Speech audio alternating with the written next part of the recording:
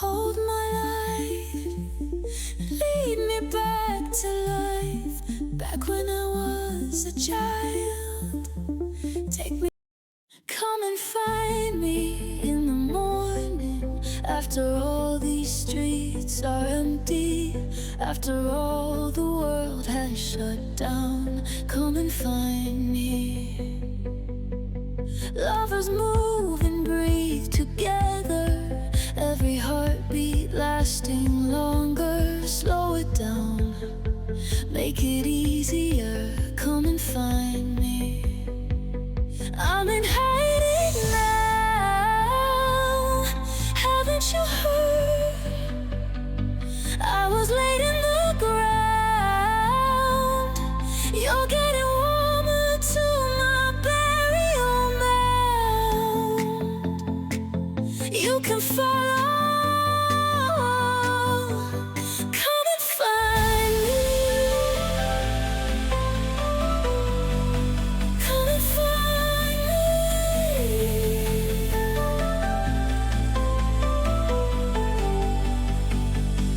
Slow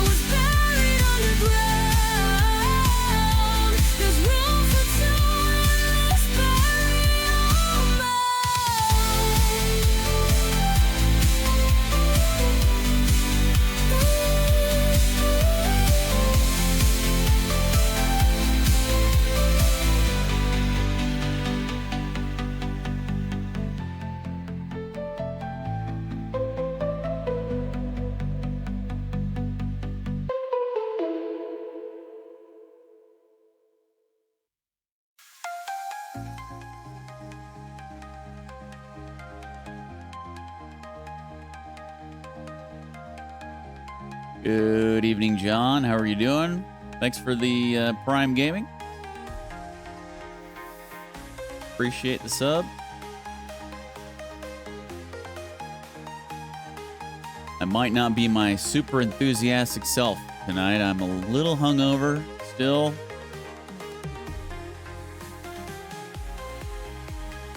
I wasn't gonna stream, but I was like, you know what? I don't feel that bad.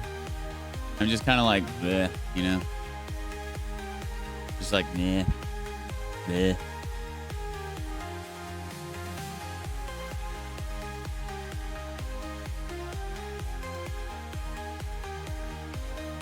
But let's get to it and play some more Rogue Trader.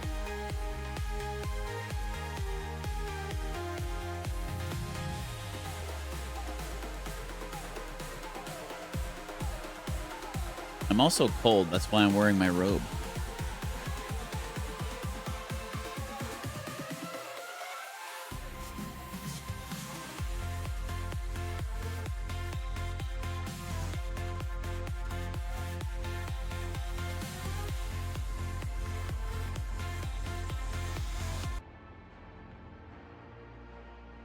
So, we left off on Friday. We're still trying to escape this place. The mangled sector. We got kidnapped. We're in like hell or something. I don't know. This place is pretty crazy. They took all of our equipment. They took our companions. So we did find Abelard. We got him back. But we're just in the process of trying to get out of here. And, yeah. We're getting help from one of the snake dudes. He wants us to kill this commissar guy, and then he'll help us get out of here. So we'll see how that goes. 80 degrees there right now? Jeez. Yeah, I thought it was still winter. It might be February now, but I'm pretty sure that's still winter. Still winter for like another 2 months, almost.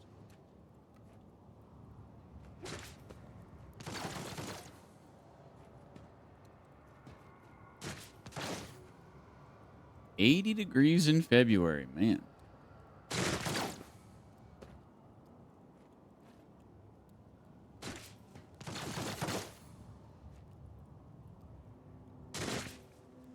That's pretty insane. Even where we came from in California, it's only supposed to be a high of 59 today there.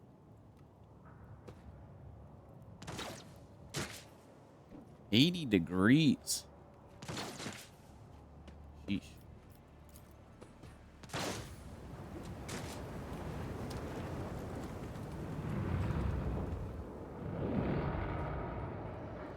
I think I already clicked on this last stream, but whatever. We'll watch it again.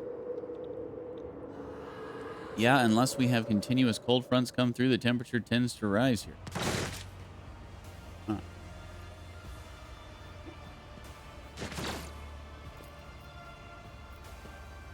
A new challenge for me?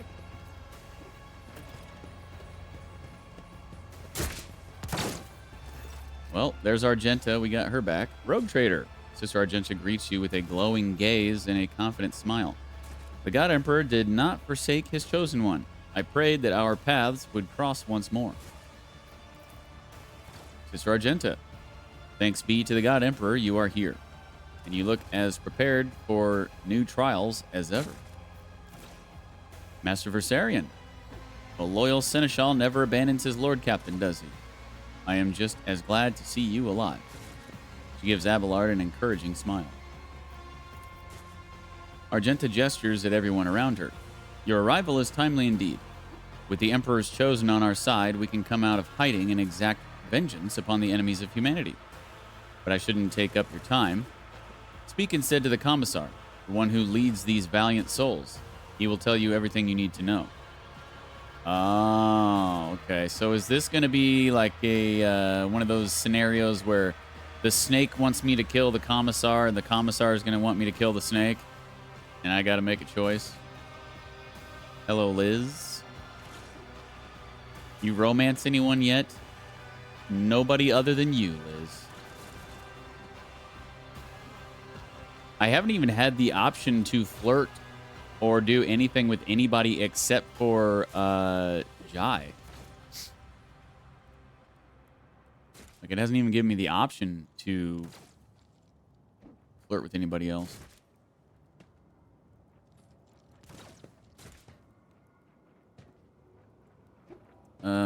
Argenta, a grim task brings me here. I must kill the commissar. There is a subtle change in Argenta's gleaming eyes, and they begin to resemble glowing embers. Perhaps this accursed place has afflicted you after all. You speak of madness that is tantamount to heresy.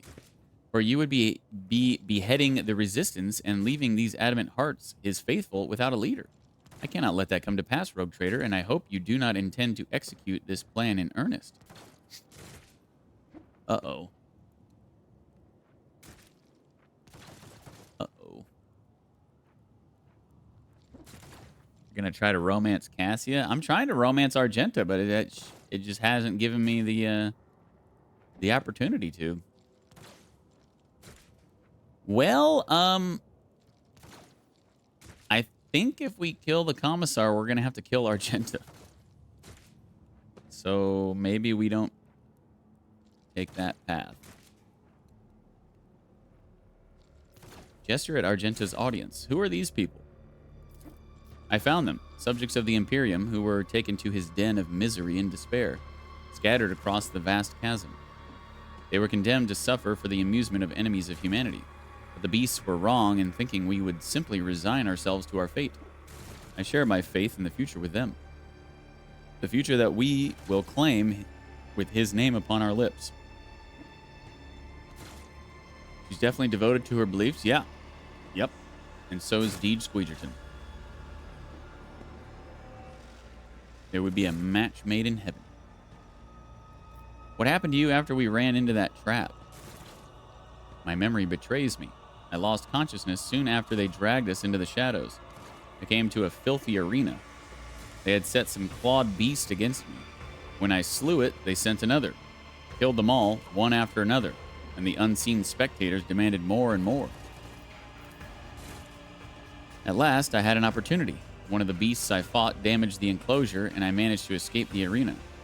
You should have seen how quickly the scum who whooped and cheered from the stands set off after me. I forged a path with sword and bolter and wandered for a long time in darkness. And then I wound up here, where a loyal servant of the Emperor found me and gave me a chance to serve him again. Who is this commissar you speak of? A loyal servant of the Emperor who has not lost the will to fight even in this impenetrable gloom. He has mustered a resistance. Everyone who can hold a weapon and refuses to accept the fate of a toy in the clutches of vile Xenos.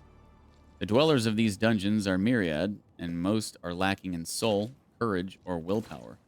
The commissar and his associates seek out the true champions of the Imperium among them and prepare those people for the battle against the Xenos. Providence itself has brought me here. I assisted the commissar in his search in hopes of finding you among the captives. I devoted myself to helping the faithful yet frail pluck up their strength and guiding the able yet desperate toward hope. And my efforts have already borne fruit. 2 squads have gone on a scouting mission to discover safe passage out of Comora. You will join me, will you not? Argenta looks at the people around her and nods. I have served the resistance for as long as I could. My duty to these people is done. It is high time I rejoined you and pursued my original mission. But first, allow me to offer a few final words of guidance to my flock. Argenta turns to her audience, and her voice fills with zealous fire. Servants of the Emperor, children of humanity, be strong in your resolve and pure in your faith, for our deliverance is at hand. Steel your hearts, for a great trial lies ahead of us all. But the reward for passing it is freedom. Okay. We got 3 people back.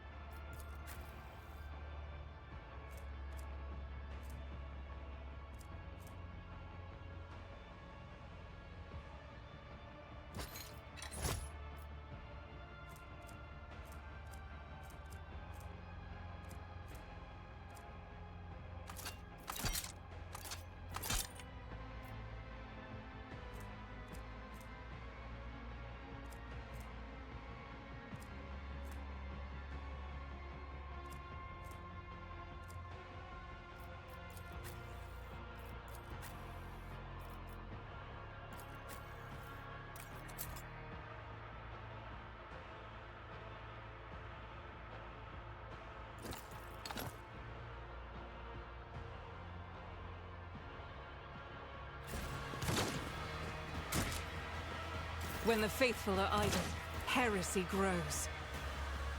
Be strong. Greater trials lie ahead. Back into the fray. Okay, so... I guess I should go talk to the commissar. And then maybe he will give me the whole... Follow my lead. Go kill the lizard speech. After we tell him the lizard wants us to kill him.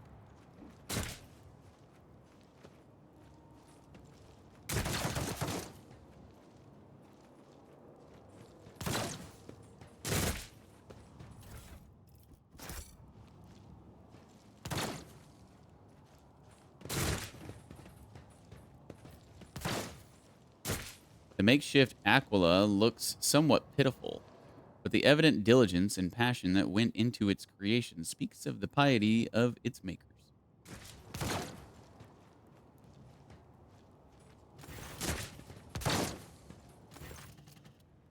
The stately man in a commissar's coat and a tall service cap greets you with the sign of the Aquila and a solemn announcement.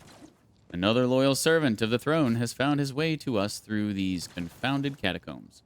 Fear not. Approach. If you have faith in the Emperor, then you will find only allies here.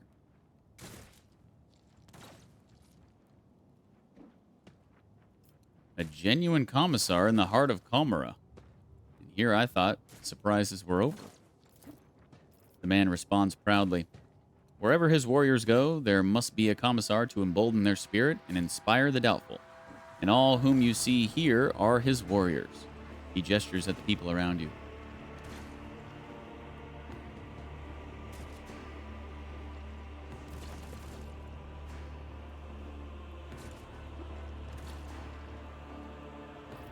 I require medical assistance. The commissar examines you critically. You do not look too badly injured, and we are suffering from a severe shortage of medical supplies. Better to save what we have for critical situations. Look at the commissar. One might think that the archetypal commissars from Imperial Guard propaganda posters are all life drawings of this man. He has a large and powerful jaw. His eyes are hard and fearless, and the small scar over his brow adds a certain rugged charm to his features. His coat, though worn, has been diligently cleaned and mended, and the skull on his tall cap has been polished to a shine. Malice sent me here for your head. However, I have no desire to cause you harm. The commissar lets out a contemptuous laugh and nods approvingly at you. That scaled miscreant has long since wanted me dead. He craves my soldiers. He forced us from our base to this perilous place. But he will pay for his scheme soon, once my plan is set in motion. It is a disgrace to serve one such as he. You ought to join our ranks instead. Together, we will break out of this accursed city. What is your escape plan? The commissar's speech is brisk and energetic. Some of our own have captured a small Xeno ship that was moored for repairs at a remote, unused dock. They eliminated the crew quietly, but left the pilot alive to sail the ship back to real space. We can get to the dock through a dimensional portal located at our old base. Was it Sergeant Vigastes' squad that was tasked with capturing the ship? Did he survive? The Emperor protected him, and he did not fail the Emperor. Vigastes is in good health and waiting for us to arrive. Regrettably, Malice and his Shriekers drove us out and took over the base. So the first order of business will be to confront him there. I propose that you take him by surprise and deliver the first strike. We will support the attack from the outside. Commissar's plan is bold, and the odds of it succeeding are bleak. However, it seems improbable that anyone in Comera is prepared for such decisive, covert action from the city's prisoners. So the Commissar and his people have the element of surprise on their side. How have you managed to accomplish so much? Every morsel of intelligence we have acquired and every step of progress we have made was paid for in blood and pain. The information about the dying cabal that dreads and entering the docks of its enemies and instead moors in an abandoned area was forced out of captive Xenos. The knowledge of the portal was bought in exchange for 1/2 of all the weapons we had stockpiled, and taking that ship cost us several lives, each of which was worth more than this whole blasted city. I shall join you. The commissar laughs and exclaims approvingly, "My brothers and sisters in arms, a new fighter has joined our ranks. The Emperor's grace is with us." "Who are you?" The man replies with clipped precision, "Commissar Iako Sotny. But my brothers and sisters in arms prefer to call me simply the Commissar. I was assigned to a regiment of the Vicentian Zouaves, and I fought in the battle for the world of Camalt Secundus, where I was wounded and taken prisoner while unconscious. Having recovered from my wounds, I carry on fighting the wicked Xenos as the head of the local resistance cell which I founded." The commissar's speech is vehement and decisive. "My valorous comrades and I sabotage the enemy's activities while we devise our plan of escape."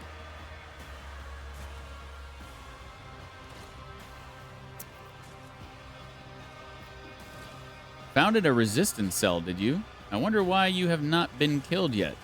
Most suspicious." "They've tried. Oh, how they've tried. But every time the Emperor protected his servant." The commissar smiles fearlessly. "What does your resistance do?" The commissar observes his humble army and says with enthusiasm, "Our first ongoing objective is to keep bolstering our ranks by seeking out prisoners who haven't yet lost faith and willingness to oppose our nefarious jailers. Our second priority is to arm ourselves and train. I teach my soldiers the basics of guard tactics in order to mold them into a fully fledged assault unit. Most importantly, we gather information and plot our escape. And the day when we pave the road to freedom with the corpses of detestable Xenos is nigh." The commissar's rallying shout makes his people square their shoulders, proudly straighten their backs, and respond with a fierce war cry. "What were the circumstances of your capture?" "We engaged the enemy on the world of Camalt Secundus in the Marcane marches of the Calixis sector. The loathsome foes of humanity were known to launch raids in the area, so we received orders to defend the good subjects of the Imperium. When the profaners descended upon us, we gave them no quarter. The enemy was routed, and my unit drove them back to their ships. Our counterattack drove a wedge into their advancing horde and thwarted the invasion. But it also meant we were cut off on both flanks and surrounded. We fought valiantly for several hours to stop the enemy ranks from reforming for a new onslaught until we depleted our munitions reserves. By that time, our superior officers had already fallen, so I led my people in a bayonet charge. We taught the Xenos a lesson in blood, and then I have no memory of how the battle ended. Came to consciousness in this foul place, disarmed and on the verge of death. I thought I'd die, but it was not yet time for the Emperor to release me from his service. Farewell and keep the faith. The Emperor protects, brother." Okay. So I guess we're going back.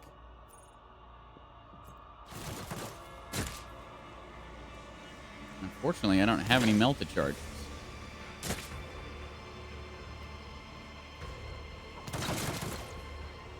But I guess we're going to go back and now kill the snake, dude.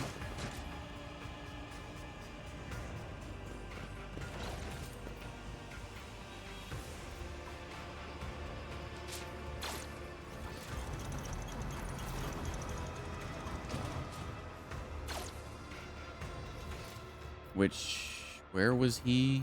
I guess this is our only exit, huh? Oh, this is where we came in, and it's our exit.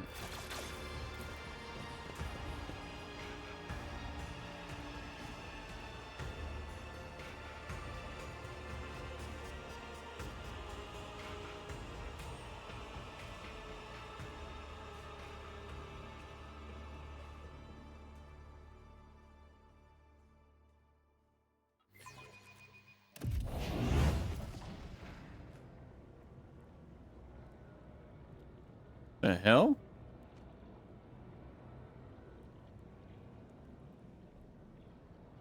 There was like a winged person looting this body.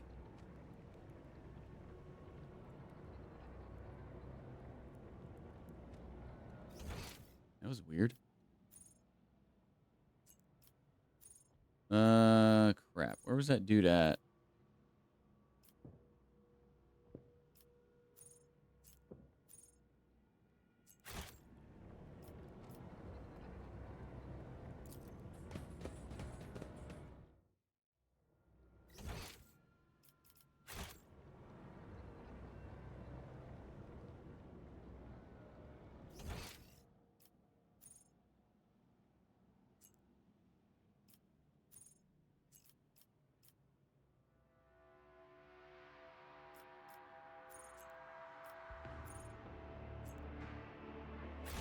I don't remember where he was at.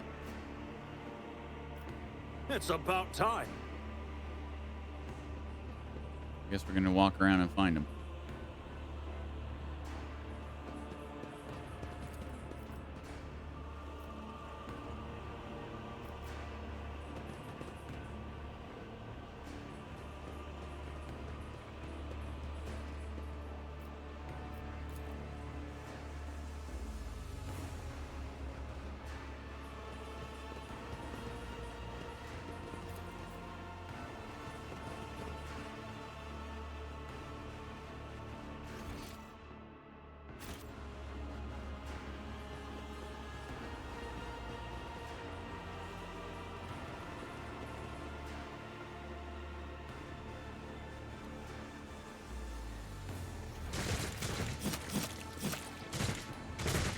I won't tolerate weakness.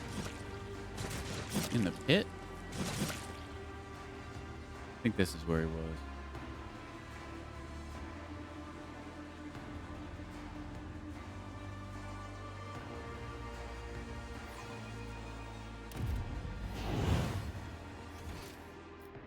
Yep.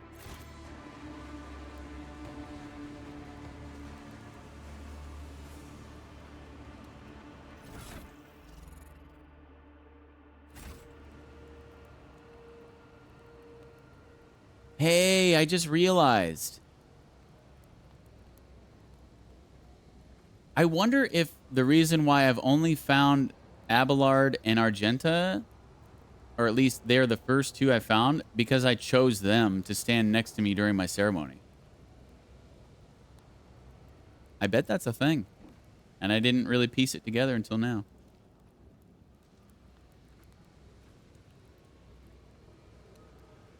Victory awaits!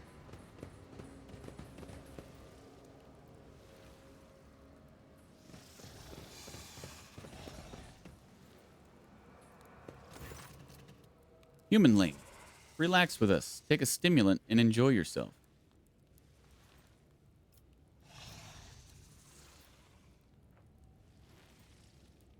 If I am to kill the commissar, I will require decent equipment.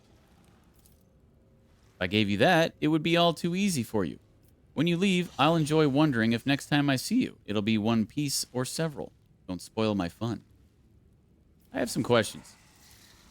Ask away, humanling, but try not to bore me with your chatter. How is Komara structured? Malice's voice turns wistful. Komara is hidden on the underside of existence and is stitched together from scraps of various dimensions and spaces. Long ago, the Eldari created this place as a port, but now it is their refuge from She Who Thirsts. Komara has more bleeding spires than you can count, powered by the energy of stolen suns. An eternal war for power rages here. Ambitions and passions are the fuel in the fire of an endless conflict of open clashes and covert treachery. The tops of the spires are the domain of the Cabal Archons, and reigning over all is Asdrubal Vect, the supreme overlord of the Cabal of the Black Heart. You will see them, the ruling elite, when you die in the arena, and they will feed on your suffering and gain new youth through it. They seem eternal. They live so long. But they will die one day, Omara itself will die. It has been dying for thousands of years already, disintegrating at its foundation. Nothing in this world is eternal. Tell me about your kind. The Slythe? My kind were a greedy people.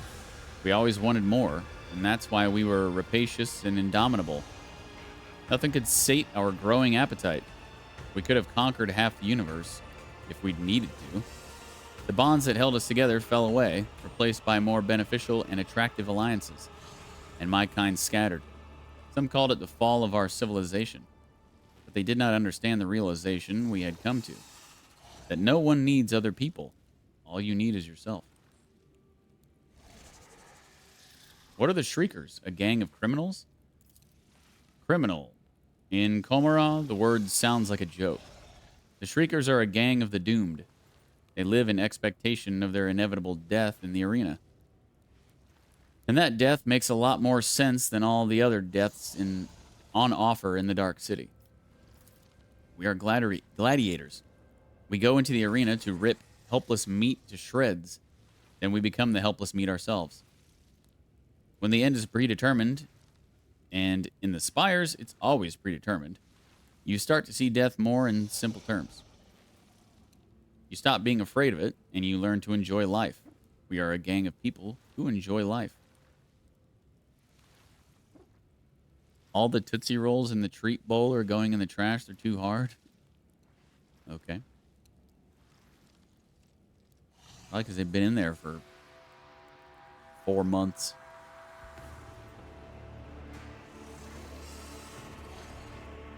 A good lie. Do they all truly believe it? You sell it well. The snake laughs and leans toward you. They believe every word of it.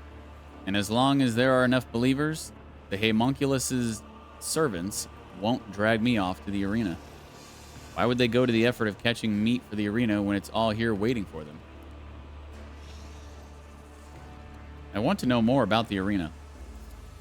The arena is the giver of life in Komara. Without the psychic sustenance created by pain and suffering, the masters of the Dark City would die off. It's just how they are made. The hungry come to the arena to gorge themselves, and the witch cults that rule the arenas ply their guests with bloody spectacles and heinous torture. The chasm is controlled by the Final Thirst, not the biggest witch cult, but an old and respected one. 3 succubi stand at its head: Tazara, Ikaros, and Sinisthoria, the most influential of all. But Tazara disappeared not long ago, and Sinisthoria's been lying low ever since she forged an alliance between her cult and the Reaving Tempest. So the deadly Ikaros is in charge of the arena. Yeah, Tazara's dead. I killed her. Where exactly are we in Komara? This is the chasm, the place where those destined for the arena of the witch cult of the Final Thirst eke out their existence. It's also where the homunculus' cast-offs end up. Cervantius, from the Coven of the Baleful Thorn, he has his own little nook where he conducts his experiments. The chasm is an endless source of raw material for his work, and the best results are destined for the cabal of the Reaving Tempest, the patron of the witch cult, and of Cervantius in particular. Why are you called Malice? The name is an accurate reflection of my nature, more or less. It was given to me by Giperil, Archon of the Cabal of the Sheared Tongue. He was a competent master, and he knew his servants well, which is why he didn't trust any of them and gave me the honor of guarding him. The Archon liked to watch me savage the assassins sent to kill him, and he named me Malice. I fended off 100 attempts of Giperil's life, and only once was I too slow. But that was enough to lose my employer, and now I'm here. Why do you think I wound up here? I couldn't care less why you're here. My guess is you were dumped. Chasm is a cesspit. Everything gets thrown in here. Rubbish, bodies, prisoners. It all simmers together until the Drakari masters fish out whatever they need from the pot. fighters, entertainment, living flesh.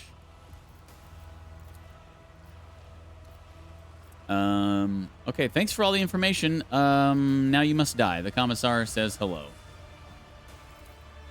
The two humanlings have plotted against me. How predictable. Shriekers, kill the humanling slowly. I want to enjoy his torment. Die, inhuman scum! Fear me, monkey.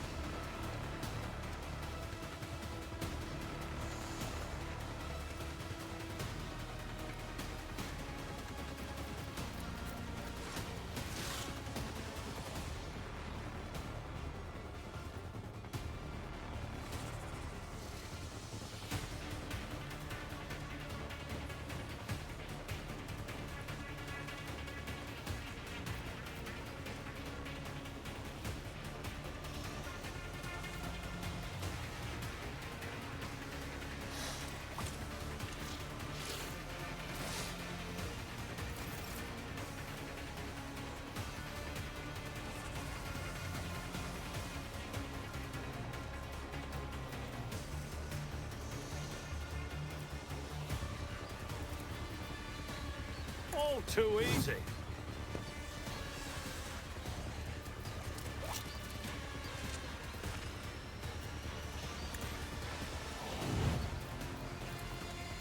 Not a problem for me.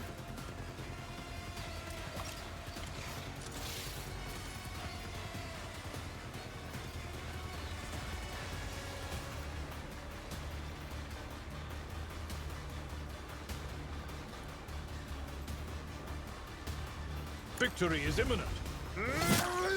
I'll show you the real pain. Indeed. Return the pain tenfold. I sure wish I had my actual gear and weapons. This might suck.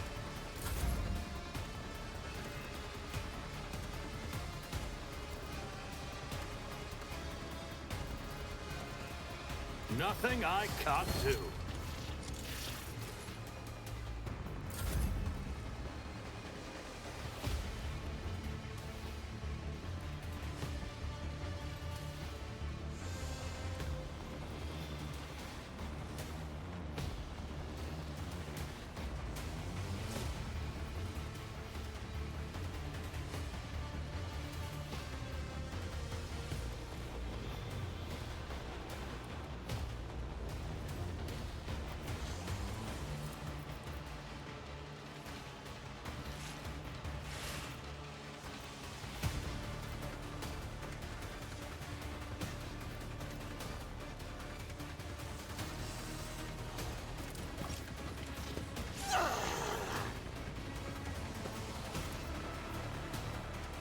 As the Emperor commands, I act. Faith without deeds is worthless.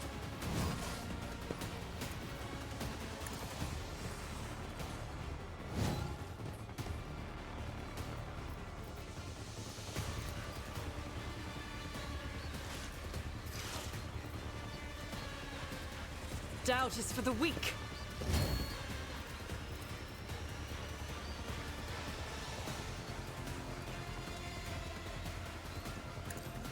Eradicated.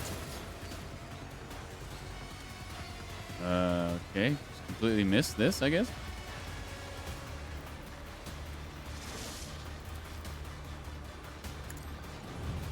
You, my Emperor.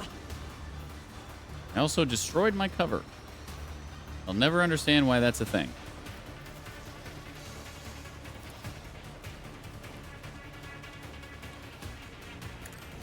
Makes no sense.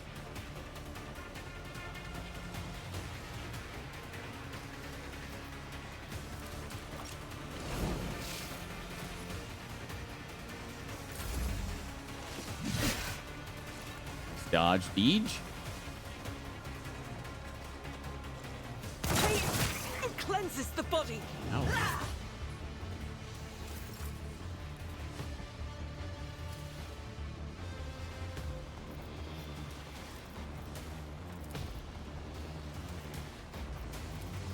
At your beck and call.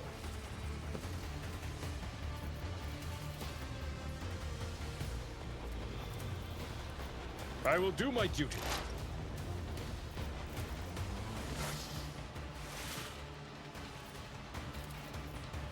At your beck and call.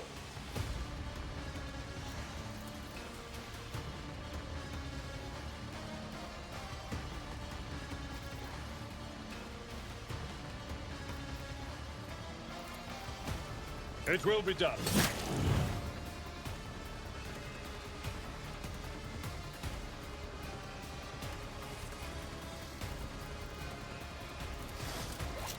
Victory is imminent. Your skill is lacking.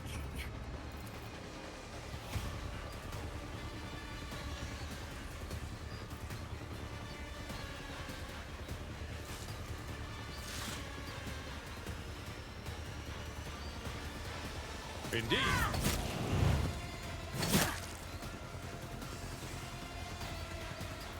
At your beck and call.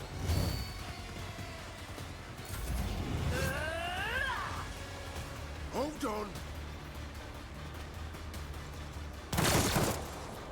Let's get to it. Out of my way. Yeah. High momentum.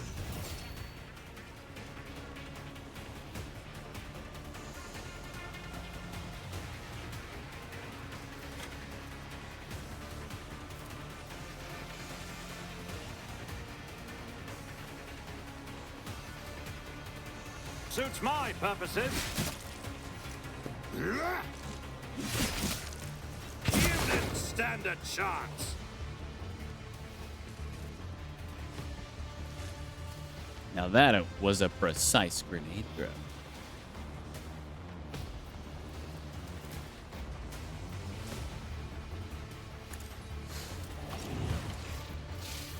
All too easy.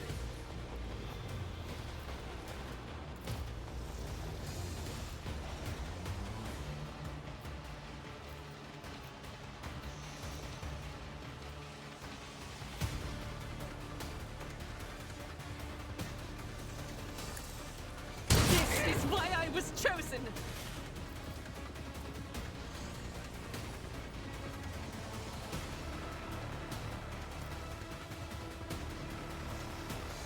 I am his will made manifest.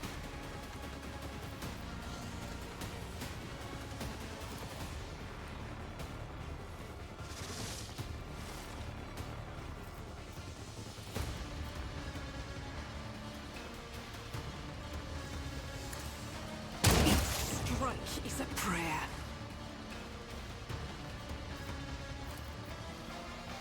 I'll do it. High momentum. Submit.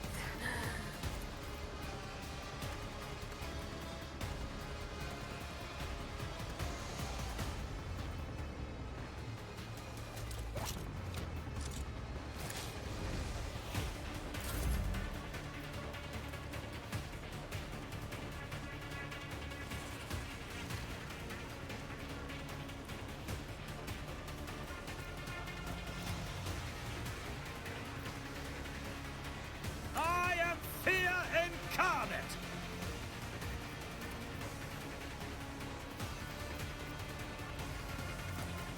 I will do my duty.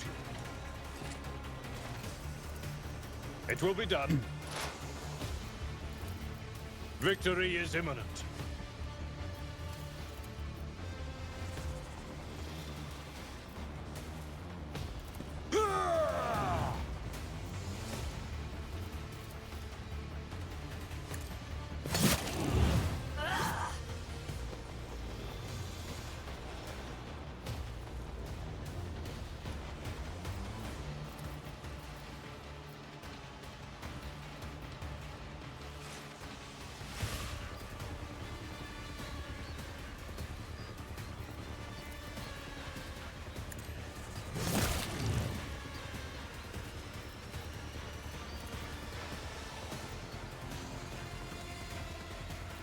It will be done. At your beck and call.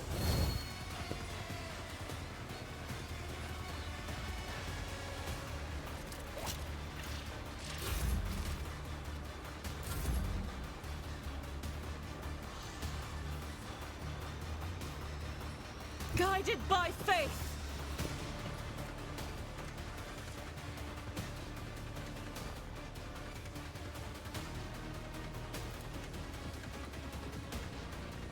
As the Emperor can, none can escape the Emperor's judgment.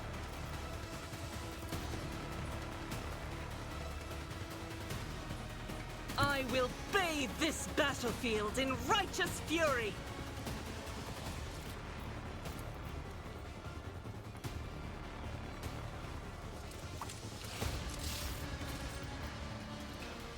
Faith without deeds is worthless.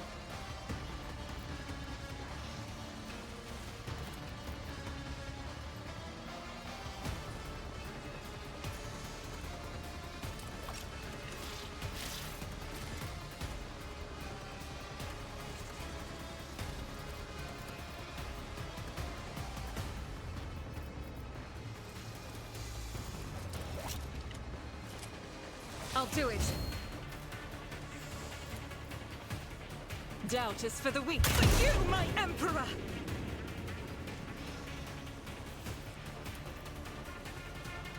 As the Emperor commands, I act. That was insulting! Ugh.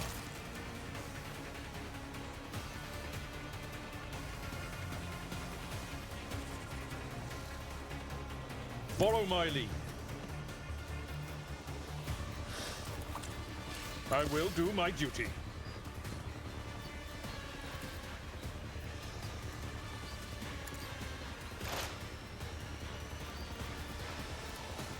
Victory is imminent.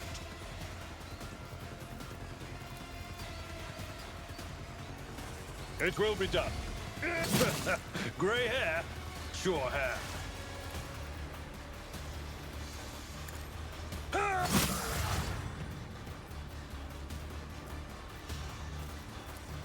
At your beck and call. Indeed.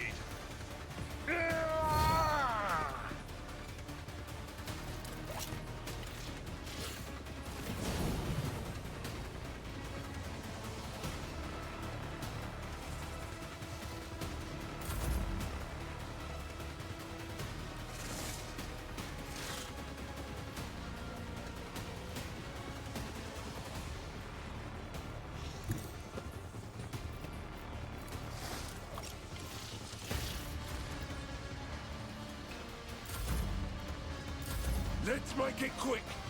What? There's another dude back here?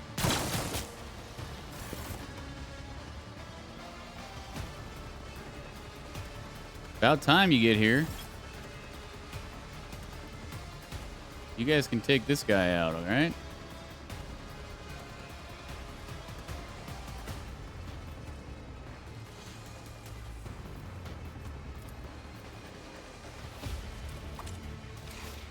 Not a problem for me.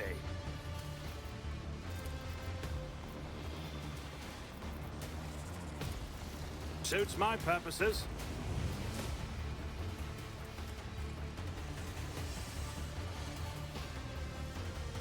The enemies of the Emperor will be undone!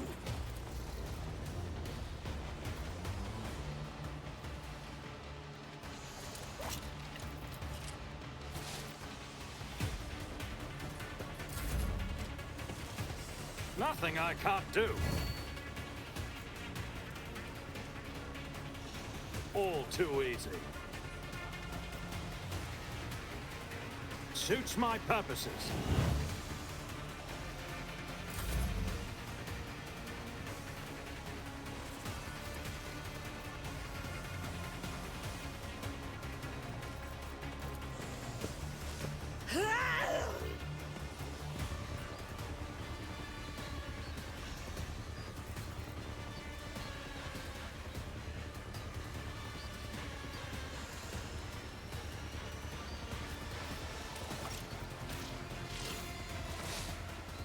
Faith without deeds is worthless.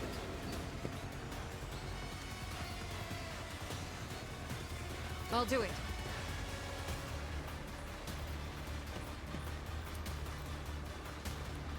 Doubt is for the weak.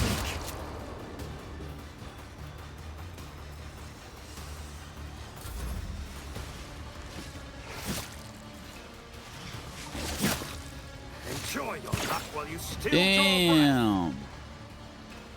All right, little help here. Here we go. Cuss you! Let's get to it. Weapon at the ready.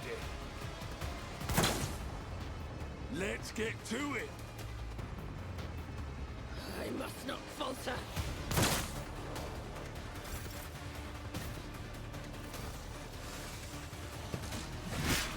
Don't do that again, you bastard.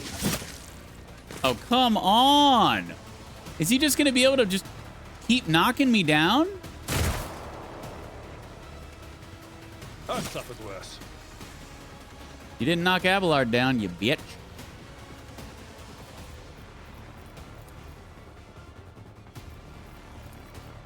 At your beck and call.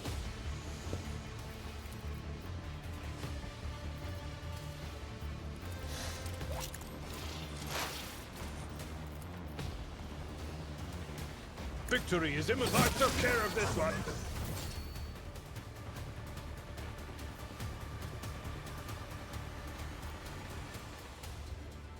No matter the cost.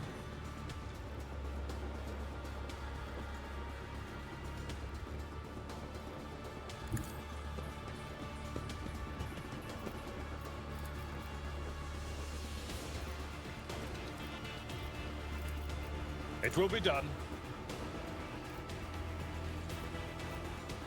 At your beck and call.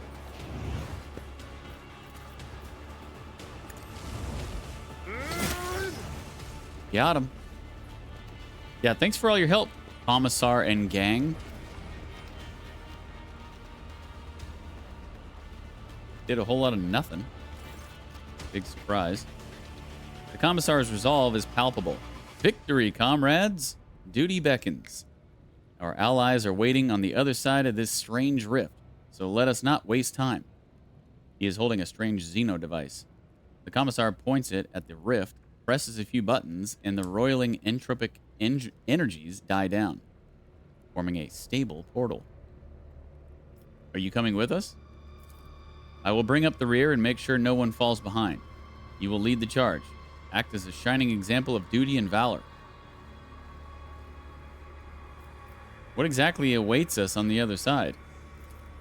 Loyal comrades and a stolen escort ship with its pilot taken hostage. It will take us back to real space where, Emperor willing, we will send out a distress call and be saved. By his grace, may this turn out to be true. Abelard's voice is dull and lifeless. Onward!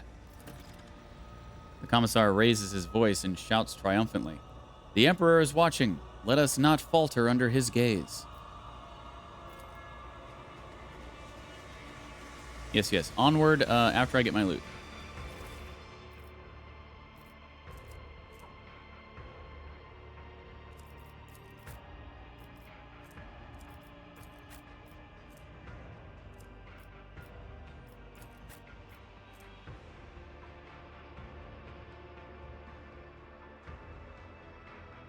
Wait, I actually need this heavy armor. Don't send it to the cargo.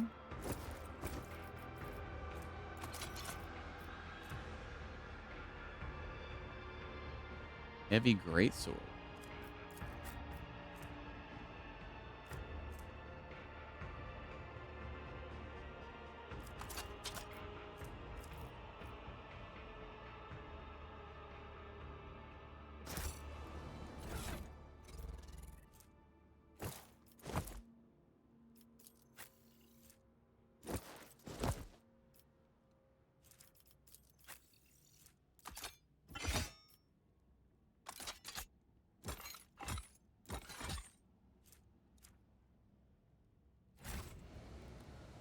None shall stand in my way.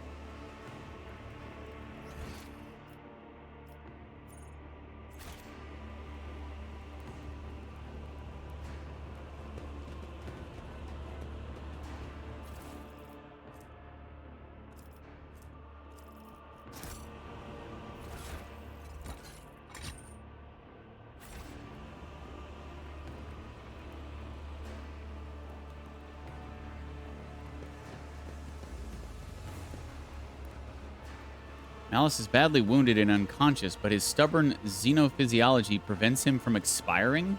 Really? He's not dead?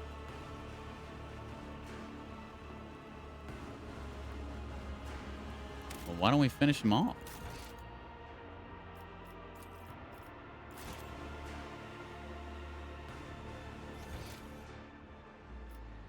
Okay.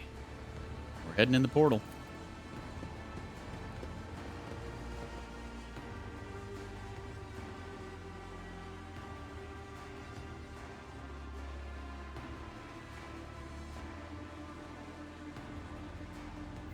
When in doubt, save.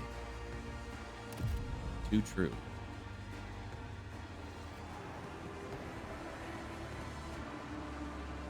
The banality of violence is dull. I crave subtlety.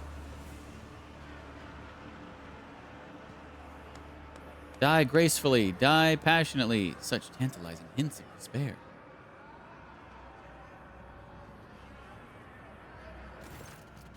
The moment you cross the portal, you realize that something is amiss. The thousands of Drukhari all around you.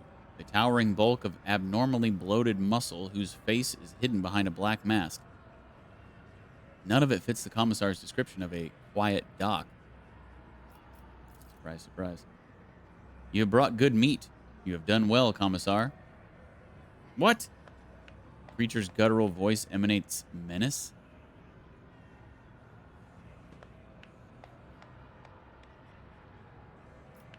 Commissar, it's an ambush. It can't be. Fight valiantly, my comrades in arms. The Imperium will not forget you. Commissar makes no effort to conceal the sarcastic mockery in his voice.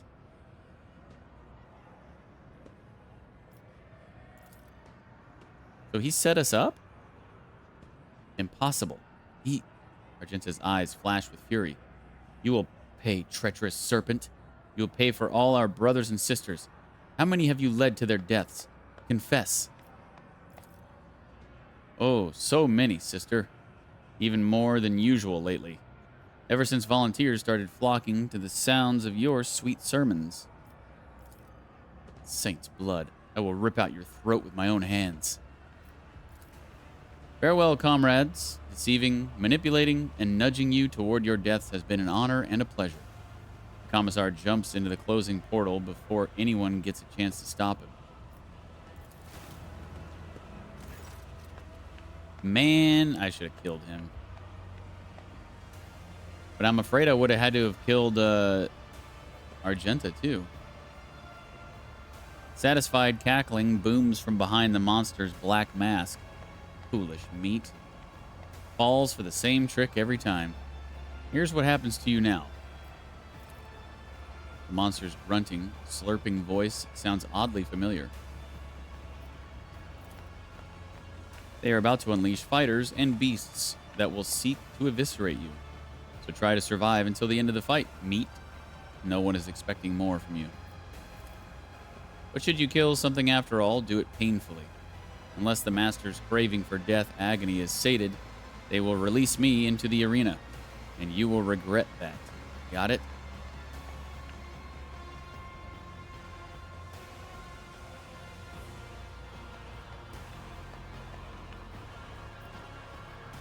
This abomination says that our death is certain, but even in death, there is a choice.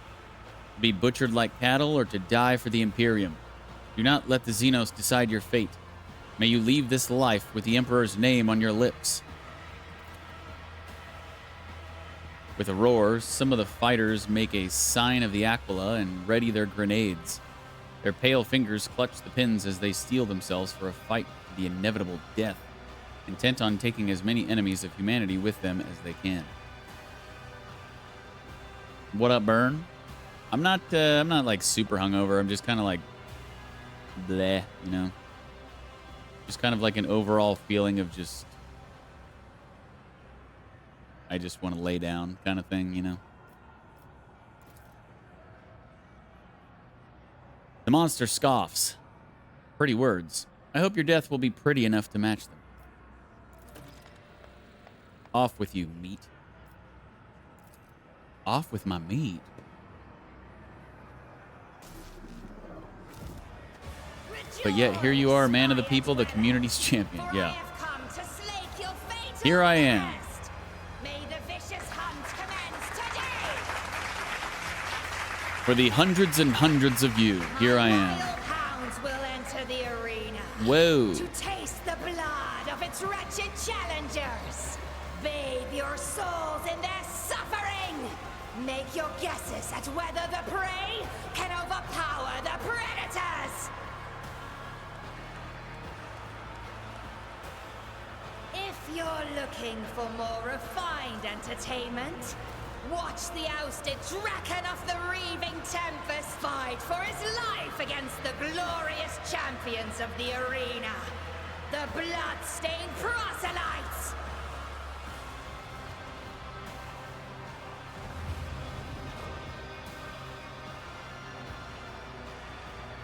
If your soul is so hardened that only the triumph of violence can soften its scars, enjoy the massacre of the fearsome Flesh Gorger! Today, we will try to kill him again!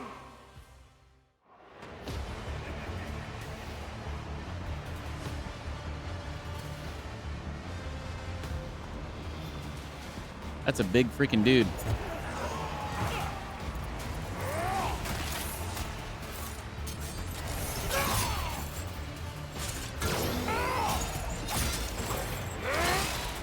Damn.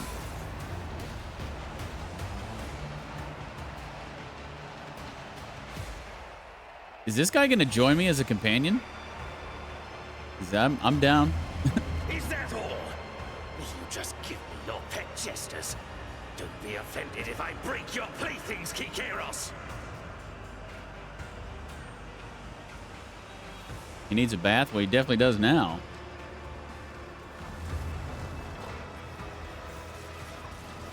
Let the fatal thirst be quenched!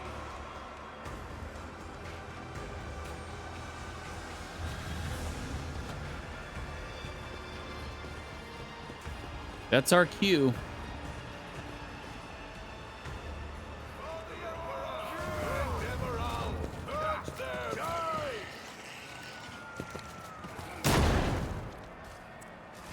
Damn. Well, they took one of them out. Run, fools, or fall. The world suddenly loses strength and certainty. Everything around you looks like a decoration and a sham. Horror constricts your chest. The sounds join in a terrible loop of self-repetition, mixing with a grinding sound, becoming high and sharp like the teeth of a chainsaw and tearing at your eardrums.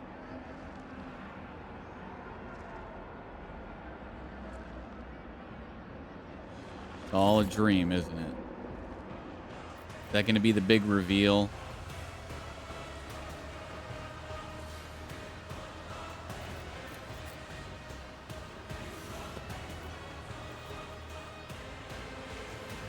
Only one enemy, 332 HP. This shouldn't be too bad.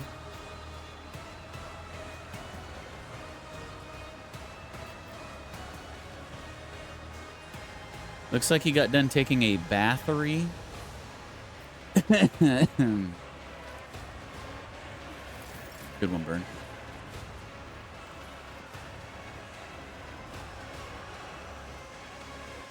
My tactics are flawless.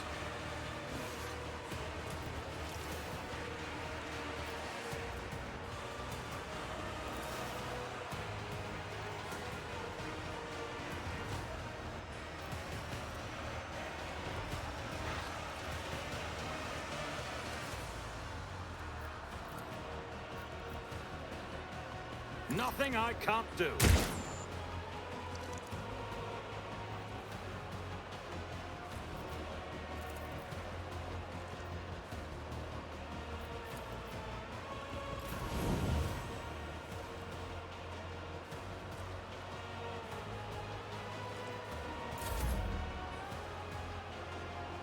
I've seen worse battles than this in my time.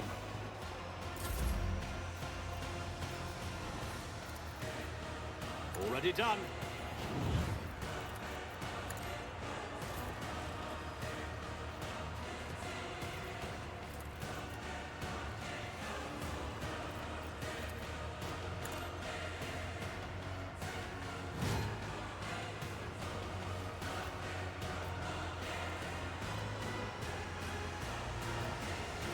I'll do it.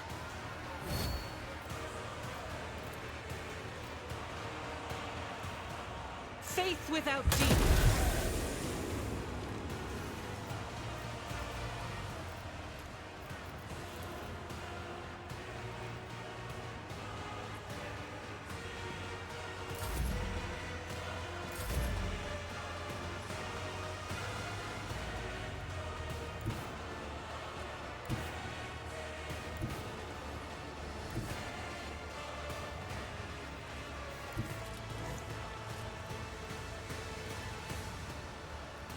God Emperor, move through me! Be the fire in my heart!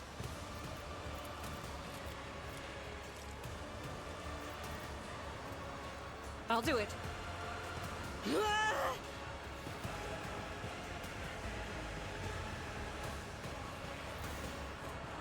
As the Emperor commands, I act.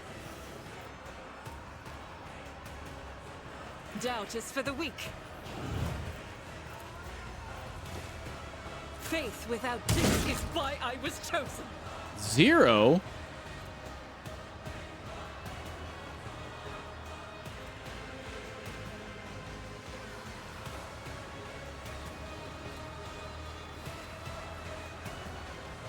It's got freaking phase shift. I hate that shit. It's so stupid. So basically, each one of my dudes can't attack it more than once in a turn. Or it just negates all damage from the second attack. That shit is so dumb.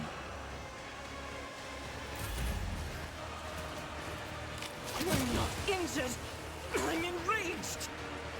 Hold on.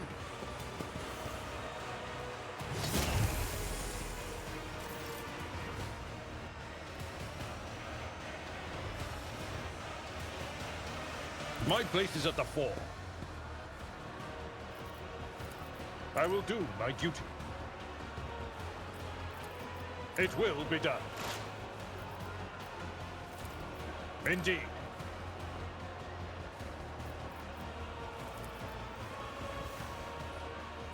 It will be done.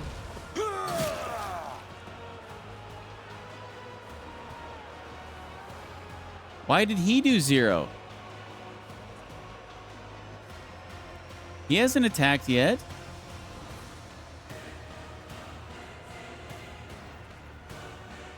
What the hell?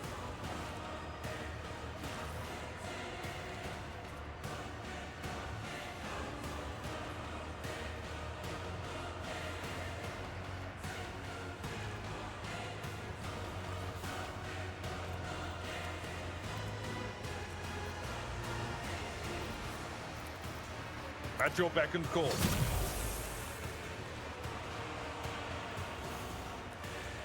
Wait, so is it just every other?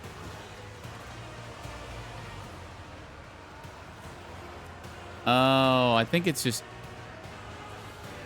But that still doesn't make any sense because that's the first time he attacked.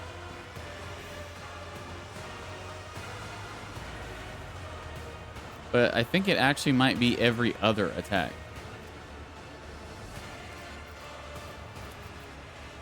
Victory is imminent. Yeah, I think it is. Which is still stupid. Like, yeah, only half of your attacks are actually going to do damage. Hey, moron, quit shooting my freaking dudes. Show me what you've got. Hey, moron. What was that from? Shit, what is that? What movie is that from?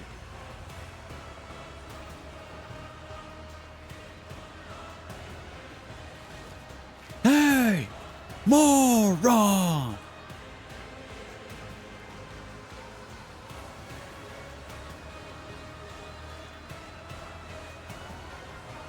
I think it's like an older movie, like a 90s movie or an 80s movie or something. I can't place it.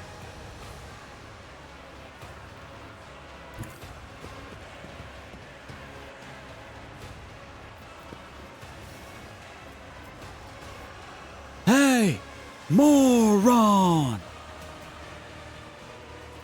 That's what it was. for the third time.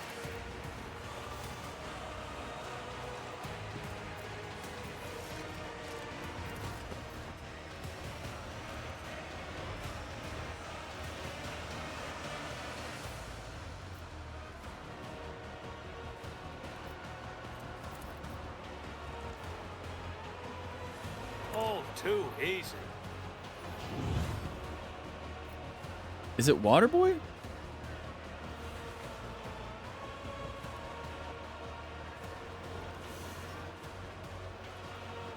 Maybe it is.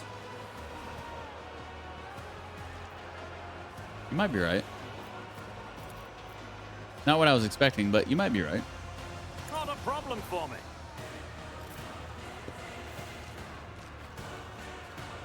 Is it the quarterback who says it?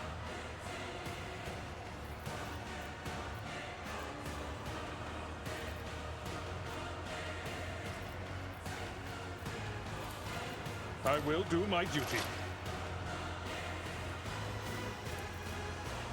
At your beck and call.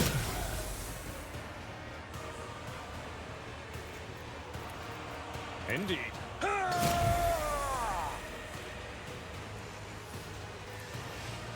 Don't think it was a quarterback.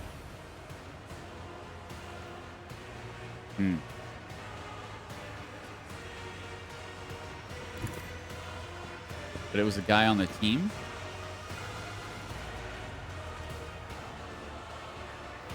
I don't know. What up, Barber? How are you doing, dude?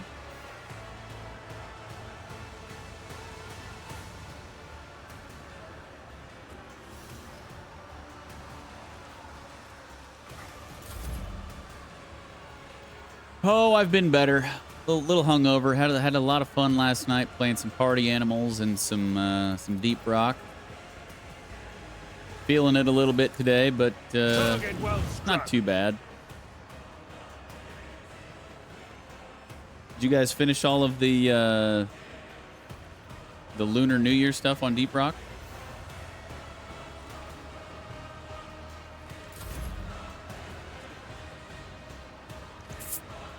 We did the we finished the last year's thing, and then Liz had to go to bed, so then it was just me and Flame working on the new one, and we got up until two missions to go on it, I think, and then we called it a night.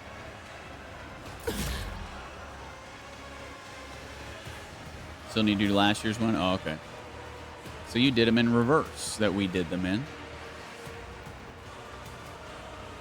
Argenta, you're not in a good position here. I don't want you blasting Abelard and DeejTheSqueejerton here. But I'm afraid you're going to. So you're going to take a hit of opportunity here. 'Cause I want to move you here. Rejoice in battle. Or not. I don't know why he didn't do an attack of opportunity. It was a fun night last night, though. It was good. It was good getting back into Deep Rock. We hadn't played it on stream for at least like 3 or 4 weeks, I think. So it was fun getting back on it.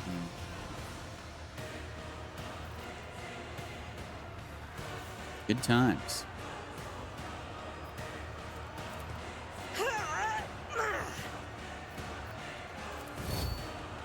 Such a great game, yeah.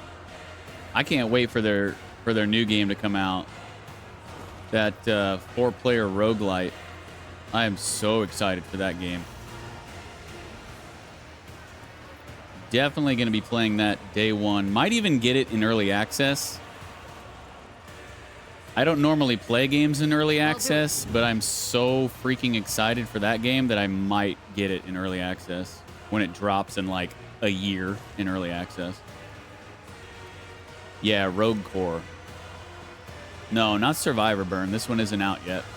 And no, I haven't played DRG Survivor. I'm not really a big fan of those types of games, really. Is it any good? Have you played it, Barber? With you Oh, get sent. As the Emperor commands, Yeah, it's pretty good. act. I'm just not a big fan. I like top-down roguelites, but if all they are is basically just like a twin stick shooter kind of thing, I don't know. It just kind of doesn't interest me all that much. If it's just like a bullet hell, you know, tons of enemies on the screen and you're just twin sticking it.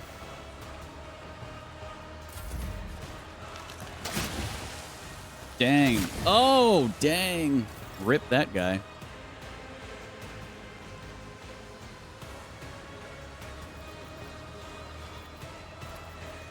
It will be done. I'm not a massive fan of them either, but they have done a really good job of keeping it true to DRG. Nice. Maybe one day I'll play it. I don't know.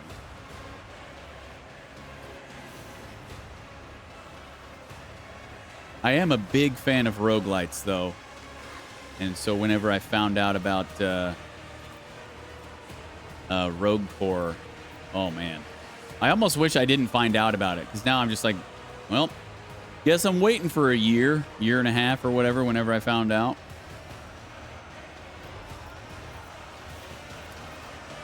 Victory is imminent. An exemplary strike.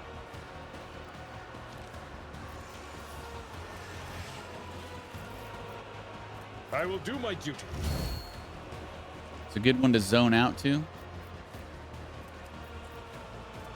Maybe I should be playing it right now then. I feel like I just want to zone out.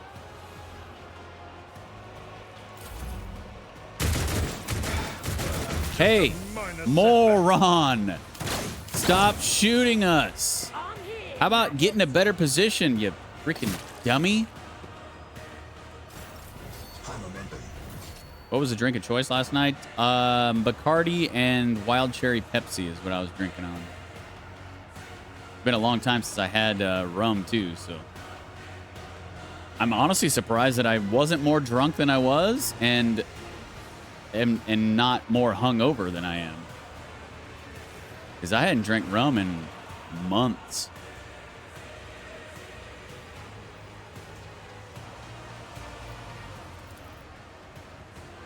Nothing I can't do. Oh, come on, Deej. Are you serious? I guess we'll leave it up to Argenta. Suits my purposes. Since you just can't do the job, DeejTheSqueejerton.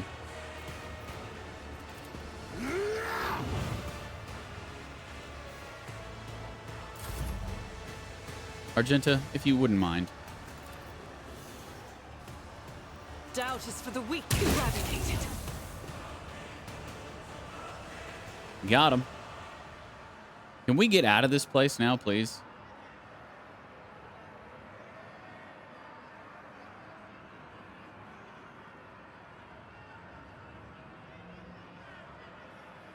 Submit, and you'll die quickly. What the hell? You into corpse starch. So now they're sending these Eon... Oh, wait, these are the dudes who were fighting with us, weren't they? Oh, okay. So since we all can't be winners, we all have to fight them now, huh? Well, this shouldn't take long.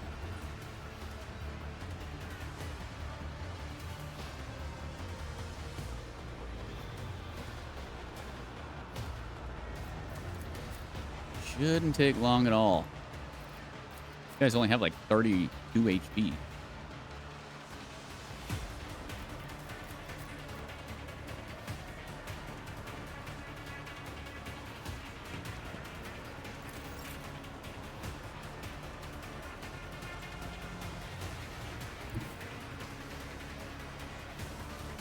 I will bathe this battlefield in righteous fury.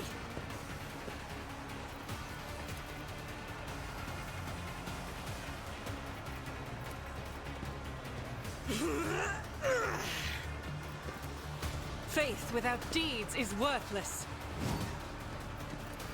I'll do it. As the Emperor commands, I act.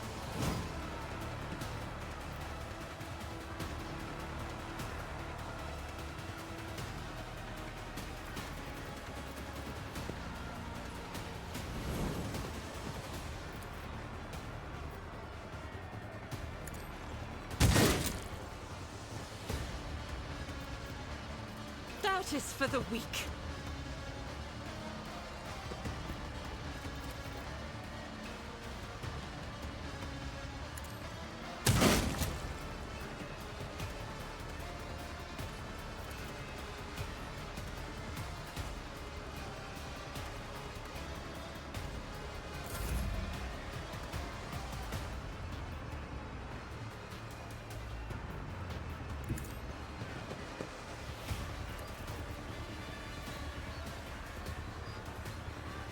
Nothing I can't do.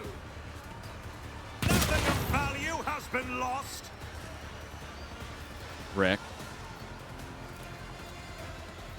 Way to tough talk them while they're dying, Deej.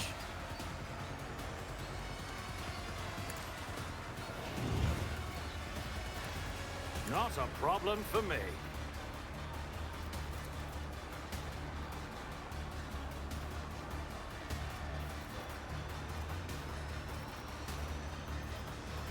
Crap. Yeah, screw it. I'll just use this. Indeed.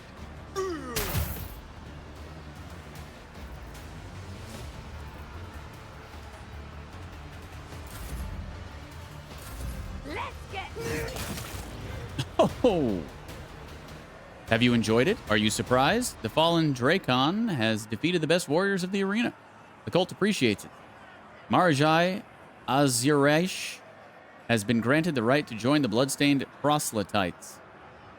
Proselytes, our circle of champions.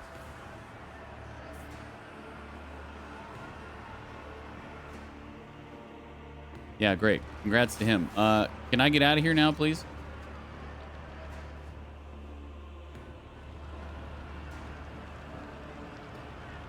Did any of you expect to see a Monkey challenger survive the vicious hunt? Do you savor the sight of the flesh gorger devouring his mangled enemies? Is your fatal thirst quenched? This man is actually eating those dudes. Yes, it is quenched. Yes, yay, hooray. Yes, it is quenched. Yes, it is quenched. Yes, it is quenched. Yes, it is quenched.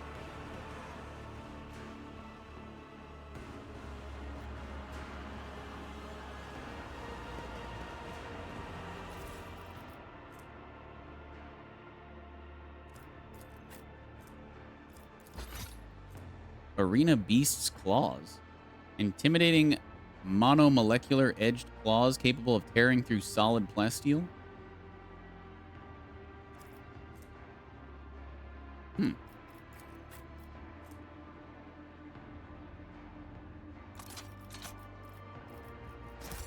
What am I going to need that for?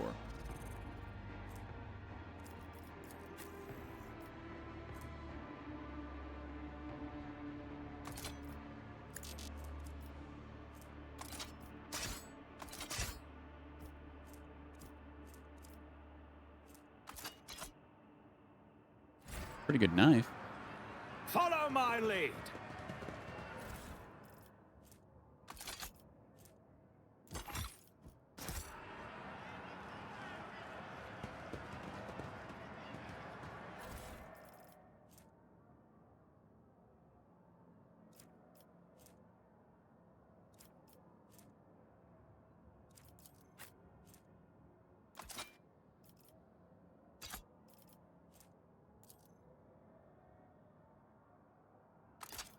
There's another one.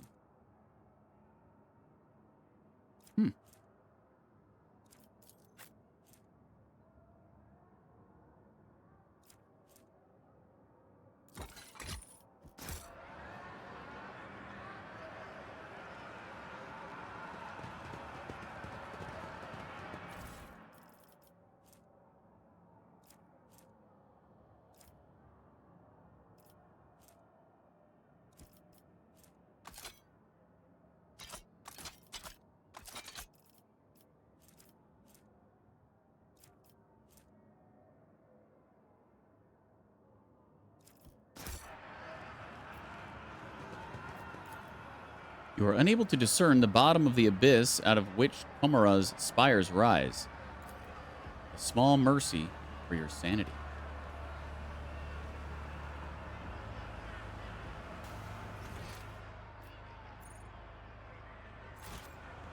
loot over here.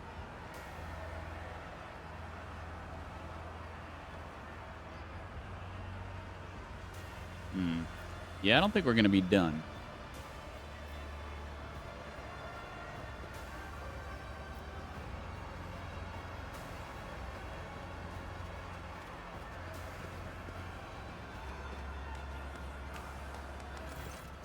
You follow Argenta's gaze to the soaring Drakari craft and the squirming bodies nailed to its side. That's Sergeant Vigastes. I recognize him. I know his voice. DeejTheSqueejerton, help me. We have to save these people from this torture. What up, Godus?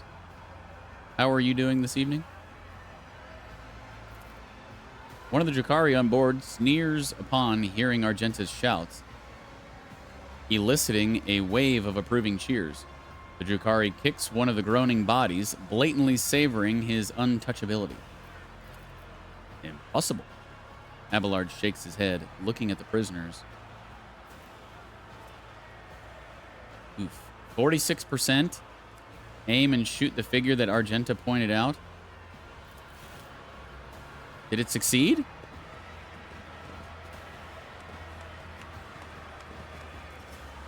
That's a sword, Deej.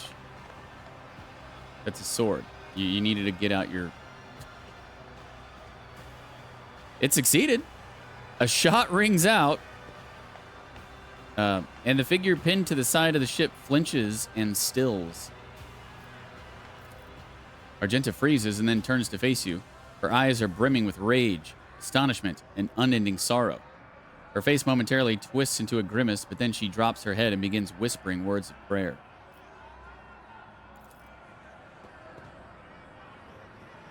Wait, did she not want me to kill him?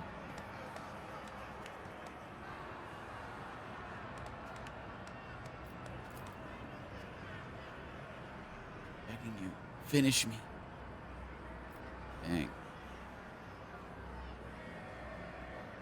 Poor guy.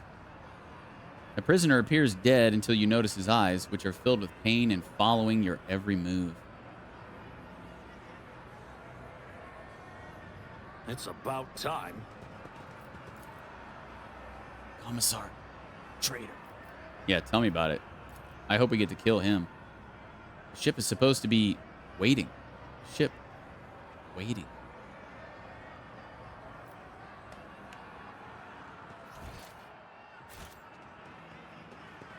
Anything else over here?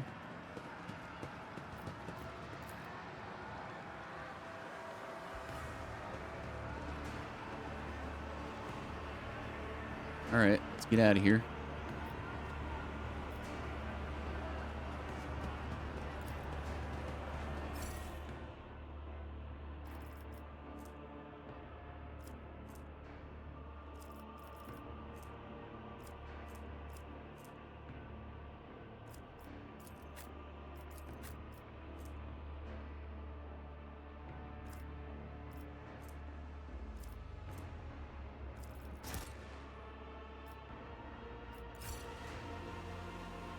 Just waking up, ready to watch some Deej. Got next 2 days off. Nice.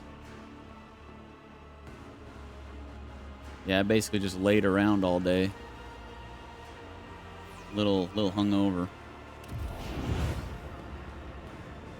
I wish I could lay down and stream. It'd be awesome. The stranger standing before you brings to mind a motley colored, long-limbed doll abandoned amid carnage and detritus. The bright colors of his sleek costume seem comical against the unremitting gloom and hostility of this place. Only the sorrowful, horned mask that hides his face and the dark hooded cloak he wears pay tribute to the overwhelming air of hopelessness. Every move the Xenos makes sings with theatrical precision and a predator's grace. You cannot decide if this person is an accomplished dancer or a master assassin. Why not both? You've never heard of such Xenos before. What is he doing in the chasm? And why is he standing before you now? This crib of putrid flesh offends your taste? Oblivion comes now. Here its nocturnal plays. I am the starlit strain that chills the soul. the piece that doomed throngs pitches into dance. You are among them, merchant vagabond. So tread the steps, I say. Escape fate's grasp.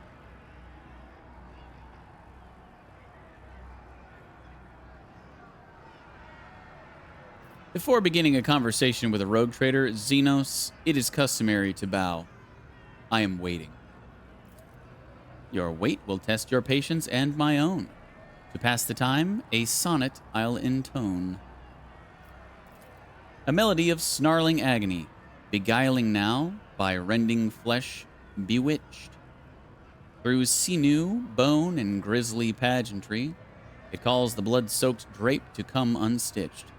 A haggard chorus in the hall behind, their flesh employed to serve the maestro's art. No prayer for mercy slips from throats confined. The baton sets the beat of every heart. And entrails are for him an instrument, and veins a living stave sans parallel. Yet death to him is no impediment, for corpses tunes do carry just as well. Through spectacles of blood and gore forged past, should crave your eyes to glimpse sun's light at last. Forget your riddles for a moment. I am looking for my missing companions. Do you know anything about their whereabouts? All right, Barber. Thanks for stopping by, dude. Have a great rest of your night. Whose life so dearly does the merchant prize to boldly now disrupt night's melody?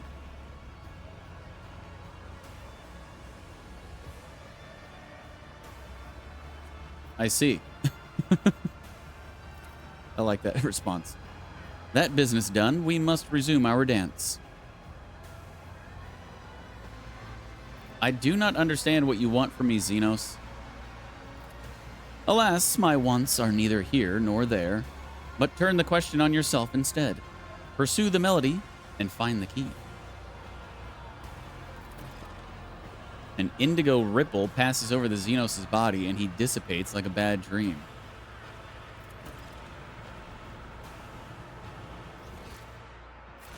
Yeah, we don't know what the deal is with that guy, but it seems like he's trying to help us very cryptically. Where am I going now?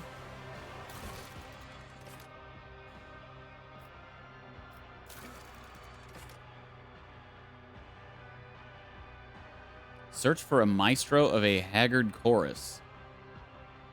Oh, can we go to that one area now? Is it going to be open? The anatomical opera? Mayhaps.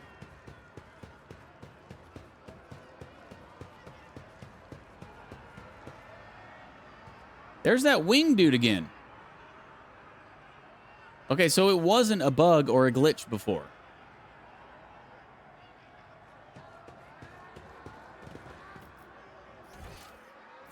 I won't tolerate weakness. A flash of searing pain causes the contents of your skull to burst into flames. Literally? No, not literally.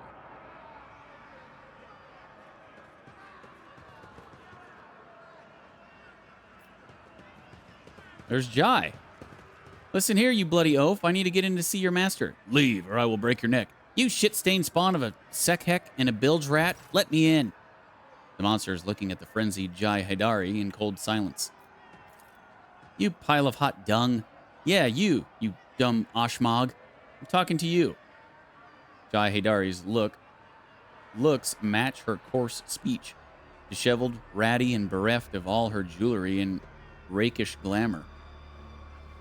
Her eyes, locked on the gatekeeping monster, are brimming with fury and desperation, and her voice resembles a gruff bark. Here's the deal. I need to see your master, to take back what is mine, you hear me? He and I have unfinished business. It doesn't concern you, and besides, Jai notices you and breaks off. Shireen, you're alive! She grits her teeth. Apologies, DeejTheSqueejerton, one moment. She turns back to the monster. I'm with him. I only need 5 minutes. Don't be a sekheck. The monster leans forward to take a closer look. The master said no. Only he is allowed. Go away. Oh, looks like you're not the sharpest tool in the shed, you piece of... Jai breaks off, starts coughing, and throws her head back, drawing a labored breath. To your surprise, you see living flesh where her neck implant should be, punctured by narrow scars showing where the augment was once grafted onto the woman's skin. Now listen here, you ugly mug. I have an offer to make, and you do well to take it.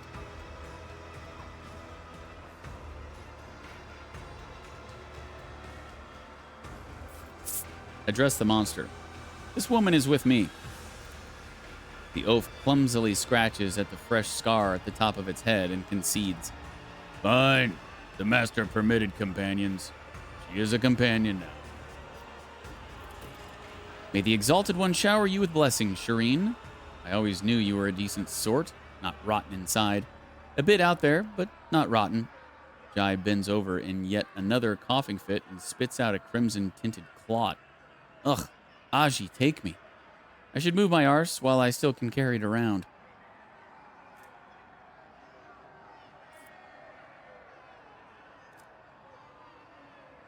Dang. Meet. The master ordered that you be let through. When you approach, a few augmetics spring to life inside the monster's bulk. An injector hisses, filling its blood with compounds that cause its veins to bulge and its muscles to swell and twitch spasmodically.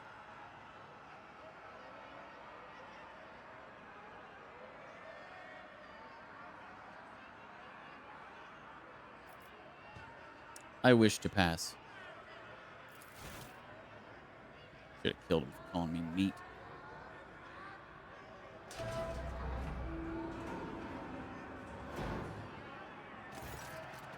The master gave his permission. The Hulk subtly moves over.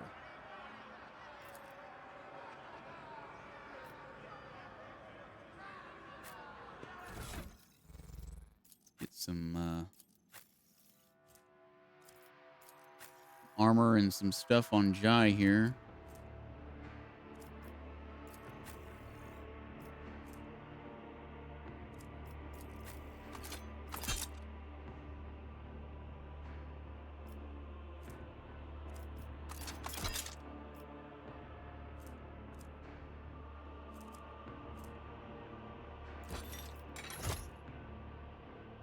Wait, she was in light armor, right? Crap. I think I've been scrapping all the light armor.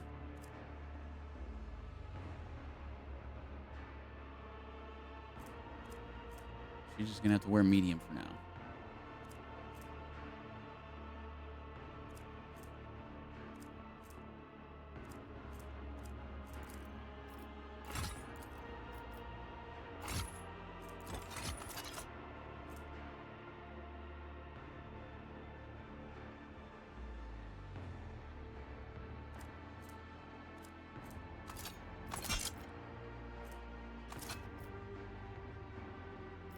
Wait, is this two-handed? Oh.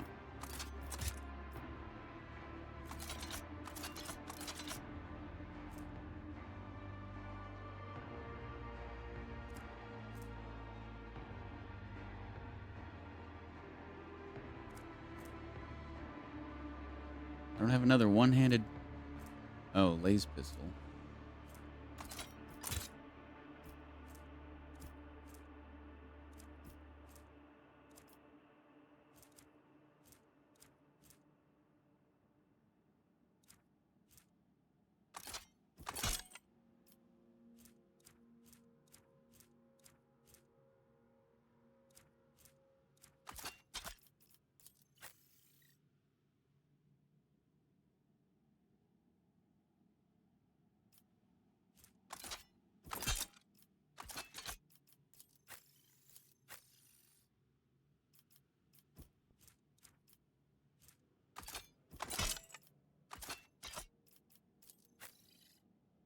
Okay.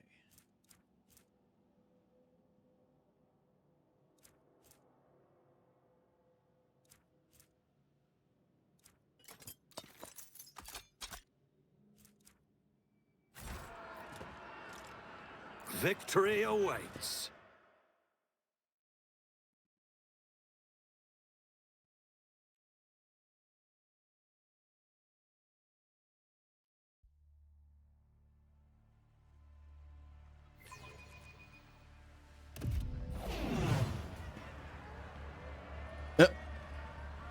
The hell?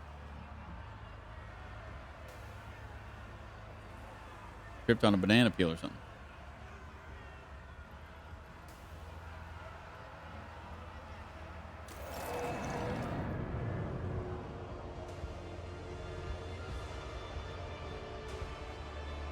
So wait, why am I by myself? I thought my companions were coming with me.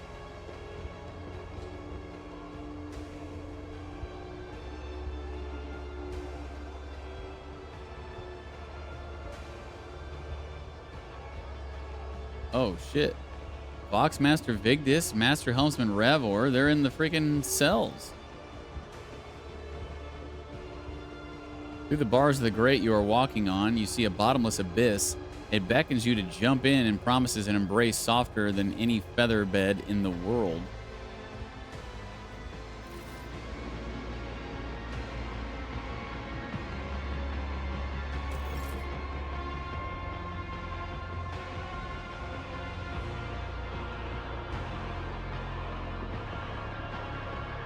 High factotum.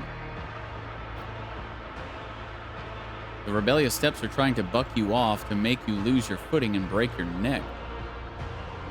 The hell, it's None Conrad. shall stand in my way. The ghost of Conrad Voigtveer. And Theodora.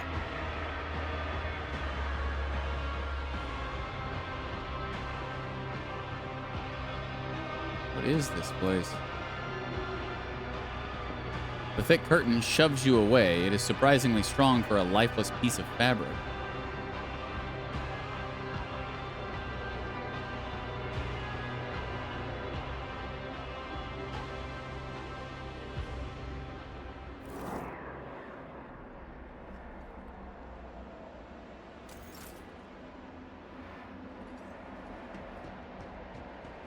The corpse hanging from the structure turns its flayed face to you with a crack and snickers.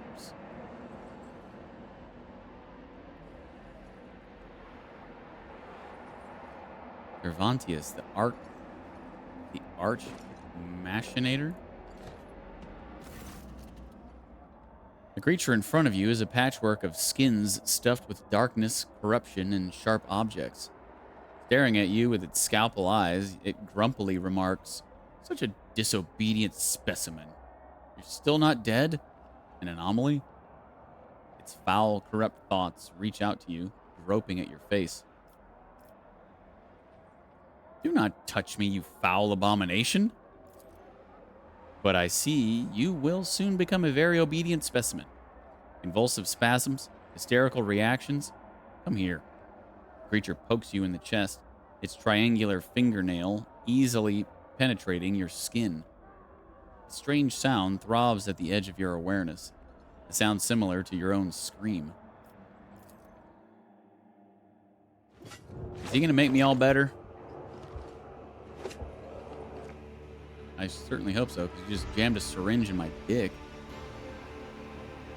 A grotesque spider-like figure looms over you. Its limbs wave frantically, chittering and clicking as they rip something apart, then stitch it back together. And you realize its canvas is your flesh. The Xenos' gaze is indifferent, and his low voice echoes through the room. The sample has been extracted. The specimen is alive. Body and mind expected to function within normal parameters, monkey.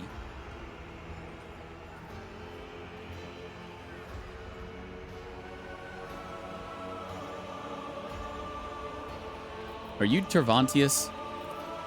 You are absolutely correct, specimen. I am Tervantius, the Arch Machinator. Machinator? Arch Machinator. Homunculus, and the conductor of this place that staggers the imagination and soul. My anatomical opera. By the Emperor, I will make you pay for your profane experiments. Curious. Decreased cognitive function, including the loss of basic survival instincts. An expected effect of brain intoxication in a lesser organism. The Arabenian urged me to pay attention to your allegedly extremely gifted self, specimen. Let us see if you make a good tool. What do you want from me? You will return to the arena of the Fatal Thirst. You will kill a few of the witch's fosterlings for me. You might even spill the blood of one of the blood-stained proselytes. The homunculus looks past you as he delivers his imperious speech. They are long overdue a small lesson in humility. They have forgotten their place. They lack respect. They do not appreciate my work. They fail to recognize my authority. Still staring into the distance, he continues to list his grievances with maniacal thoroughness.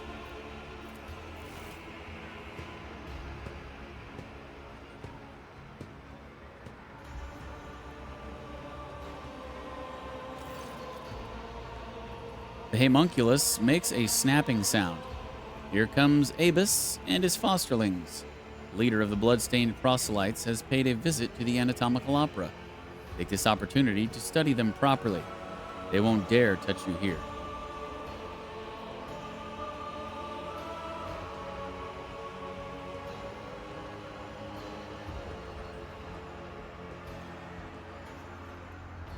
Choke on your own ichor, inhuman.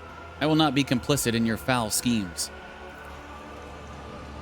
A sharp claw touches your chin, pierces your skin, finds an imperceptibly thin nerve, and your body convulses in pain. This response is unacceptable. Focus, monkey, or I will make you into either a rack or a divan on which I host orgies. You'll be far more useful in either of those forms.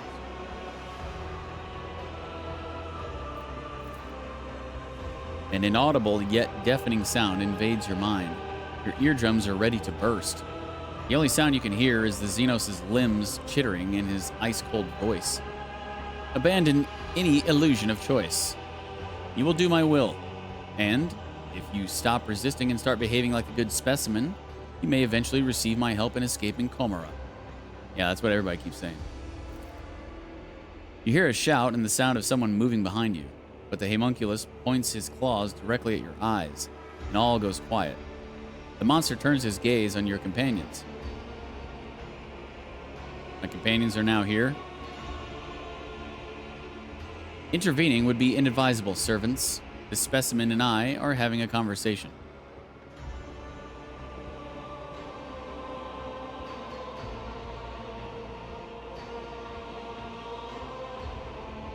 I will kill whomever you want. Just stop. Good specimen. He pulls his claw out of your flesh, and you notice a heavy drop of blood hanging from it.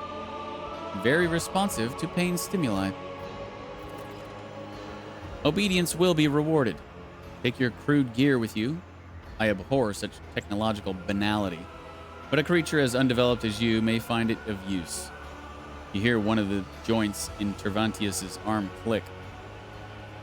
Once you are finished with this, go and look at the ones who will be your executioners when the time comes for you to die.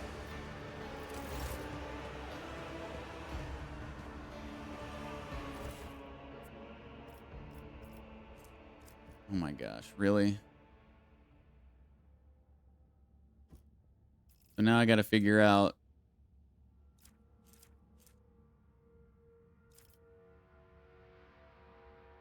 Oh, did it equip everything back on myself that I had before?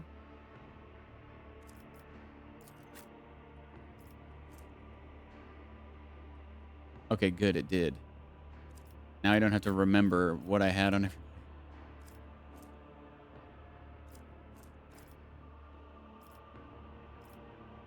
So I guess I can just get rid of all this stuff.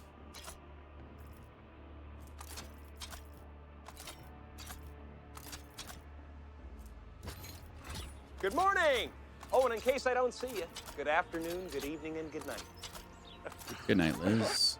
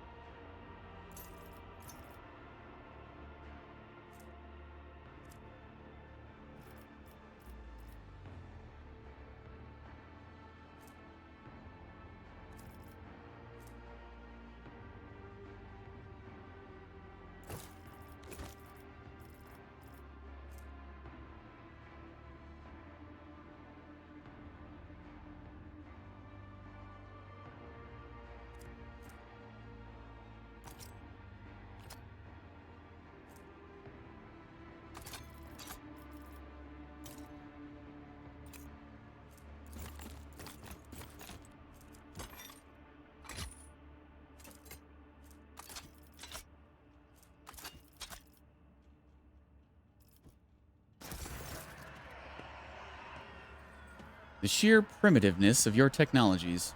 Go, specimen. Deliver Tervantius's message of blood to the arena witches. The homunculus gestures imperiously at the exit.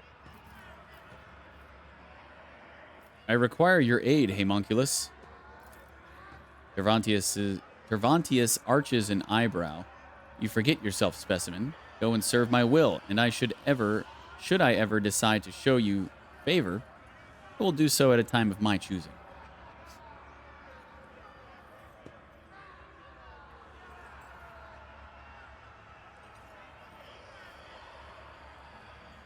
I see. It appears that you are of no use to me whatsoever. The homunculus does not react to your impudent remark, or more accurately, he does not seem to be listening at all. I wish to know more about you and your craft. I am not in the habit of conversing with specimens, but if it increases your motivation to serve... Am I to understand that the most fearsome Drukhari warriors are created by artisans such as you? Without a doubt. Even the most skilled witches and mighty Kabbalites are outstripped by the pure destructiveness of our genius. Yet I long ago rose above the building of commonplace battle beasts. The monstrosities I create are unique. My last specimen, the Chitonos, surpassed every trifle ever made by my rivals. I fed it elite warriors until it escaped and hid in the mangled sector. I would have caught it, but then a new idea drew my attention. At present, I am working on a grotesque of previously unknown power built from the most exquisite and exotic body parts from strong fighters. Specimen, should you ever see the corpse of a fine warrior or a mighty creature lying at your feet, cut out the best part and bring it to me. A fascinating experiment. I'm also curious to see how it turns out. Tervantius gives you a look of patronizing curiosity. Your lesser kind is not completely devoid of the inquisitiveness characteristic of full-fledged beings. What is your craft? An absurd question befitting your small-minded kind. The homunculi are artists of anguish and the masters of flesh, the delvers into unexplored sources of pain, the greatest among their people. My head holds a brilliant intellect. My hands command power over life and death. My body is the pinnacle of surgical discipline. Our minds hold the knowledge of hundreds of generations. Are you aware of the beautiful variety of essences that can be extracted from the psychic energy of a dying sentient creature? Of the ways shades of torment and methods of termination alter an essence's properties? This is the great alchemy of death and transformation. Smile obsequiously. Until this day, I could only dream of meeting such a wise and enlightened being. The homunculus's limbs react with an excited clatter of blades. I have few equals in Komara. My knowledge is vast, and it goes beyond the mysteries of flesh and essences. I have observed many disjunctions where the destructive energies of the unreal erupted here in the webway. I have studied that devastating force and learned to harness it. I have created psi stiflers to keep the space around the spire intact. I have touched knowledge so ancient.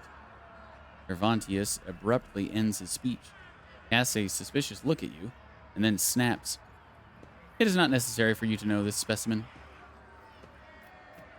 Why did I survive the interrogation to which Marajai brought me? Your body was given to me for disposal. It was thrown into the cesspit. The homunculus's voice grows thoughtful. It is an anomaly that the specimen did not die. I must consider fitting the disposal chute with a shredding mechanism. Let us stop there. The homunculus looks at you with an impatient and unsettling grimace. I found some materials. Are they suitable for your new monster? The homunculus digs through the chunks of flesh with the enthusiasm of a hungry vulture. Finally, he snaps. Good materials. Good specimen. Bring me more. Oh, he even took Irlier's Spirit Stone. Ah. Interesting. Been holding on to that for a while. He didn't take the other one of these, though. He only took one. I would like to speak with you about a member of my retinue who was delivered to you. Which specimen in particular interests you? I am looking for Heinrichs, my companion. The Monkey male with a consistent connection to the Veil. Beautiful endurance for pain. His stubbornness produces high-grade essences of torment, positively frothing with agony. Wait until he is expended, and you may have whatever is left. My navigator, Cassia, was with me when we were captured. Where is she now? The female with an exceptionally strong connection to the Veil, as well as a number of rare Monkey mutations, most notably a third eye. I am studying the influence of complete isolation from the Veil and the outside world on the specimen's abilities, sanity, and physical condition. She no longer screams inside her reservoir, but she is certainly still alive, and I am not yet ready to conclude the experiment. Those from my retinue deserve better than to be confined by you. Relinquish them. Cervantius gives you a look of confusion. Why would I, specimen?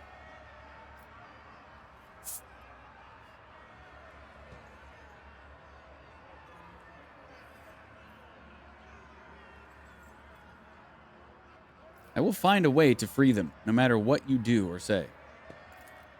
Once they have exhausted their utility, I will let you take the scraps. Cervantius, I offer my apologies for seeking your aid without showing proper respect. What payment can I offer for you for your invaluable time and attention? Cervantius' smile is a strange combination of contempt and pleasure. Your paltry possessions do not interest me. If you had something that could intrigue a master sculptor such as I, perhaps a remarkable piece of organics, then I might grant you a few short moments of my time. Master Cervantius, I require a moment of your precious time, and I am willing to pay for it. After rummaging through what you have, Cervantius pulls out a fragment of flesh that has caught his eye. He splits off a piece of it, places it in his mouth, thinks for a while, and finally concludes, Curious. You have earned my attention, specimen. Speak quickly. Okay, he took the other one now.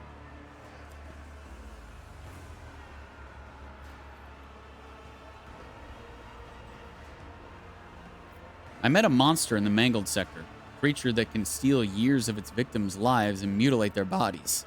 Are you able to heal that? Cervantius' mechanical limbs start to wave with excitement. I recognize the mark of the Chitonos' exquisite feeding. What an honor it is for you to be the vessel with which my marvelous creation satisfies its thirst, and to give your modest life force, so it may be transformed by an energy converter. Fear not, specimen, it is within my power to reverse the effects of its touch. The Chitonos was an interesting experiment, one that could convert the life forces of its victims into fuel. But it was a flawed, disobedient specimen that escaped. He glances at you mockingly. I do not recommend escaping, specimen. The pain from the transformation only stops after I inject the blocker, and I only do it at the end of the procedure. Do you wish to spend the rest of your existence with the sensation of your skin melting and your bones snapping?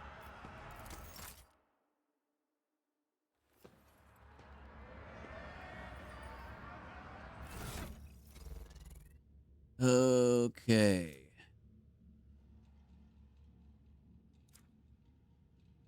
Now I have to sort all this freaking crap again. Great.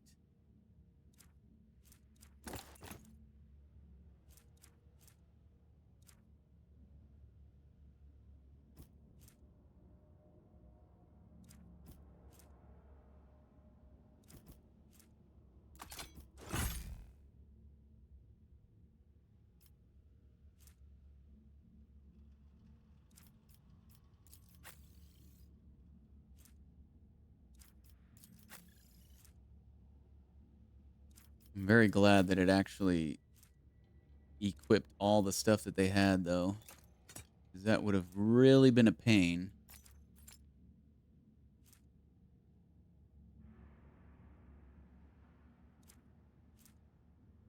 To try and remember what I had equipped on everybody.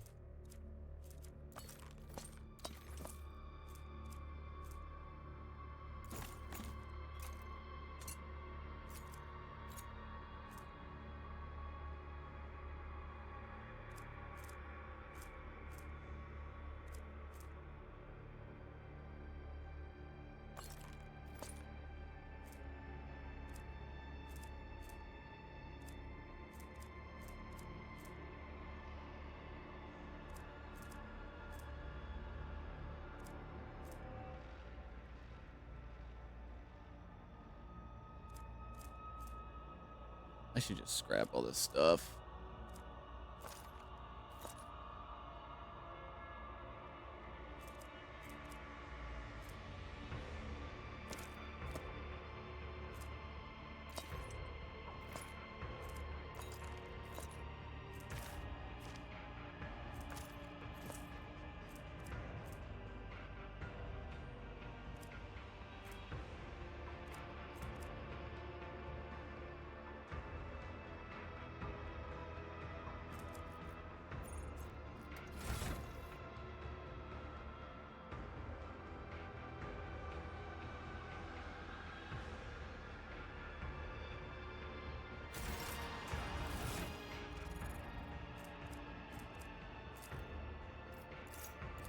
Doing it.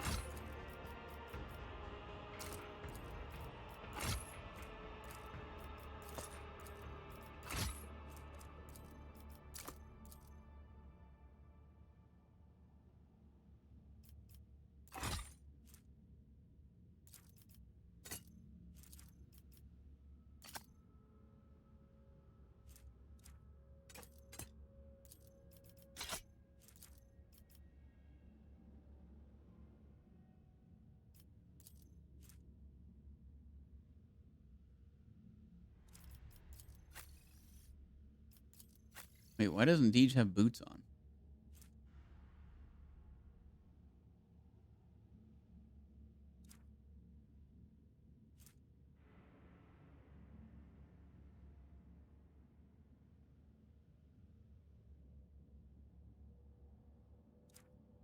And which boots did I have on him?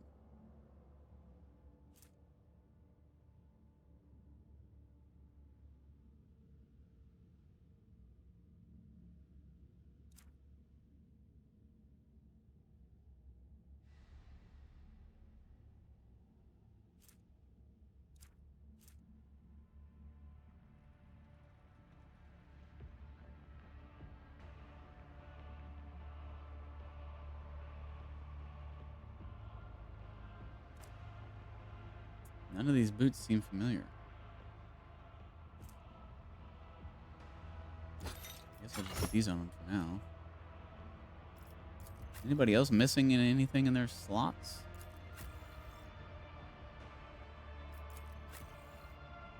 Doesn't look like it.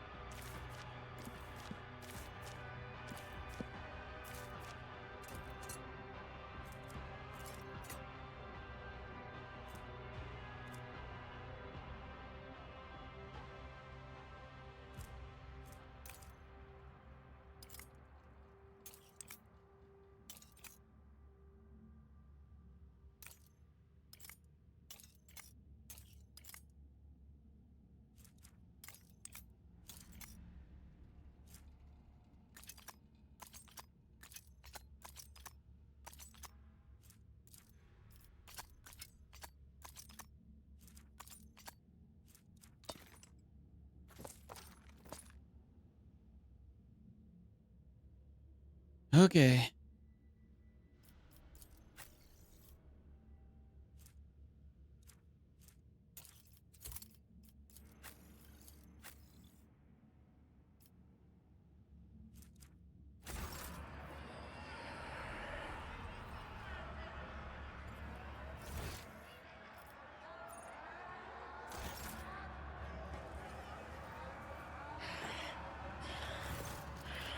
The tall Drukari, whose body is riddled with painful-looking puncture wounds and dotted with metal rings and clamps, lets out a chuckle as you approach and begins speaking in his own language. Your elucidator hisses to life, translating the words. Look, Carrion, is this the monkey that cost you your place at the Archon's side? Marajai's eyes flare with turquoise fire at the sight of you, an immediate, uncontrollable urge to kill.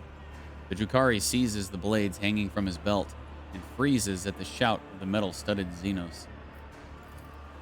Careful with the meat for the arena, Marajai. If Sinisthoria is short on toys for her fighters, you will be punished again. She seems to enjoy putting you against Chimerae. Maybe this time she won't deem it necessary to give you back your skin after you slay them all. Motionless Marajai turns his head toward his kin, and you notice a thin red stripe on his neck below his ear, like a fresh stitch. Shaking with barely contained rage, the former Dracon stares at you with dark eyes.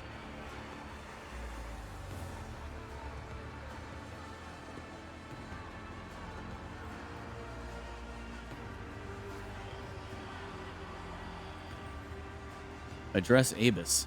So, you and your rabble are the champions of the local arena? Abus frowns at the sound of the elucidator and turns away from you dismissively, exchanging a few words with the witch standing next to him. The mocking laughter and haughty looks in your direction leave no doubt about the subject of their conversation.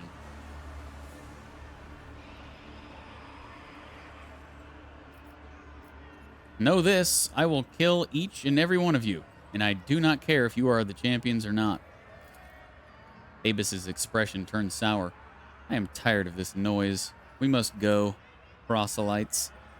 It is time for our next training session.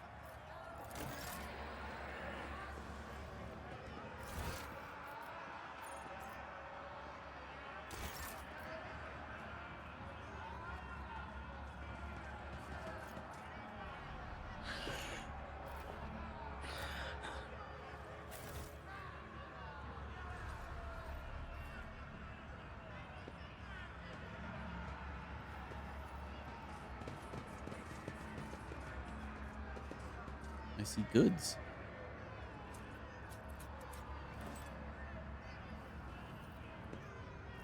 Lower the stairs. I want the goods. His chute sends spent materials to the corpse dump. Materials such as you. A new challenge for me? The bars of this cage are sturdy enough to stop a tank or the fury of a post-human.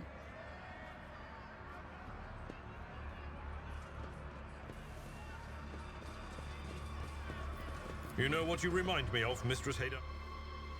Hold that thought, Abelard.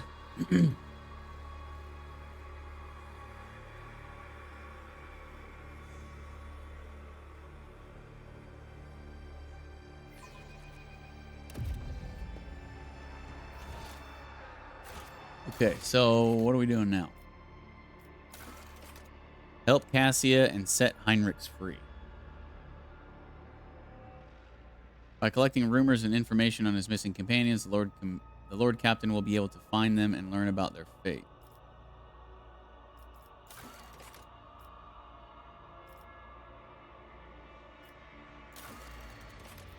Okay.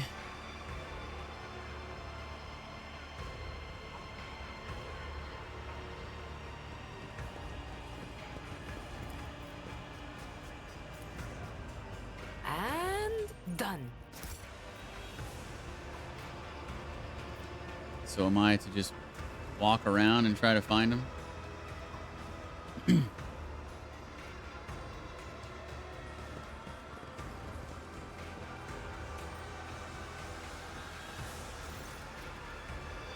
monster greets you with a menacing snarl. What kind of creature are you? The monster snorts and puffs out its massive chest. I am an Acothist, servant of Master Tervantius, his meat driver. I get new material while the master cuts. I manage his business. The monster's voice keeps growing calmer with every word, approaching a normal pitch. Some mechanism inside the Hulk's body springs to life with a hiss and injects something into the clear tubes gnawing at its flesh. A moment later, the chemical makes a giant roar with the same blind rage as before. I watch. 54%. Take a closer look at the mechanical parts of the monster's body. Succeed. Among the many mechanical augmentations embedded in the creature's flesh to boost its combat performance, you notice a set of complex devices meant to control the biological processes in the monster's body. Synthetic hyperadrenaline glands and growth steroids tanks regularly pump batches of poison into the giant's bloodstream, causing it to boil and its mind to perpetuate a furious agony. Does your master always keep you on the verge of going berserk? The growling becomes deeper. Anger is useful. The master wants me to be angry at all times. The anger leaves no room for the forbidden thoughts. The wheezing sounds glum, almost desperate. The forbidden thoughts are forbidden. What is an Acothist? An augmented warrior is called a rack because the homunculus invades his nature like a conqueror, wrecks the mundanity, and creates perfection from whatever it is left. An Acothist is the superior among the racks as well as the strongest and most frightening. What offenses earned you this hideous transformation? Not offenses, labors. I toiled to be granted this honor. I begged for it, and I received it. Sensible way of doing things, where those with wisdom and high status remold their inferiors to suit their needs. The master is wise. The master decides. Everyone obeys. The giant warily bows his helmet-clad head. I have no more questions. The sullen hiss of a pump built into the Hulk's body is your only reply.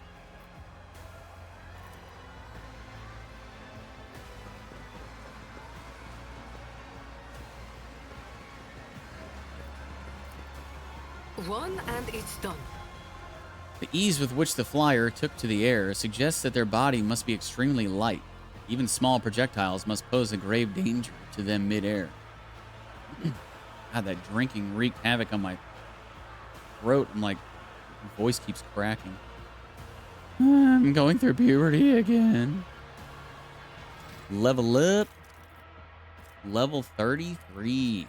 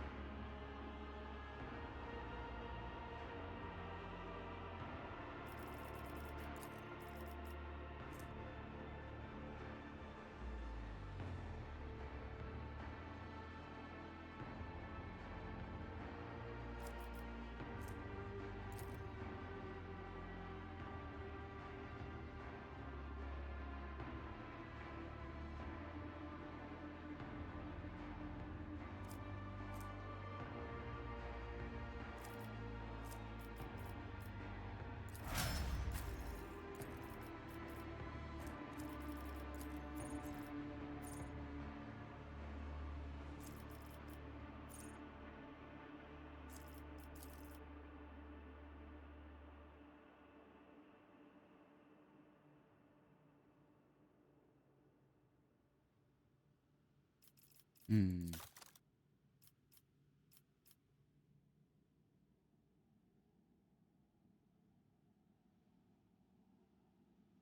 Ballistic skill.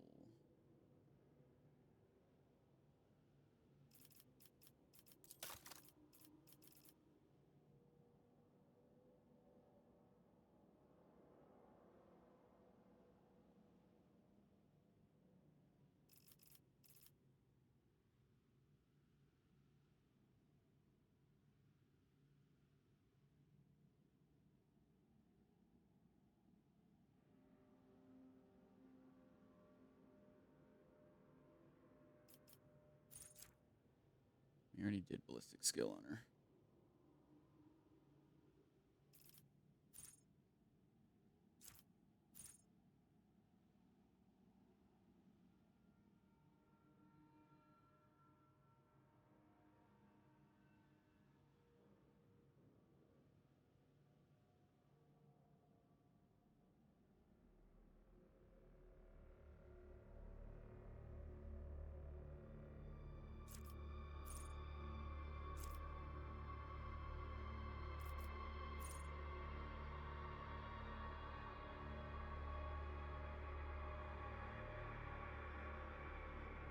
The first grenade use in combat does not spend AP and does not count toward the attack limit that turn.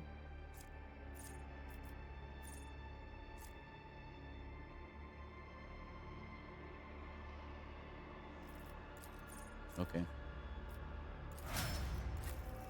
Just got to remember to use grenades with her.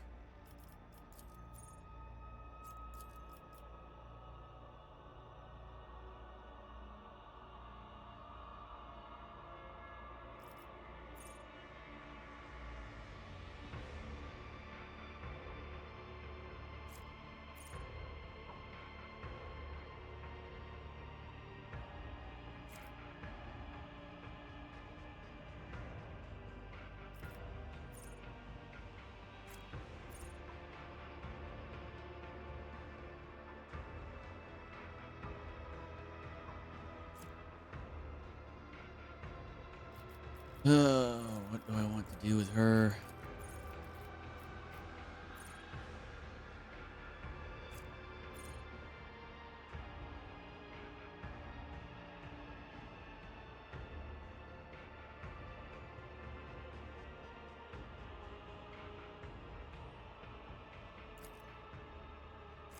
Sure.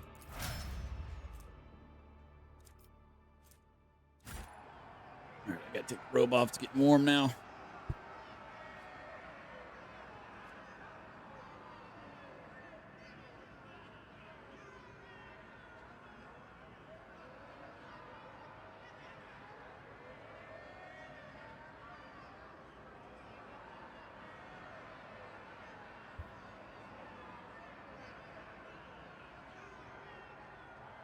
Sure is comfy to wear, though.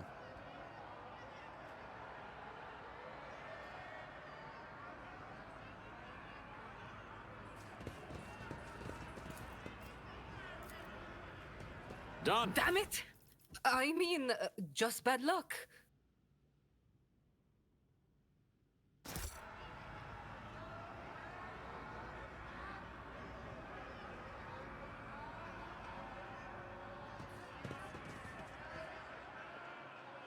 Follow my lead.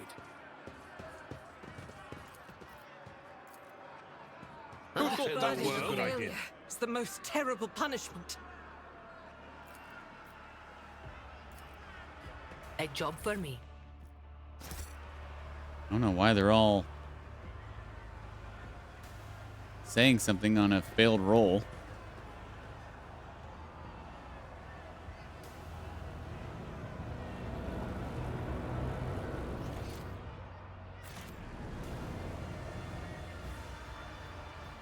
Must be a It's bug. about time.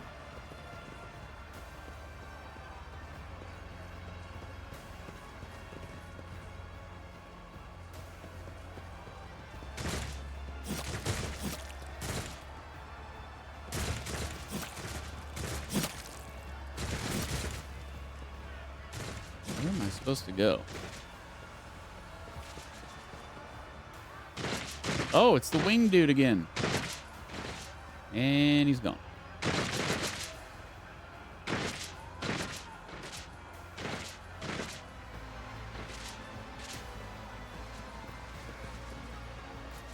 And done. An empty vial is lying on the ground. It contained ripetropine, a stimulant that heightens one's perception of moving objects but hinders their ability to see stationary obstacles. Weird. A minor setback. The beggar's corpse is infested with countless mutations. Looking at it makes your head throb.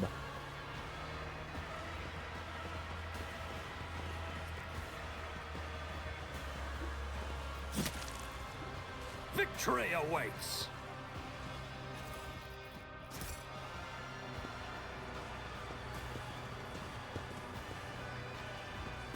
Attention to detail is the key to success.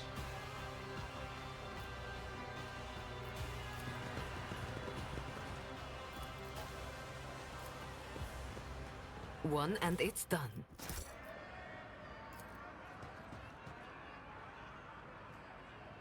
My pleasure. Reaver's tendons. Ah, I bet we can take those back to that one dude. Nice. None shall stand in my way.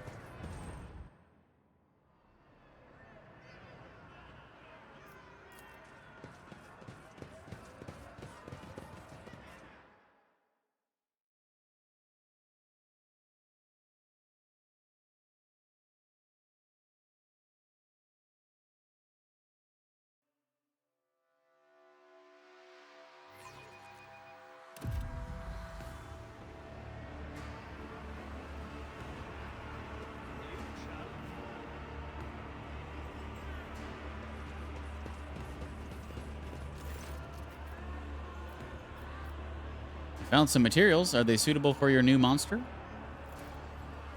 The homunculus digs through the chunks of flesh with the enthusiasm of a hungry vulture. Finally, he snaps. Good materials. Good specimen. Bring me more. Let us discuss what you expect of me. Cervantius pauses before responding, as if dissecting your question inside his head. Ask. Tell me more about the arena. Witches rule the arenas. This is the way of the spires. They are lethal brides of our dead gods. When they enter the arena, the crowd writhes with ecstasy, but this is a rare sight. Typically, their fosterlings, the blood-stained proselytes, oversee the butchery. These are the best killers and athletes who serve the cult. Such arrogant upstarts. They have been undefeated for far too long. When Sinistheria reigned over the cult of the Fatal Thirst, the proselytes behaved with more respect. But the senior succubus has since withdrawn into the shadows. Now Kikaros reigns in the arena, and Tazara leads the raids. An insolent hag and a presumptuous non-entity. A perfect match. As soon as Tazara drew her final breath, Kikaros' ambitions doubled. She became utterly insufferable. Last time I was in the arena, I saw Marajai. What was he doing there? That brazen, ambitious, and woefully imprudent whelp. He was cast down from the Dracons of the Cabal, but earned the good graces of the Witches of the Fatal Thirst in his very first fight in the arena. He was invited to join their finest, blood-stained proselytes. Some say he was involved in the death of their succubus, Tazara. If so, then Marajai may be disappointed by his reception in the ranks of the cult. What is your quarrel with the witches?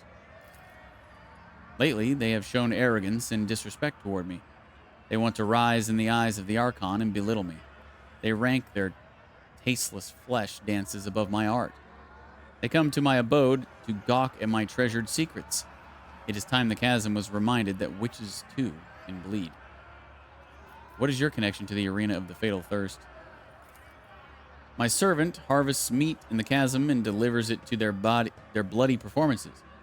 I improve it with augments and stimulants to make it interesting enough so the witches will enjoy killing it.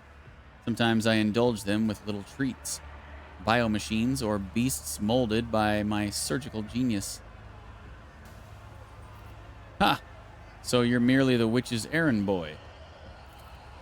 Cervantes' expression does not change, but his white skin becomes speckled with bleeding wounds as his bones grow through it like horrifying barbed spikes.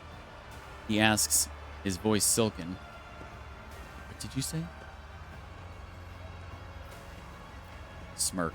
Now I understand the reason for all this arrogance. You are simply making up for the humiliation of living as the witch's lackey. The homunculus's ribcage opens wide, the skin around it tearing with a wet squelch. You catch a glimpse of his internal organs coated with a strange film and riddled with shapeless growths and mushroom-like tumors. Where one would expect to see a heart, you see instead a glistening, translucent mollusk that has attached itself to the Xenos' veins. The revolting thing lets out a groan, and a stream of caustic liquid burns your face. Blinded, you start thrashing as a horrible spasm seizes your throat and prevents you from breathing, and your body convulses in pain. The light around you instantly fades.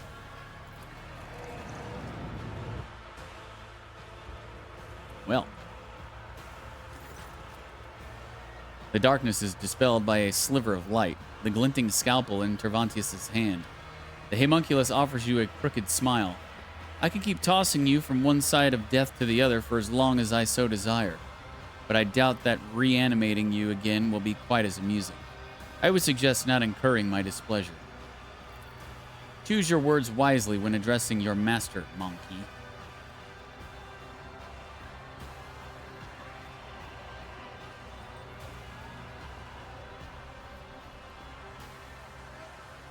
I am afraid I cannot resist the temptation of leaving a few more scars on your overblown sense of self-importance. I see that you are an incorrigible specimen. My expectations of you were higher than this. If you are incapable of following the simplest of commands, there is no reason to try to use you for something more important. I will find you a more practical application. One of his mechanical appendages bristles with a crown of barbed hooks that reaches for your face, then inside it.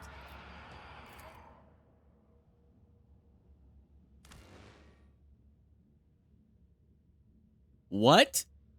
He killed me?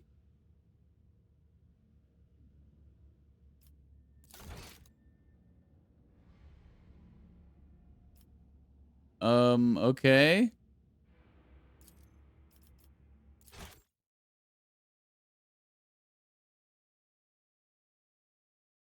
Oh no! Did not see that coming.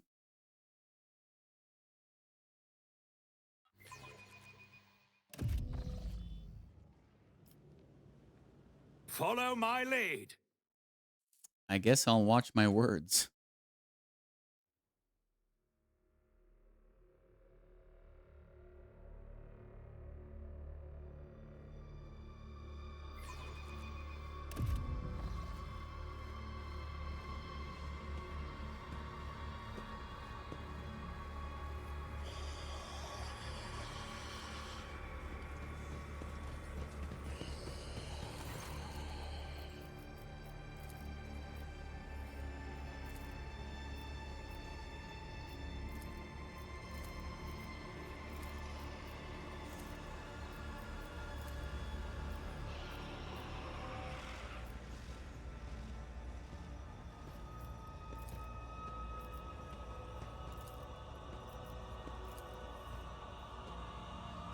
Hold a moment. Off on your merry way, are you? Well, good for you, but what about me and my Aji damned problem? Jai points to the scar on her throat.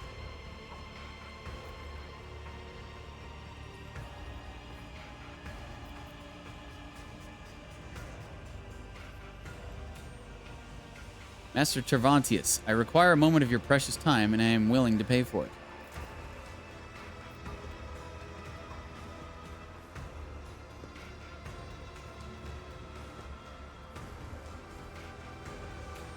Wait.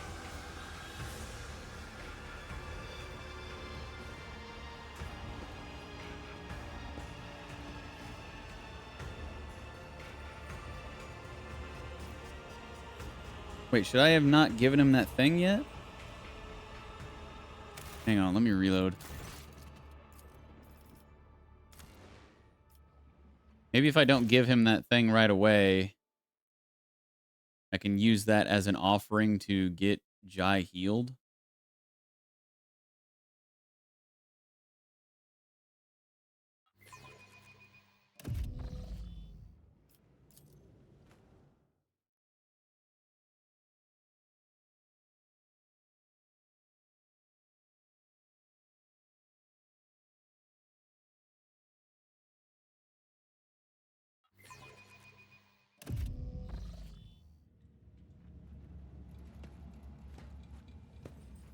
I'll lay claim to the stars.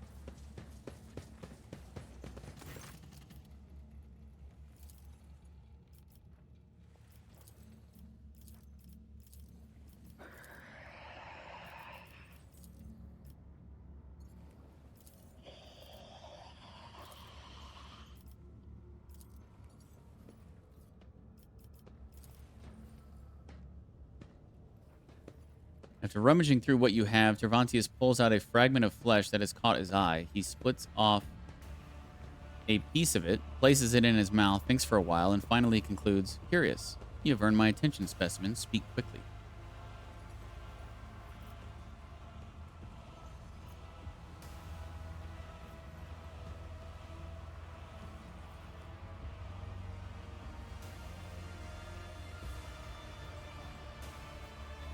You took my companion's respiratory augment, and now she is dying. Return it immediately.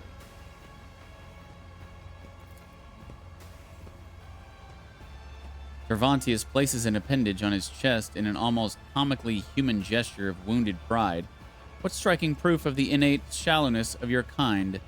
After ridding her of that crude device you refer to as an augment, I restored an intriguing feature of her genetic code. So be it. I will not squander my best materials on her. I will return her mechanism without delay.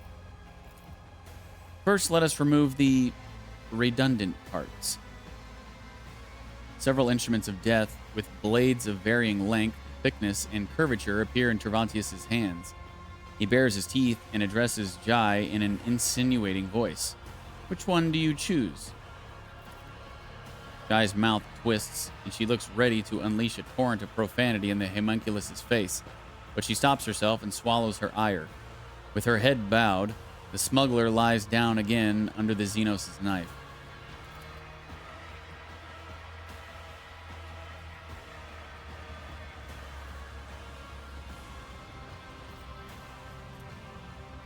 So she's healed?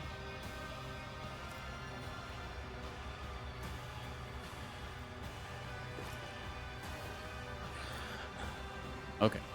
Get out of here. I guess we're going back to the arena. Victory awaits.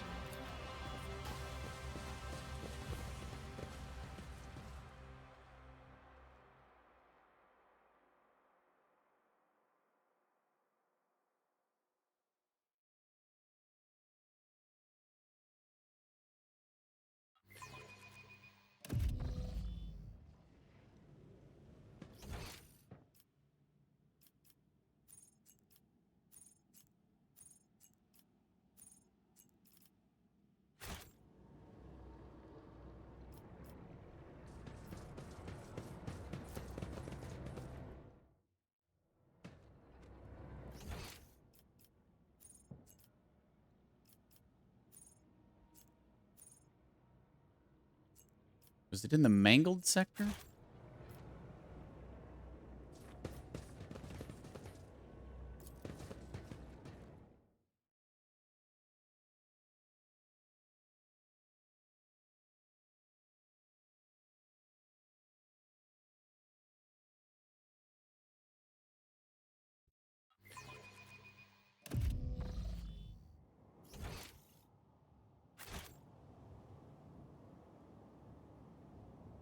No, but there's loot here that I can get now. I think.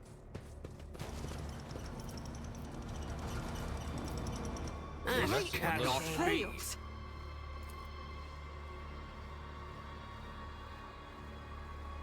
Really? It's about time.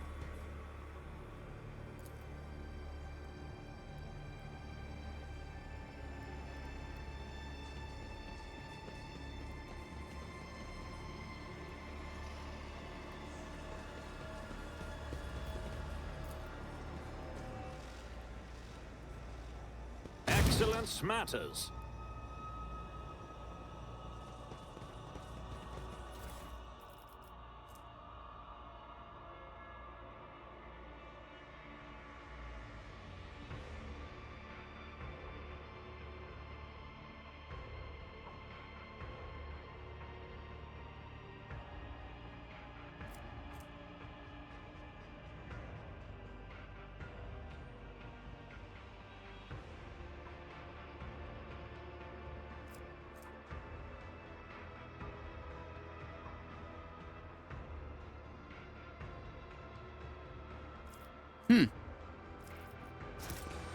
All that stuff is pretty good.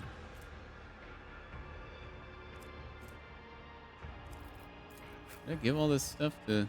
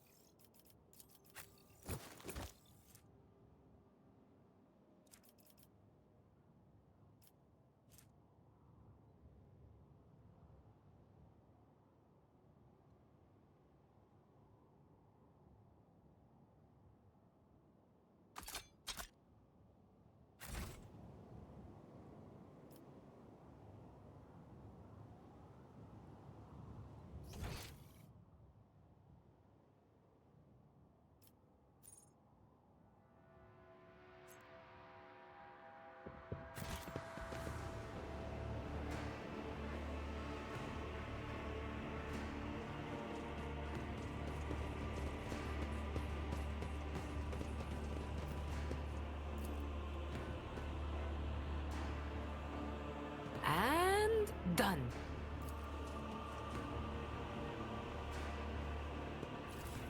Ooh, nice, another piece.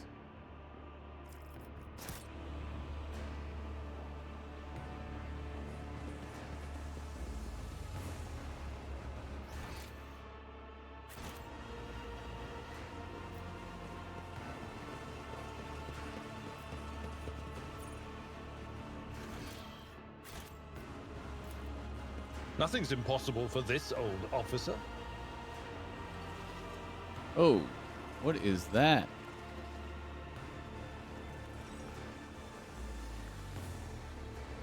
Wait, is that Cassia?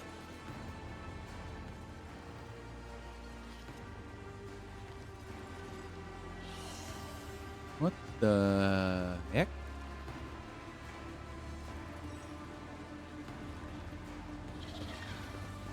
More enemies to face judgment.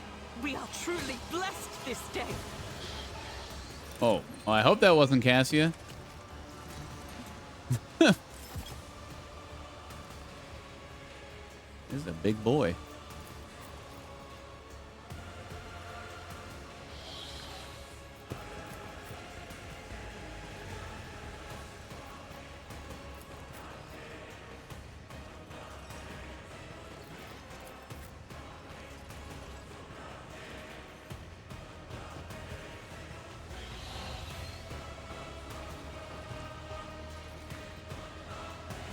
I hope this guy doesn't destroy me.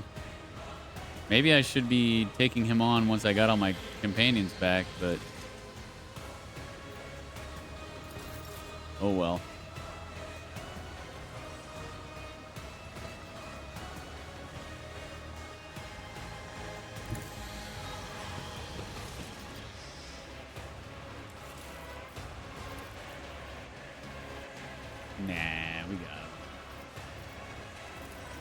It will be done.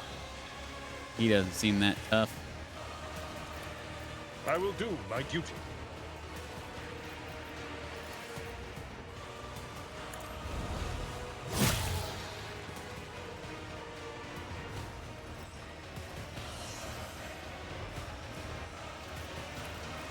Victory is imminent.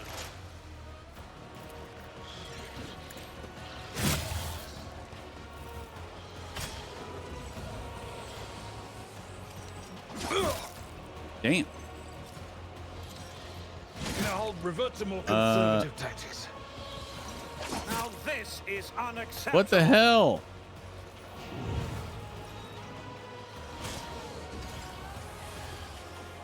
Why is he getting so many attacks in a row? What the fuck?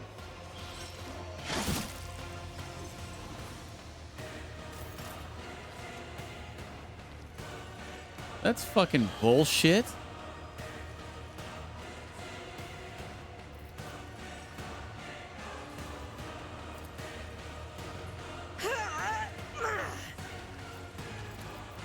Faith without deeds is worthless.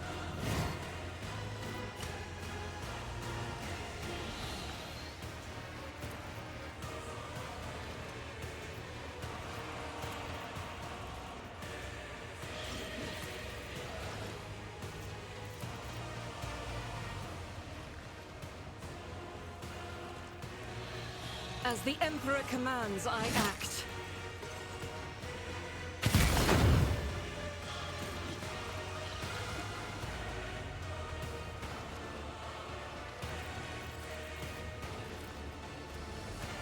I'll do it.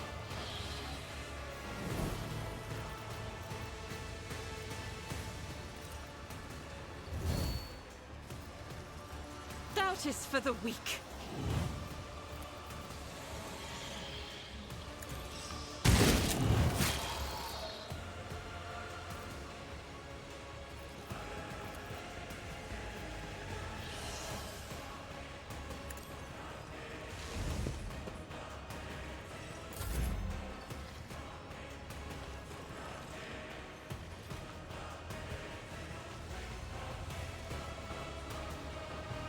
Let's see how they respond to this.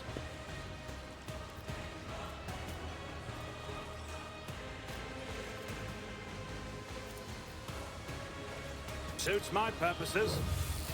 Oh my god.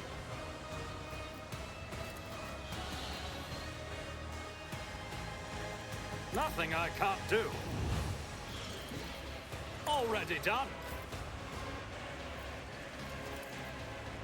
Relax. I've seen far worse injuries. Injuries will not slow me.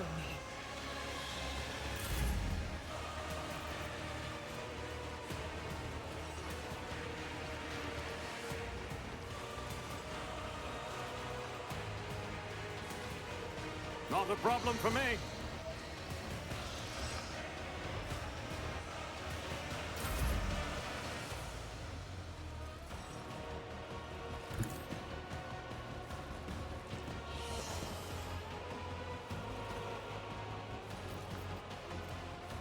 Am I getting paid for this?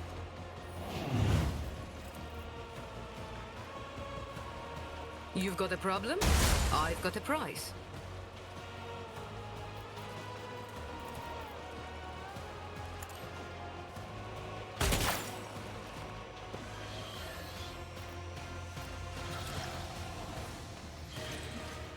Tell me, and it is done.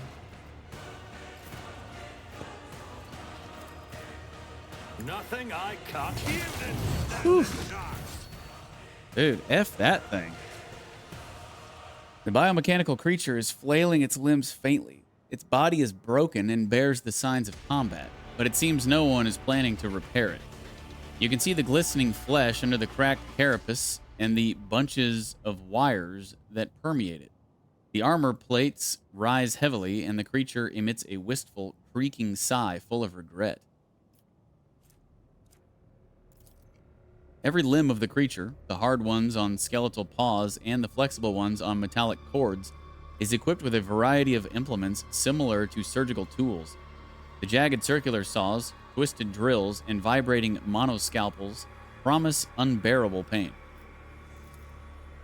You can clearly see the inside of the mechanism through the holes in its armor. Its guts can open to drag a hamstrung victim inside. Once the victim finds themselves in the monster's stomach, they will be pierced by injectors that will liquefy them. The substance will then drain to the reservoirs at the tail end of the creature.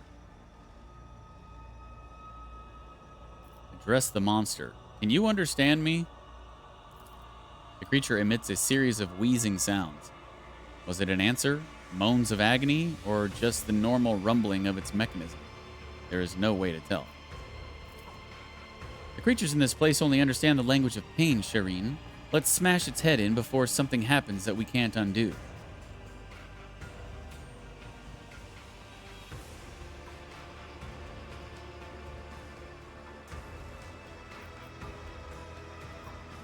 I will not hurt you anymore. The creature's servo motors howl as they send the last remaining energy into its body. One of the limbs lunges at you, but the charge is not enough for the strike to reach its target. What are you? The creature responds with a series of choking and snarling sounds. After a moment, as if realizing that its language is not clear to you, it extends a fighting limb in your direction in a menacing gesture. The message is clear. I am a warrior. I am a killer. Something bursts in the creature's gut with a quiet squelch, and a puddle of oily ichor spreads from under its belly.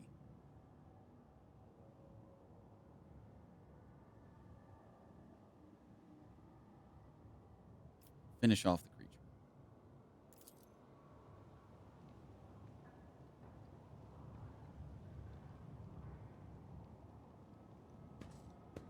Okay. Ah, we got a piece.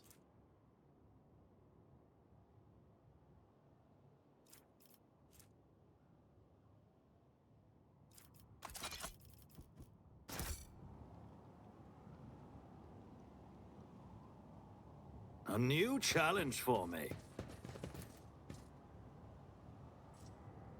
That didn't go as I'd hoped. Really? 82%. Come on, Deej. I did fine. Thank you. A job for me.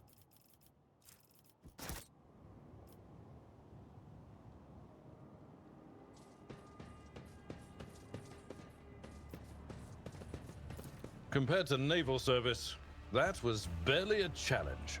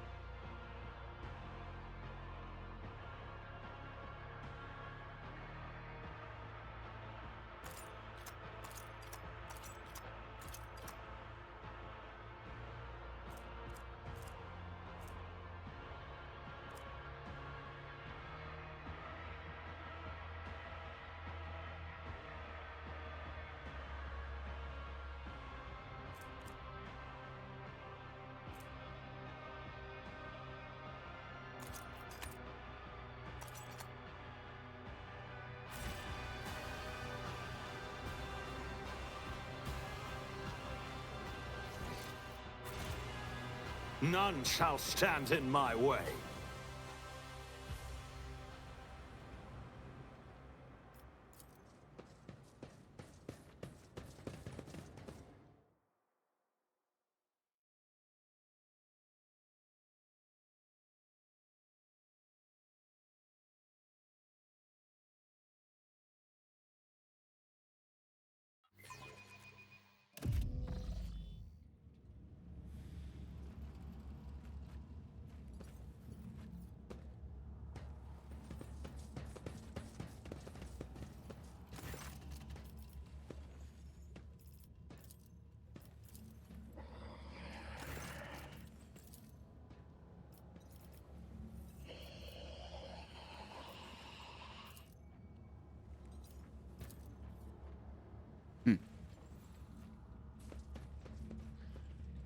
wonder how many things I gotta bring this dude before something actually happens.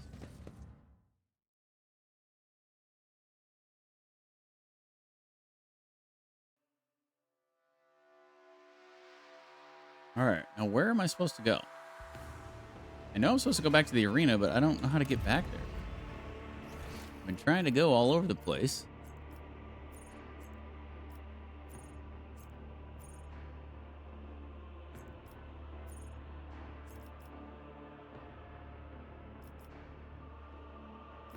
I guess we'll go back to the pit.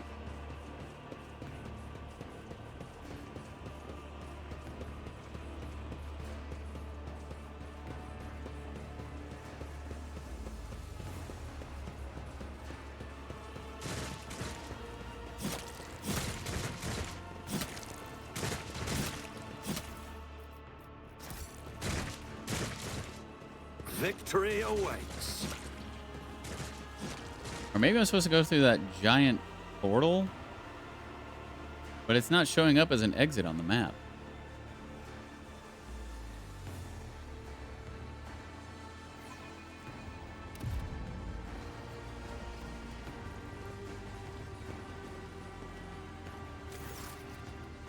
Ah, Commissar. We can get our revenge on him. I forgot about that. My brothers and sisters, it is time for you to meet our greatest ally. Rogue trader DeejTheSqueejerton von Valancius himself is part of the Resistance. I ask you, how can we fail with someone so mighty fighting on our side? The maleficent Xenos have already tried to kill him in the arena, yet their efforts were for naught. The Emperor protects. The Commissar gives his inspirational speech while looking you right in the eye without a shred of shame. His words draw smiles of amazement and exultation from the people around him. You have never seen any of them before. Traitor, you condemned them to death. You lied to us, and now I have come to exact retribution. The Commissar's smile becomes unpleasant. Sister Argenta, what are these accusations I'm hearing? Could it be that the horrors of combat have rattled you so? Have you been blinded by the ensuing madness? He aids a well-measured dash of pointed suspicion to his voice. Or has our cunning enemy poisoned your mind with some wicked influence?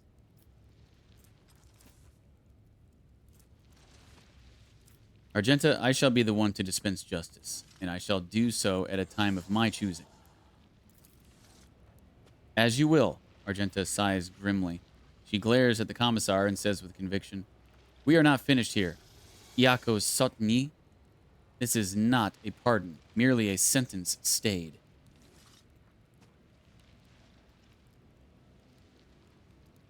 I have questions about you personally. I've got nothing to hide. There can be no foibles in a disciplinary officer's past and present. The Commissar winks at you. How did you come to be in Comora?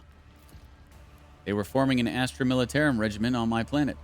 Thousands of morons bought the Commissar's grok shit about rations and the glorious duty that is protecting the Imperium. I wasn't one of them, of course. However, it soon turned out that those thousands of volunteers weren't enough. That's when the planet's governor conscripted the entire population of 17 hive levels, everyone who was of age. I lived on one of those levels. That's how I became a soldier, or to be specific, how I joined a penal legion. Our regiment was branded from the start for some heinous act committed by one of our dead predecessors. When they left us to die at the hands of the Drukhari, I decided I'd eaten enough crap out of the Imperium's hand. I beat our Commissar to death and convinced my unit to surrender, and that's how I ended up here. Who are you really?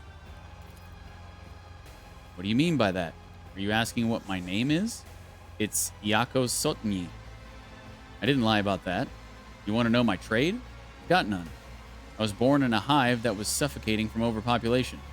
All I did my whole life was just survive, using whatever means fate would throw my way. You want to know who I serve or who I believe in? Myself and myself. No one else. Maybe you meant to ask what my calling is. That would have been an interesting question indeed. I think I may be an artist at heart. A beaming smile lights up the Commissar's face. You look like you are enjoying yourself here in Comora. You seem surprised. You're the rogue trader here. You're the one whose former life was sweeter than this one. But for a commoner like me, our beloved Imperium is just as much of a deadly, treacherous, deceitful place where everyone wants to use you and kill you. The only difference is nobody here demands that you jump for joy about the way things are. So yeah, I like this place more than my former world.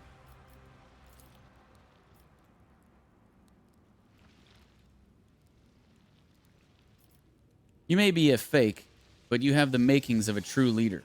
People follow you, and as hollow as your promises are, the courage that you inspire is real. The Imperium needs people like you. He barely stops himself from bursting into laughter. Oh, give me a break. I'm telling you, Iako.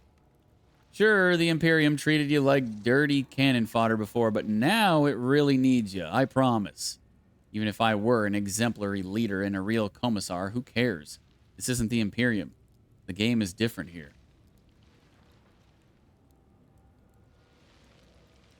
Instead of staging a fake escape, you could stage a real one. You have the resources, you have the people, so use them. The Emperor will guide you. Wait, you're serious? Escape from this foul nest of misery just like that? Yeah, right.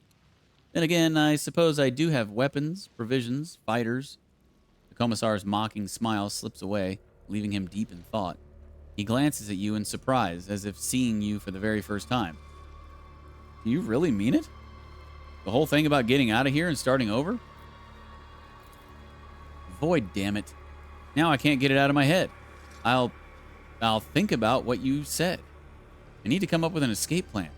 A real plan. You feel as if he has just undergone some indescribable change. As if now you are looking not at a lying fraud, but at a true hero of the Imperium.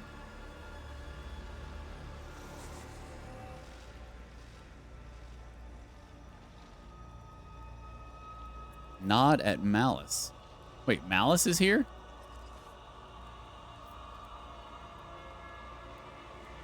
Oh, they got him in the cage. I don't know why he looks all white. Was it not our intention to kill him? The Viper is surprisingly hard to kill. He's chock full of life. Support augmetics. I figured a new pet would be a nice bonus to claiming victory and having the den back. Besides, new recruits need a target to practice their aim on, right? Malice looks horribly maimed.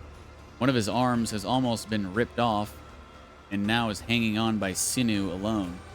His acidic voice, however, is the same as before, and so is the bloodthirsty gleam in his eyes. Just their aim? What about their close combat skills? Let me out. Make me suffer. Pit me against 3 of yours, 5 of yours, unarmed. Good entertainment for your people, is it not?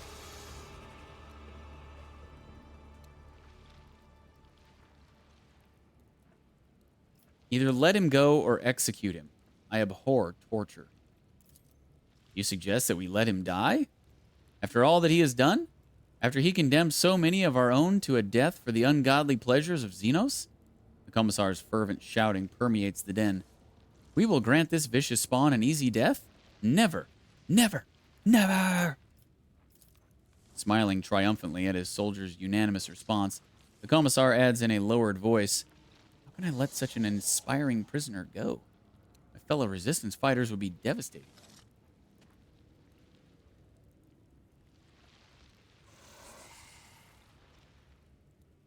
Nod at the fighters. What do you think those people will do to you if I tell them what your true business is? The commissar answers with a smug, confident smile.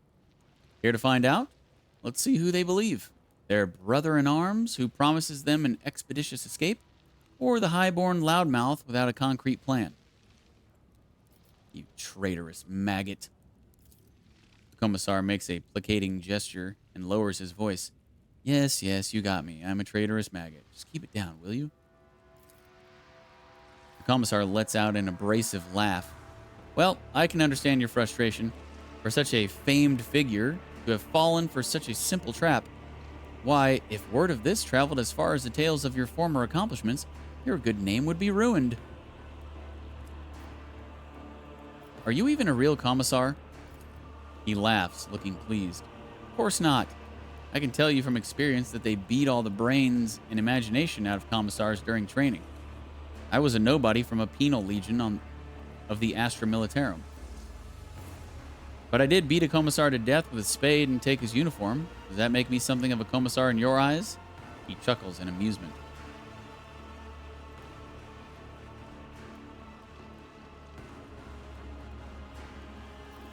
I believe you have a problem.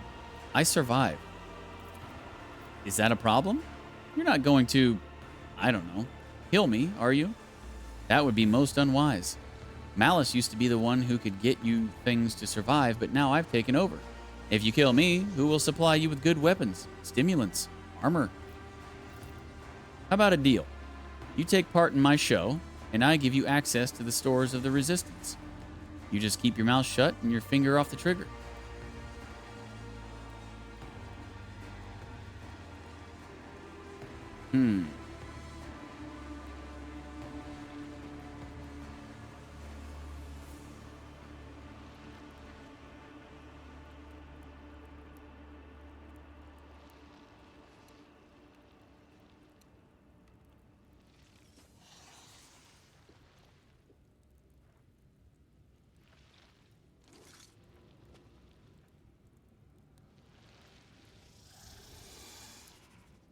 Yeah, I think I'm going to kill him. Hear me, people. This liar serves the Xenos. You have been deceived. To arms. Commissar smirks. Oh, you really shouldn't have. I can shout things too, you see. I wonder who they'll listen to. My brothers and sisters in arms, we've been betrayed. To battle. Let us spill the blood of he who obeys the unhallowed whims of Xenos. For the Emperor! I won't heed your cries of mercy. Stand your ground. All right. I guess they don't want to fight with me. So they'll just have to die too. Round one. Fight.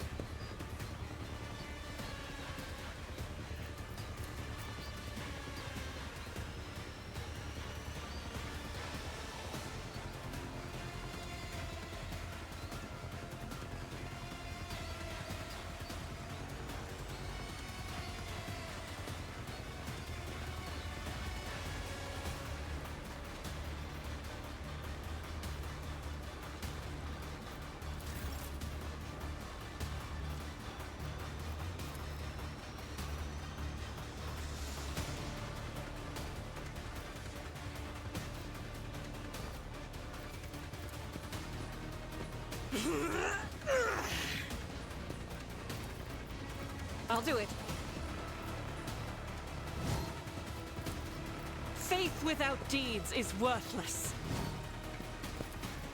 I'll do it.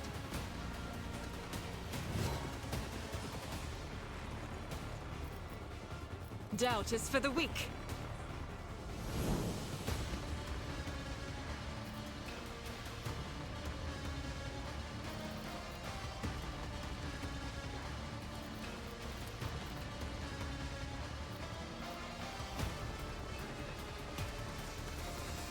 I'll do it.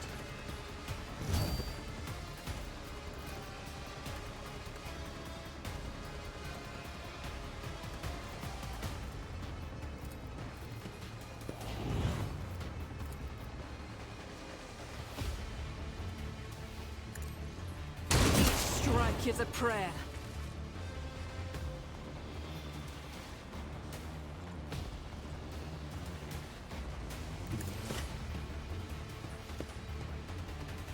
nothing.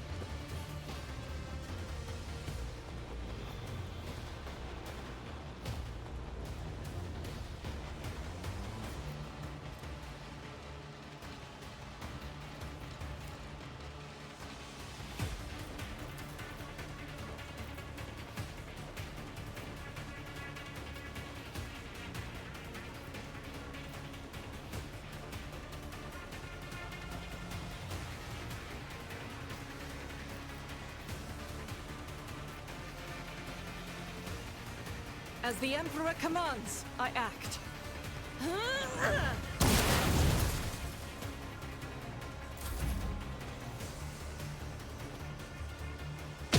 Faith shields me. Break them around.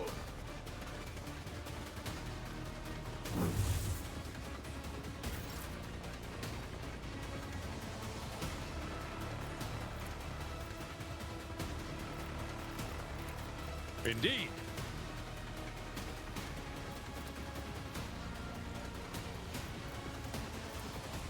At your beck and call.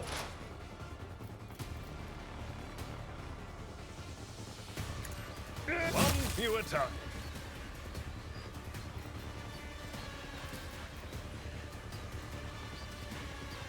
It will be done.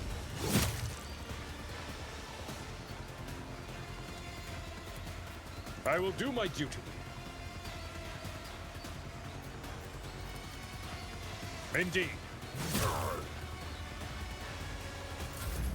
High momentum.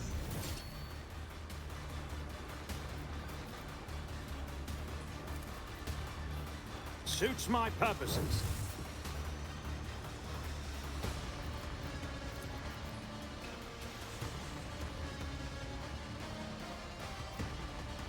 Already done.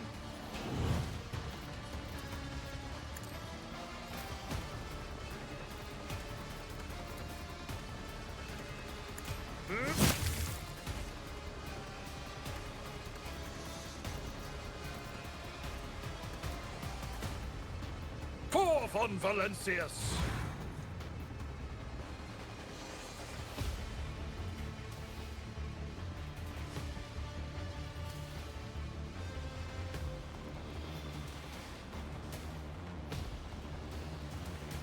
Tried and tested tactics are the best ones.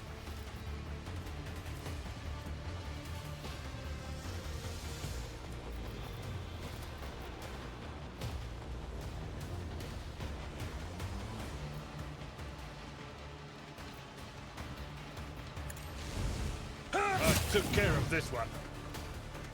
A tactically sound approach.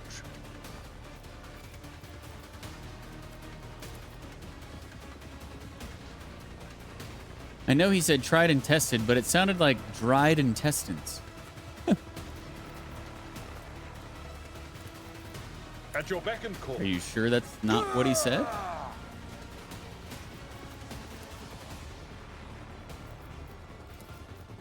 Victory is imminent. Ah, shit. Wasn't paying attention to my AP.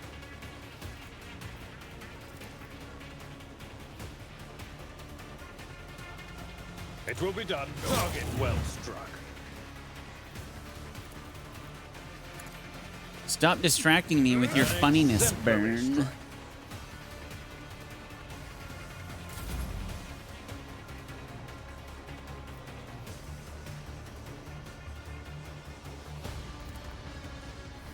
High momentum.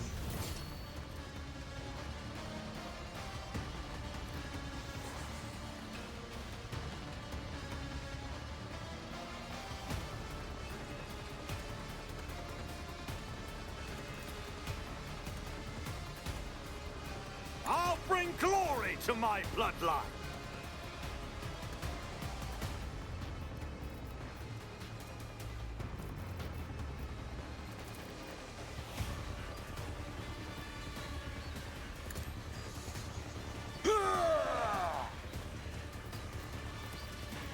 Indeed.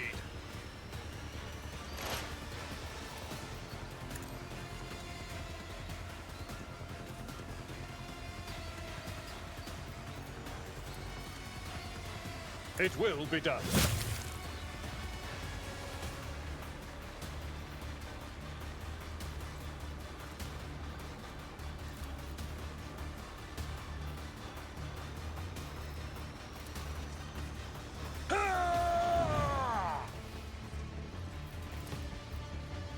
At your beck and reduced to dust.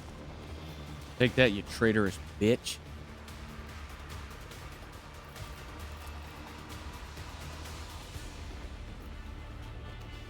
Got him. I will do my duty.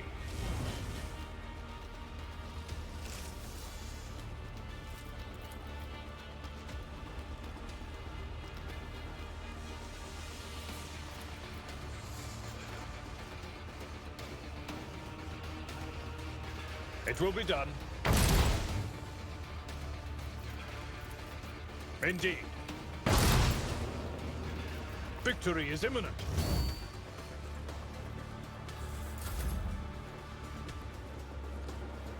None can escape the Emperor's judgment. The hell? Did that guy just show up?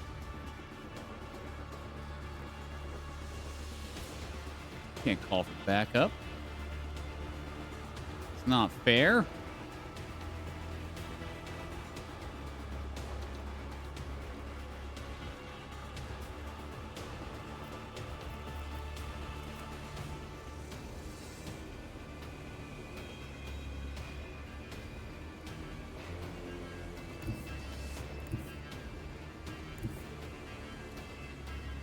This battlefield air is good for my lungs.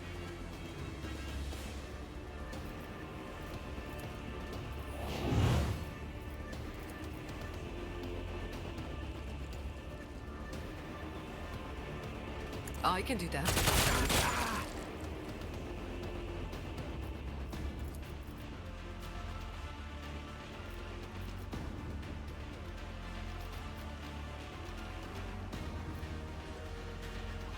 Am I getting paid for this? No, not when you miss like that.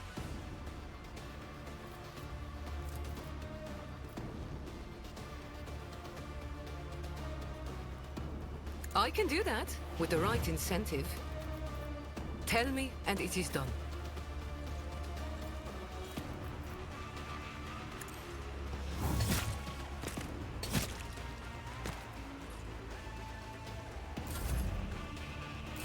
Follow my lead.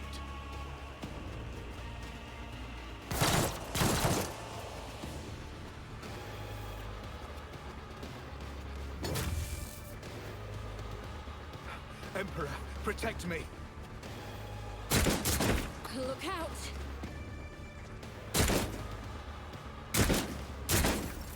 High momentum.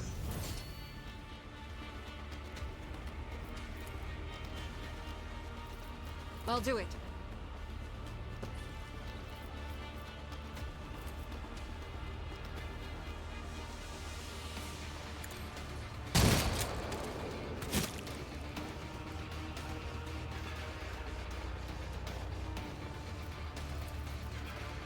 Faith without deed, each strike is a prayer.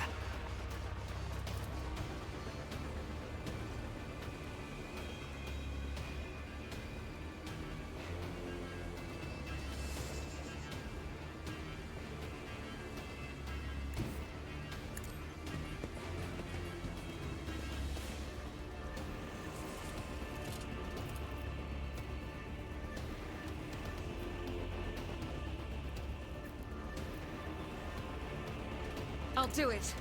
Eradicate it.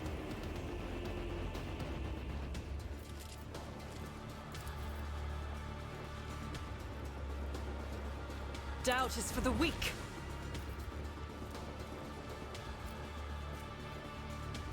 In thy light I stand, and thy light I crave. I'll do it. Really? What the hell? How do you miss 2 shotgun blasts from that distance? Argenta, this is not like you.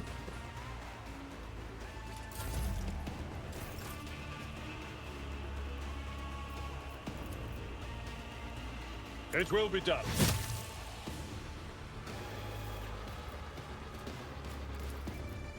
I will do my duty.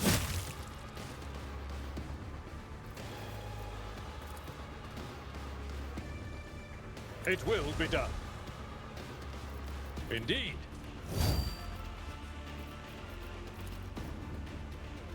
Victory is imminent.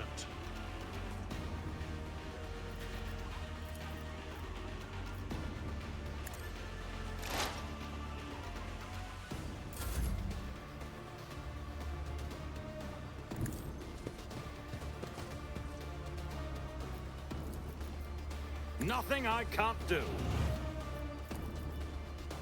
All too easy.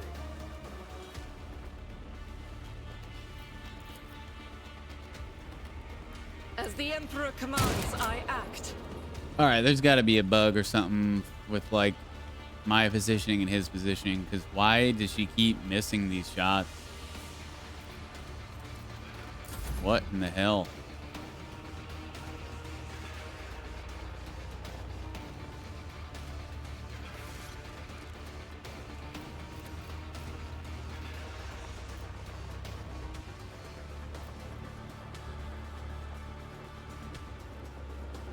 Is this dude dead and bugged? He's like dead and T-posing. Suits my purposes. Posing me was your biggest mistake.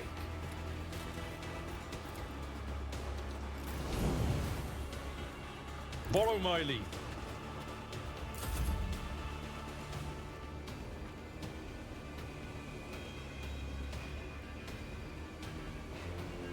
I know what I'm doing, usually.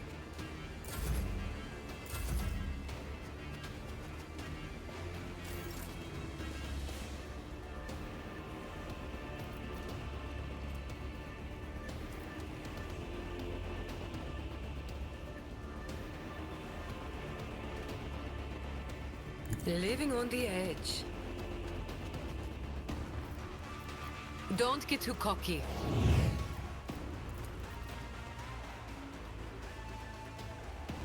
You've got a problem. Done there, fight fair. Don't get too cocky.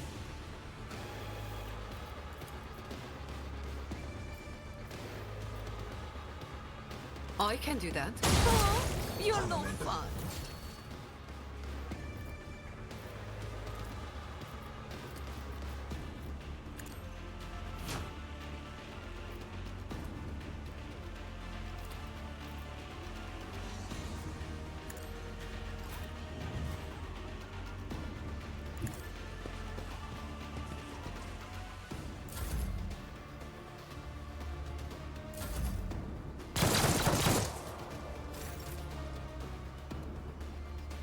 Guided by faith. Yeah, I'm gonna make it real simple for you this time, Argenta. Okay.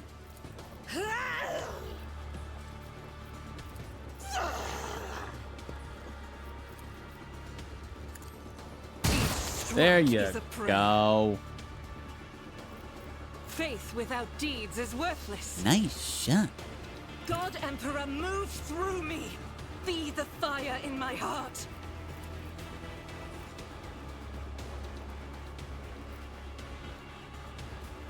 Doubt is for the weak.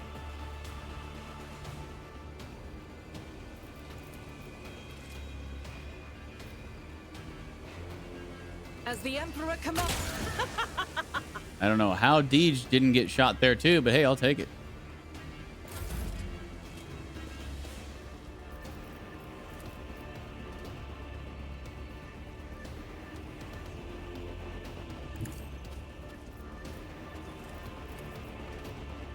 It will be done. Once you a target.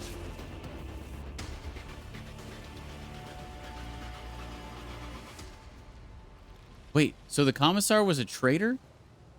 Seeing as the rogue trader deposed of him? So, who's in charge now? The rogue trader is, you idiot. Kneel, all of you. Hail his lordship von Valancius.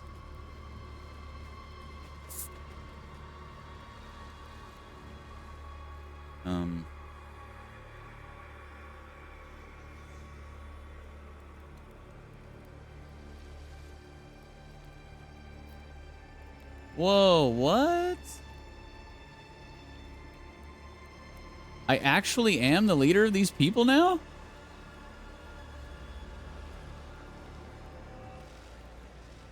Oh, this is sick. I did not expect this.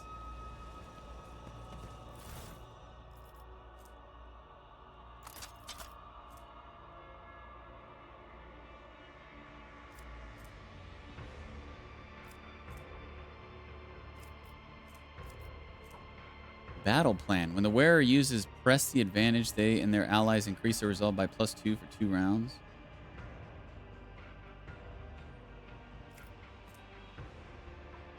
Luck thickener. Each time the wearer uses a minor psychic power. Okay, no. Seal of the Purifier.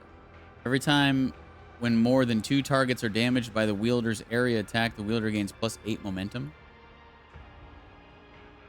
That could be good for Argenta. Warp Reflex Ring. After triggering a psychic phenomenon... Commissar Cap. Grants the wearer +10 fellowship. Also grants wearer's fell bonus critical hit chance both to the wearer and their allies. Yo, that is a nice freaking cap. Honor Insignia. If only one of the wearer's combat tactics area is active in combat, the wearer gains +20 intelligence and fellowship.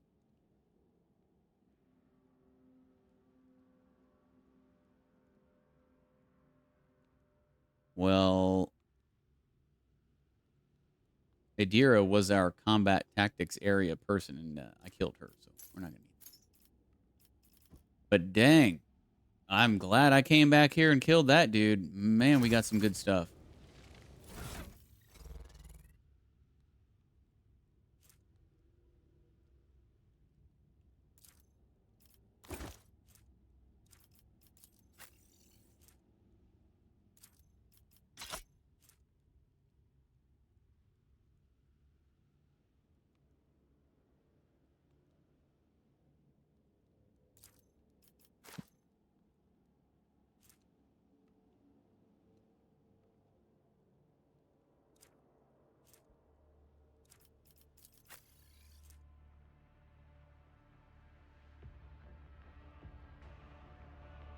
Plus int bonus to weapon skill and ballistic skill.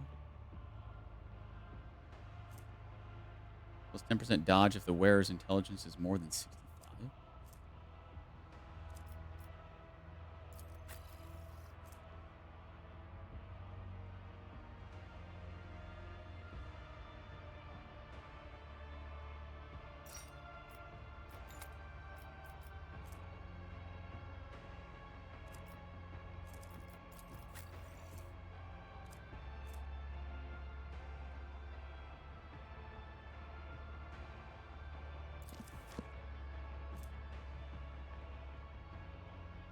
Yo. New melt-a-gun for Abelard.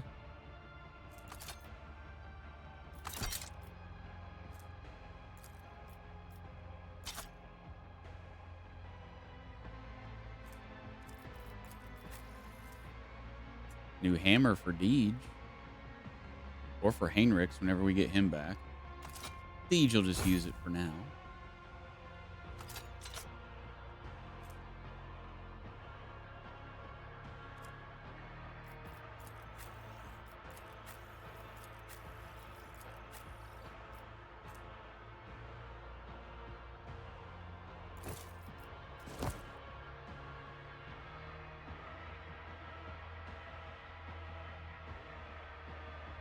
Jai is the commissar now.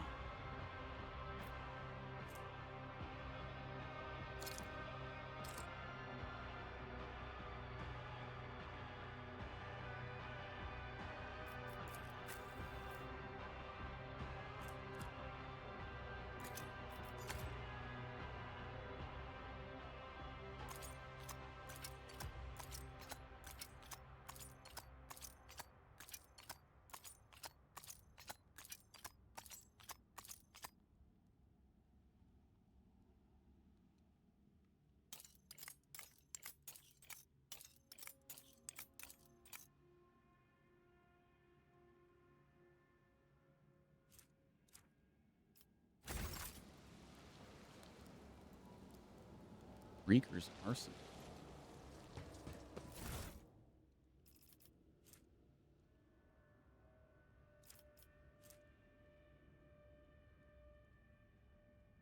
Adeptus Astartes equipment?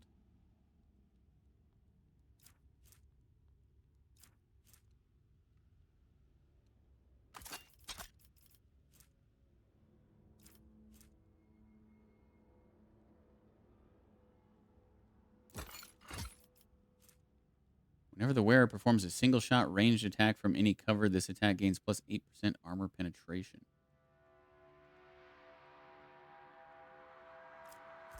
Each time the wearer dodges a melee attack, they gain plus 11% critical hit chance until the end of their next turn stacks. Ooh, that might be good for Abelard. Gladiator's healing kit. I haven't seen one of these before. Skin patch. Okay.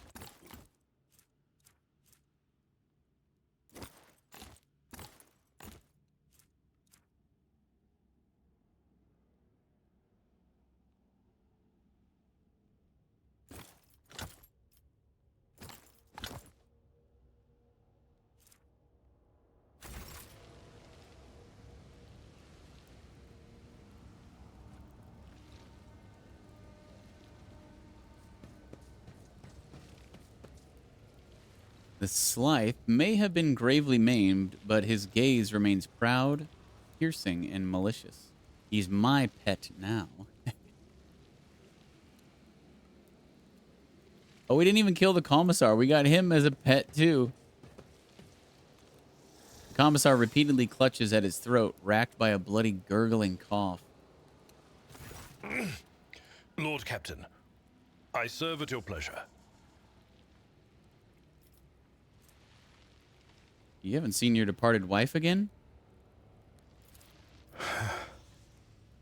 This is crazy. I have not seen her, Lord Captain. But there are times when I think I hear her laughing in the distance. Or I sense hands touching me, as she used to do, to distract me from my sorrowful ruminations. But I know the difference between reality and fantasy. Now I fear I shall simply have to learn to live with this ghost that appears only to me. With this vision of the past. It's crazy. Like, all these lines are voiced too, and I don't necessarily think that what we just did by coming back here and fighting the Commissar and taking over this area, I don't think that this was like required. I think this was optional. So it's crazy that this is like so elaborate. Any thoughts on how we might get out of here? I am sorry to say I do not. If we had our ship and crew at our disposal, we could be safely within its walls, conduct reconnaissance of this place, and in the end, meet our deaths in battle against the Zenus, as befits true servants of the God Emperor. However, we are deprived of our usual resources. Now we can only rely on our weapons and our wits. Maybe it was required to progress. I don't know.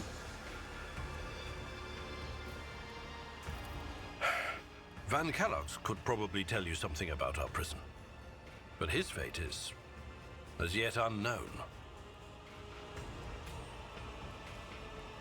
Do you know anything about this place? No, Lord Captain.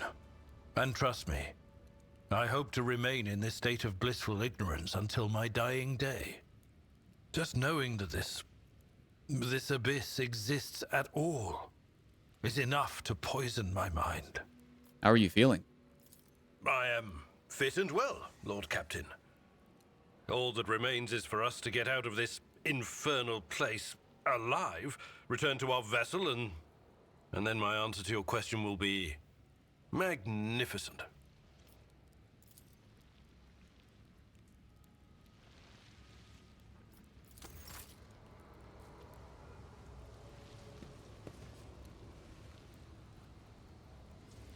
Rogue trader.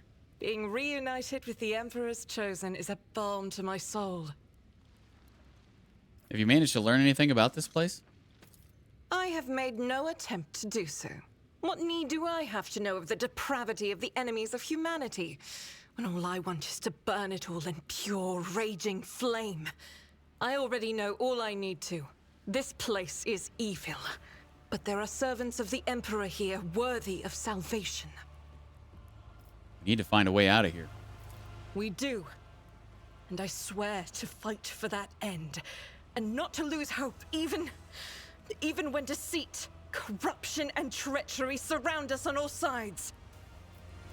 May Terra's light be with you, Rogue Trader.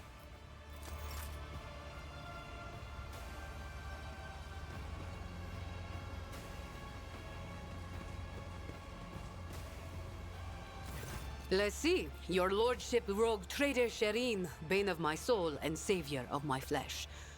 Cruel fate has driven us straight into the foulest corner of the galaxy. Home, sweet home to the Drukhari scum. I have it on good authority that no one leaves this place. Not alive, not dead, not even in pieces. The grim seriousness in the thin, haggard body cannot belong to the Jai Haydari that you know. Before you stands a soldier, tough and no nonsense. About your new persona. Don't give me that look, Shireen.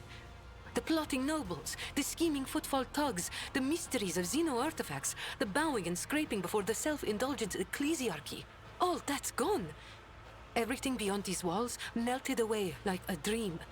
I'm fighting for my life. My soul's being torn to shreds and my body's bleeding. Is it too much to ask to want to be myself, Shireen? Jai looks at you desperately, almost pleadingly.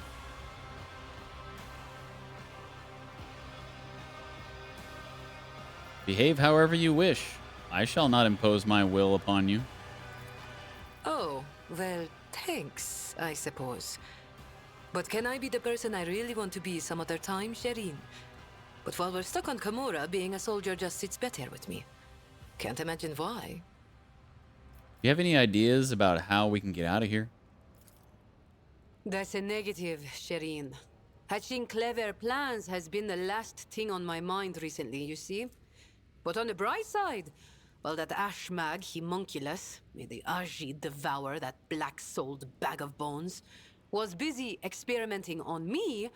I managed to nick a couple of trinkets from his laboratory. Here, they may come in useful, if not for escaping, then at least for surviving in this rotten hole. How are your lungs? Good as new, Shireen. No, honest. I can breathe, and I'm not coughing up blood in people's faces anymore. You did well by me again, Shireen. Thank you. I will do my best to repay you in kind. I am still waiting for an explanation, Jai. So what do you want to hear, Shireen? A children's tale about a beautiful princess? A ballad about a queen of thieves? How about a new story, Shireen? Once upon a time, there was a little girl who lived on a sand-covered lump of rock, and the core of that rock contained untold riches for servants of the Imperium. The girl scraped out those riches with her little hands, breaking her back and coughing up her lungs, on behalf of people who had never clapped eyes upon her, and who would never know her name. She did this every day until she turned 16, and then his servants came and drafted the girl into the 19th Ifrit Regiment. Can you imagine? Of course, the regiment was wiped out on its first sortie. But the girl survived. The Exalted One protects. So what was next? Years serving in the Astra Militarum, just a shitload of hard labor, and fighting, and deals, and shady connections, and new opportunities. But everything in this world ends sooner or later, Shireen. The now not-so-little girl went and fell in with the Kasbalika. She saved up a little gold, and she even indulged in excess from time to time, until living the good life almost cost the little girl her head after her patrons got caught in an internal investigation between the Officio Prefectus and Departamento Munitorum. So the girl ran as fast as her little legs could carry her, until her eyes and the beams of fortune brought her to the expanse. A shitty story, all things considered, Shireen.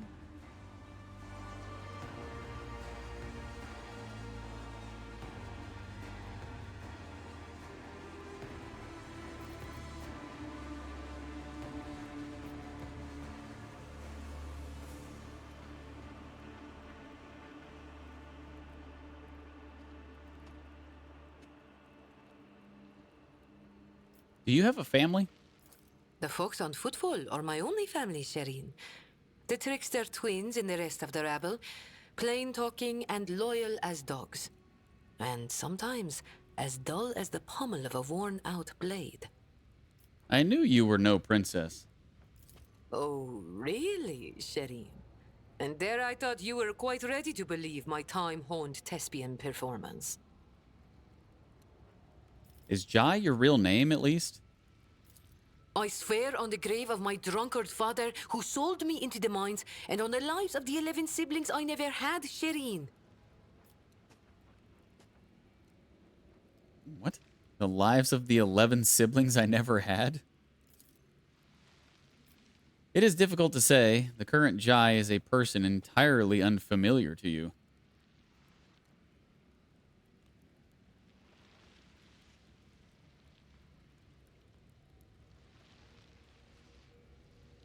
So, where did you learn to read and write? Ah, literacy. My blessing and my curse. I nagged every highborn who visited our barracks on their highborn business. I pored over stamps on crates in the warehouse and the seals on every door. Watched the commanders do paperwork and volunteered to help. That's how I learned, one step at a time. And then literacy became my ticket to a comfortable life. Jai sets back her shoulders, obviously very proud of herself. So you used to be in the Imperial Guard? Corporal Haydari reporting for duty, sir. I've had enough of the Astra Militarum shit to last a lifetime, Shireen. And my body's collected enough souvenirs from run-ins with Xenos and heretics to last 2 lifetimes. Except, when it comes to the Guard, there's no such thing as used to be. That wretched life sank its claws into me good. But that also means I remember what it's like to be a small, shaking, insignificant pawn. And that's why I appreciate what I have now all the more. How did you get involved with the Kasbalika? What? You think it's difficult? Once me and my fellow guardsmen snuck into the upper city in search of a good watering hole, where the high and mighty of that world congregated. Another time, our regiment was sent to defend the tallest spires on a hive world. And I had an epiphany. I saw how the other half lives. And by half, I mean the ones born with a diamond spoon in their mouth, instead of an entrenching shovel rammed up their arse. My eyes were open to the truth, Shireen. The Imperium is full of opportunities, even for people like myself. The trick is knowing whose palms to grease, whose boots to lick, whose throat to squeeze, and whose arses to kick. I was very popular with everyone in the Guard Command, you see. I'd procure things for them, whatever they wanted. And so the Kasbalika took notice. So you are a deserter as well? You know, Shireen, I could still be bouncing around from one world to another, holed up on tired old ships with only venal grunts for company, if I hadn't decided I wanted more for my life. I accepted a shipment from the Casbalica of certain chemicals. You know, for carnal pleasures and the like. Some bigwig was throwing a party to celebrate his 5th decade in the service. And that's when I caught the attention of the newly arrived commissar. I was rummaging through the pockets of Astra Militarum with one hand and shuffling the Casbalican cargo with the other. You can imagine what would have happened to my head had the commissar not started with my higher-ranked patrons. Jai draws a thumb across her metallic throat and chuckles bitterly. That explains the lung implant, but what about the hand? It was orcs. Not everything I say is a lie, Shireen. I see. Whoop the Never mind. She definitely does seem different now. This place has changed her. Tell me your story one more time.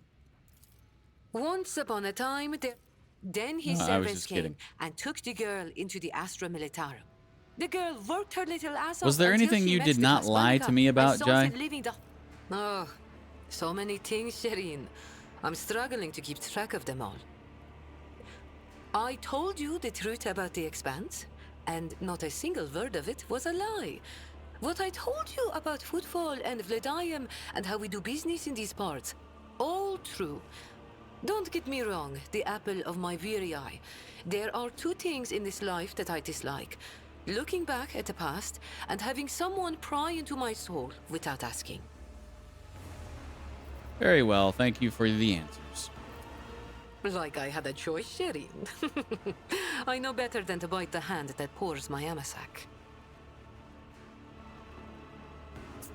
Remain vigilant. I shall need your help yet. Sir, yes, sir. Your lordship, Shireen. I'll be here, all primed and ready to go. Jai's lips curve into a faint smile now that the seal of silence that has shackled them for years has finally been broken.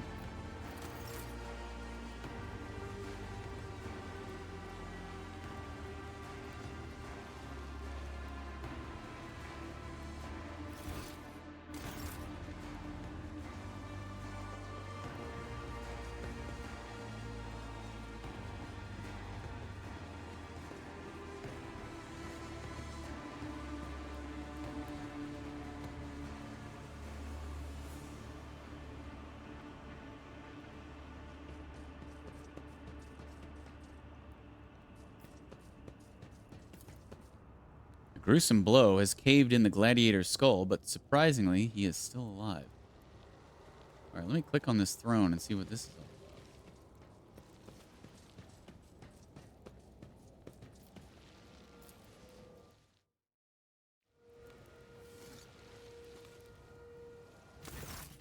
The resistance fighters are looking at you with a mixture of fear and deep respect.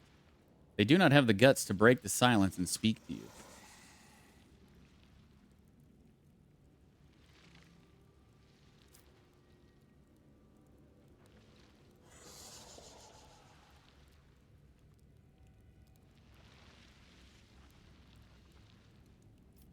Execute Malice and the Commissar. For the glory of his deeds, for the good of humanity, and in the name of the God Emperor, I sentence you both to death. Carry out their sentence immediately. Let the Emperor's justice be served. You contemptible heretic and you unholy Xenos, your sentence is death.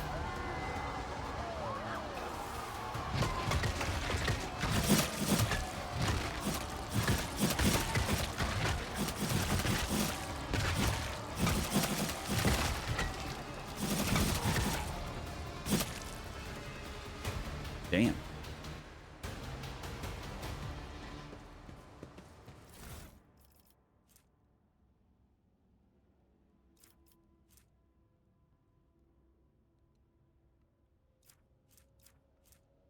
Commissar's head and Malice's hide. Ooh, two more body parts for the that one dude.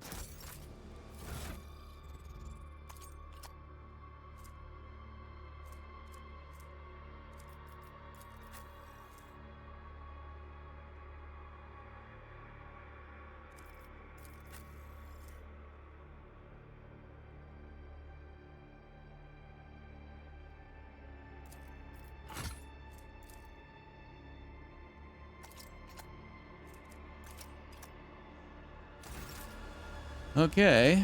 Are we done here, I guess? Wait, let me do this again.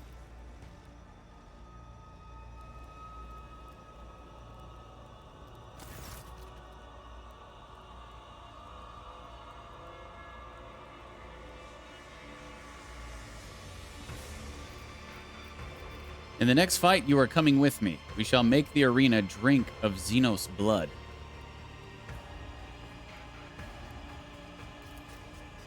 Better to die for the Emperor than live for yourself. The grim battle cry shakes the walls of the den, igniting a spark of the Imperium's light in the abominable darkness of Comora. The Commissar is no longer in charge of this unit. Any objections? Commissar's former fighters shake their heads in fear. No, none, your lordship. There is something you must know. The man who called himself the Commissar was a traitor and an accomplice of the Xenos. His promises of escape were nothing but lies. A shocked murmur runs through the ranks. One fighter sobs, his face twisted in grief, while another whispers a string of curses, his fists clenched. One of the warriors, a woman with a stern face and grim voice, says firmly, "Then there is no hope. We are doomed to remain captives of the Xenos. But a clean death is a better fate by far. May we beg your lordship to grant us the Emperor's peace?"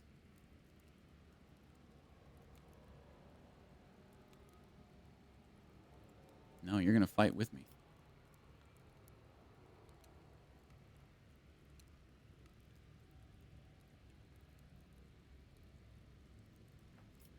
I have not relieved you yet.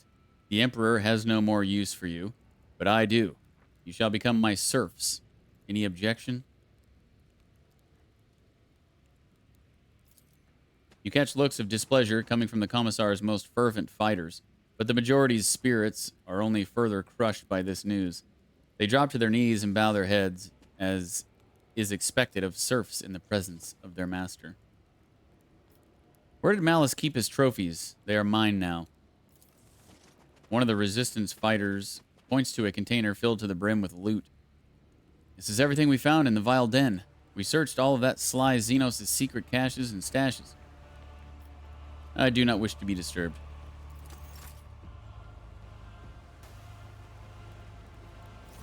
I love gold. I guess I already looted that, huh?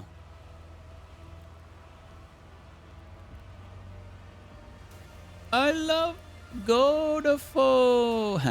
See what I did there? All right, I guess we're good to get out of here.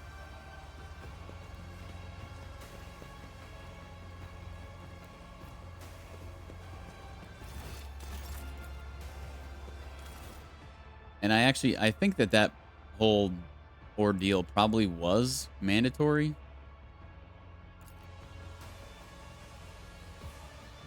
Because I think we couldn't get back to the arena until we did that. I think that's why maybe the exit to the arena wasn't showing up on the map before.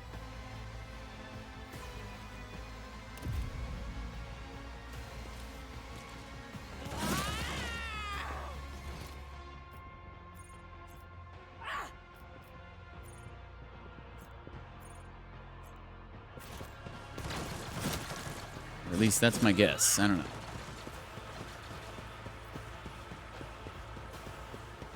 No, you're the best, Godofo. You. Not me. I'm just an old boomer who plays video games. I won't tolerate weakness.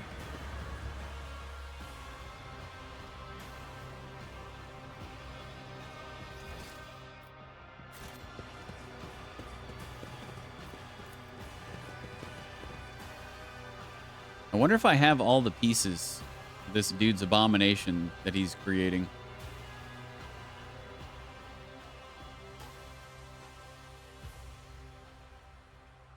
You keep me living? No, man, you do that yourself. Livin.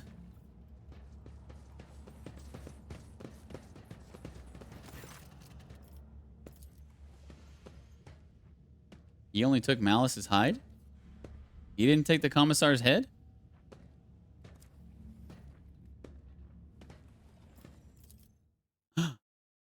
think I got them all.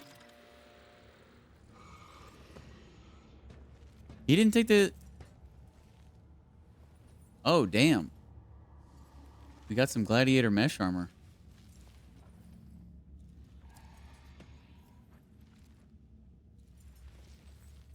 Tervantius examines the bloodied body parts with lascivious interest.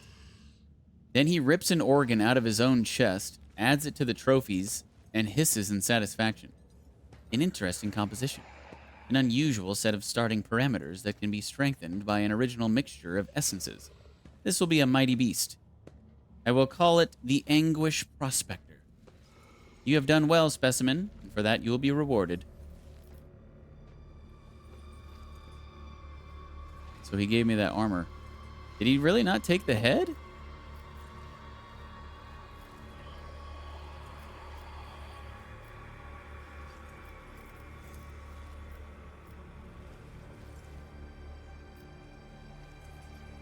Oh, there he took the commissar's head.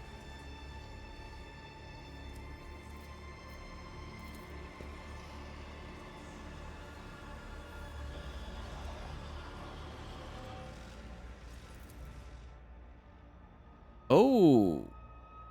Hello.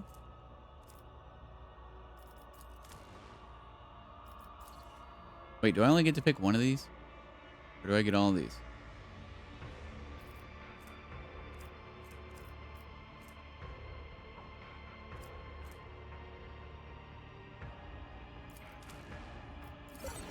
Okay, I get all of them.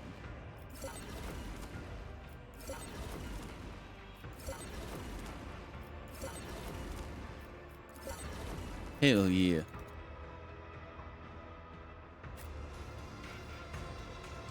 Anguish Prospector. Can we talk to him? You are no opponent.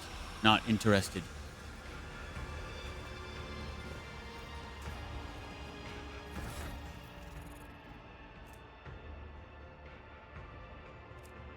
He took the head. It was the last thing I could barter to get some information or get some goodies, some loot from him. Plus 10 strength and 5.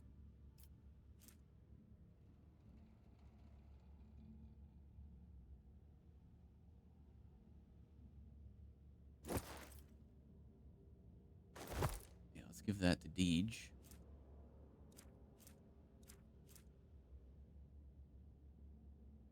Plus 3 deflection against melee attacks. This armor is sick. I guess I could put it on Deej.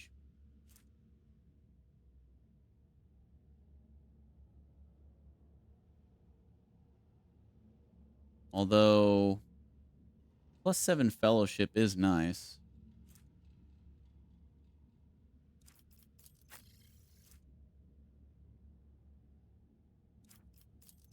But 10% extra armor. I think I gotta give it to him.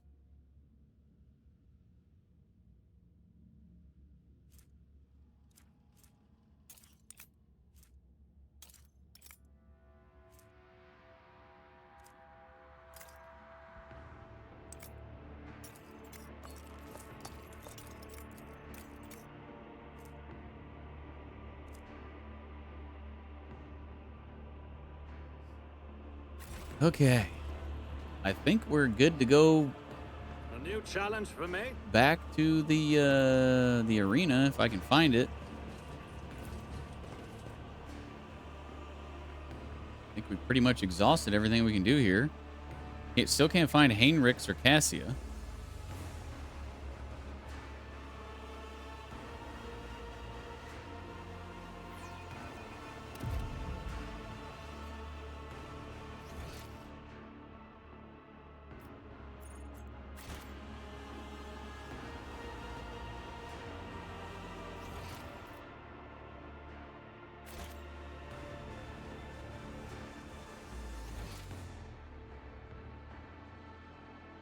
That portal over here?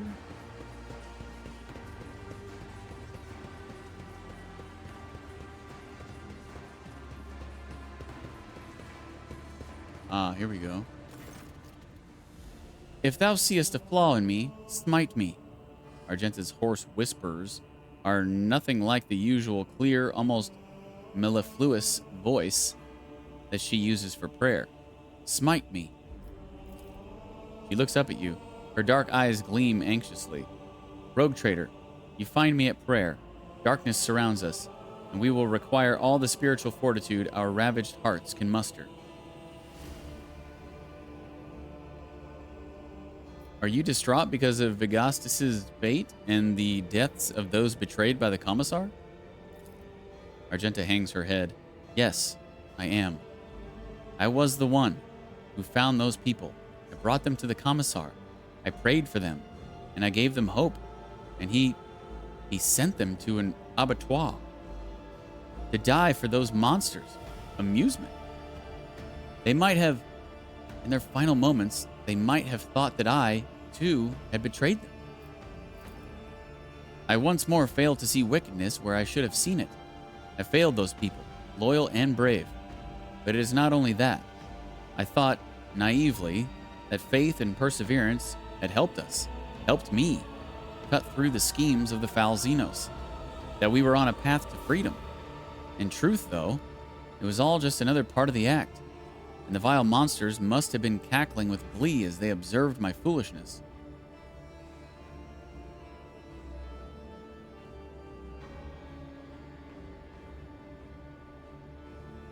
Darkness, spiritual fortitude.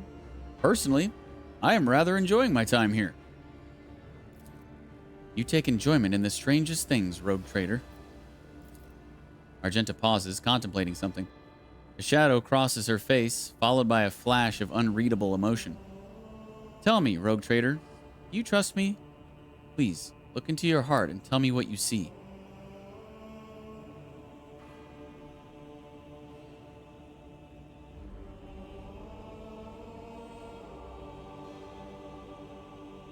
I trust you with my life. But what if I am undeserving of your trust? Rogue trader, to lose hope is to err in the eyes of the Emperor, and I am drawing closer to erring than ever before. The darkness all around me thickens, and the clutches of our captors are strong. If I am to give myself fully to the battle ahead, I will need all my strength, and to summon such strength, I must purge my soul. Tell me, will you hear my confession? Of course. I killed Theodora von Valancius. What?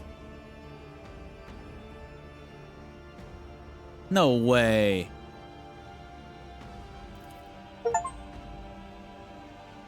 Chivo, you discovered the truth about Theodora's death. Okay, I guess she really did. Holy shit. What? Ha! We're all wearing masks, even the most righteous. Jai shakes her head in disappointment. Yes, it was me. Not your treacherous kin Voitvir. Not the cultists. Me. She speaks with a strange blend of pride and horror in her voice. I remember every last detail. The ship was under attack. I grabbed my weapon and ran to her side, because I thought it was my duty to protect the Emperor's chosen. And what did I witness when I burst into her study? Theodora von Valancius, a rogue trader, holding a sinister, sorcerous artifact radiating with profane light. It was a lens like the ones we saw in the Rykad system, except it was smaller and far more potent. I instantly knew it had to be a weapon of the archenemy. I had seen objects like it before, on Salus Prime, the planet where I had sought the sacred relic, and where I had nearly died at the hands of cultists. So many things were made clear to me in that moment. So piercing was the revelation, so obvious the answer to how those heretics had found their way to a planet known to none but those of House von Valancius. I fired before I could even fully comprehend what I was seeing. Kara's light must have guided my hand, for one shot was all it took. The bolter discharge destroyed both the archenemy's artifact and its owner's black heart. But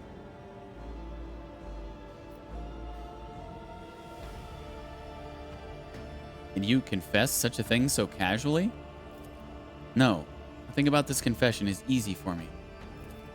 I did not regret killing her, nor do I regret it now. Theodora had succumbed to the archenemy and its dark sorcery. The entire attack on the ship was merely the result of her and Voigtveer feuding over their spoils, and I realized in my heart the moment I saw the artifact in her hand. But standing in that same room was the Honorable Arch-Militant, a devout servant of the Emperor, and the reason I had made it off Salus Prime after the cultist attack. When he saw me firing at Theodora, he instinctively rushed to protect her. I killed him too. Argenta lowers her gaze for a moment. This is what true faith is really about. Shooting first and asking questions later. Sacrificing the innocent without thinking of the consequences. Where is your humanity, sister? The world is not divided into black and white. Lady Theodora, Mort, fell at the hand of the one meant to protect the servants of the God Emperor. I never doubted the security of the von Valancius bloodline when you were close, but now the very foundations on which the power of the rogue traders rests seem to have been violated. Abelard looks at Argenta with a visceral loathing in his eyes, uncovered by either courtesy or respect. Argenta looks at you anxiously, waiting for your reaction.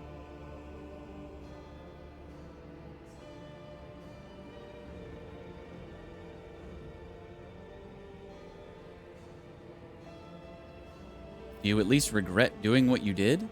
She already said she doesn't. Your hands would not be covered in the blood of innocents had you not acted on impulse. I regret the deaths of innocents every waking moment, but how could I avert my eyes from heresy that goes against my very nature?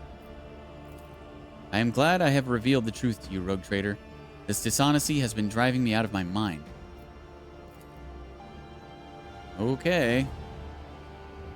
Well, that's pretty crazy. I was not expecting that.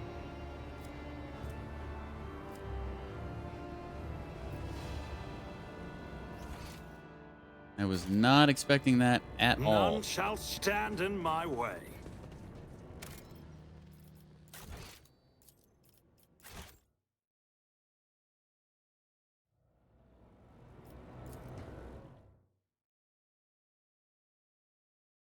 Pretty crazy.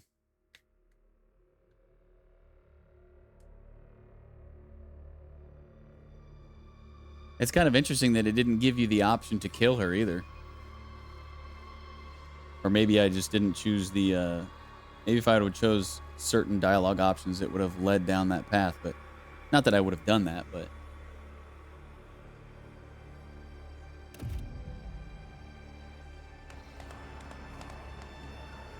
Thirsters of woe, an exquisite strife awaits you. The bloodstained proselytes will face the sophisticated killers of the cabal of the poisonous whisper. And the challengers, who have already survived one fight in the arena, will go up against fresh battle meat provided by the cabal of the wounded skies.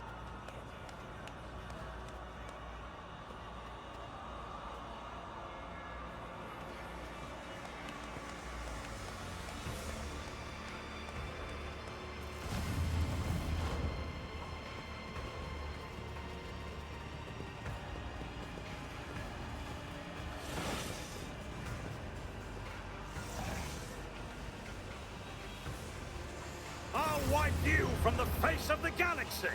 Are you challenging me, Phil?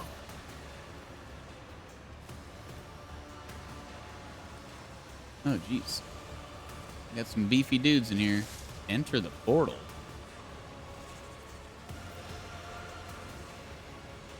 Wait, what?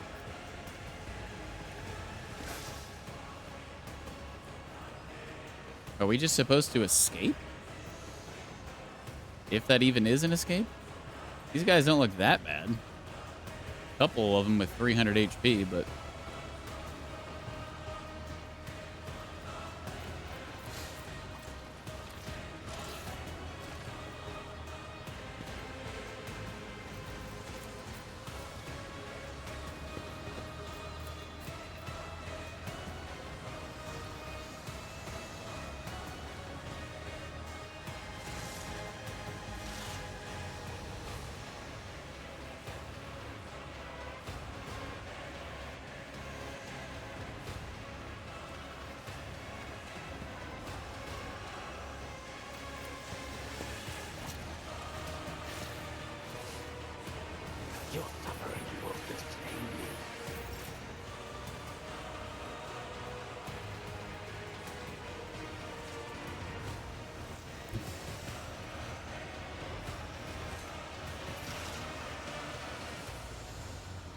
The enemies of the Emperor will be undone!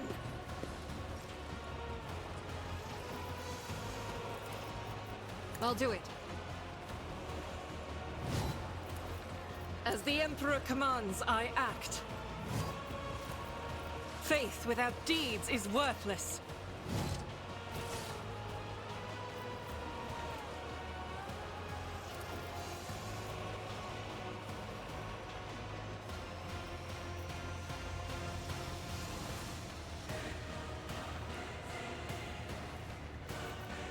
Why can't I throw this?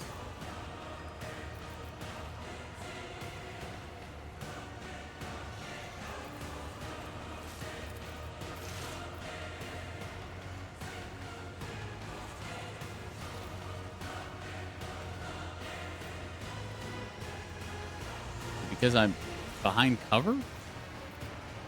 She can peek around cover. I can throw this one. Why can't I throw this one?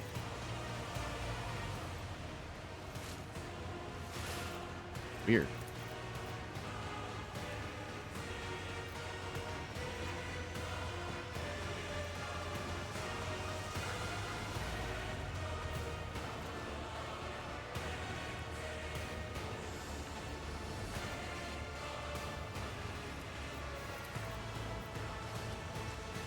Doubt is for the weak.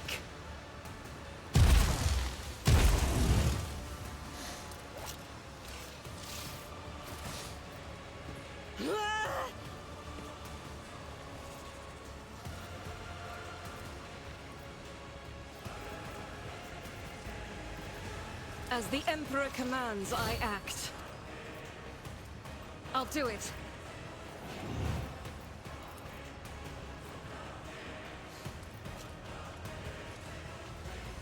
Faith without none can escape the Emperor's judgment.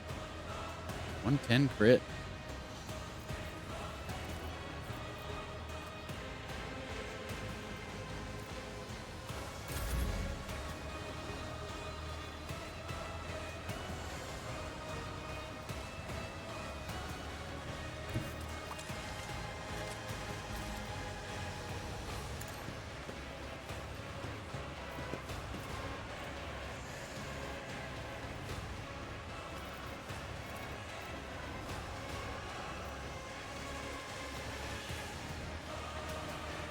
Watch my back.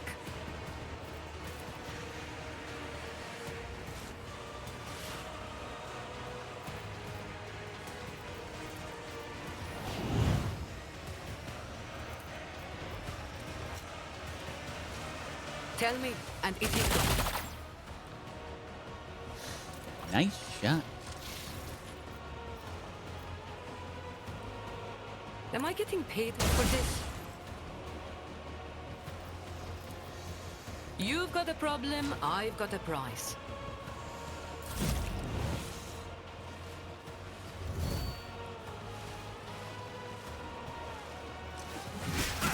I'll live another day.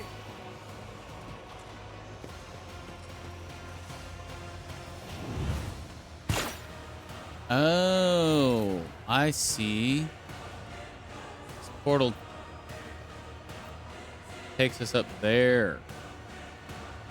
Take out the snipers. I see.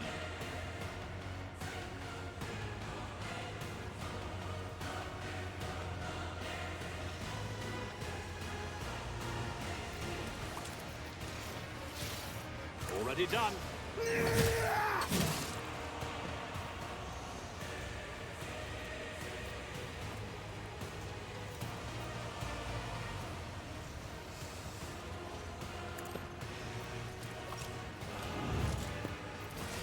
Suits my purposes.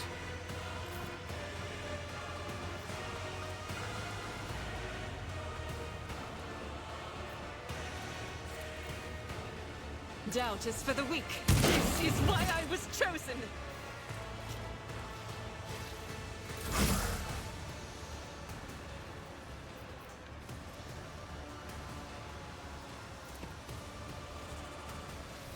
High momentum.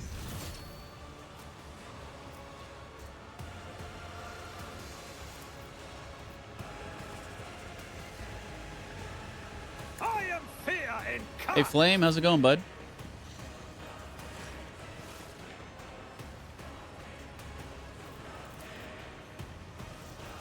As the Emperor commands, I act.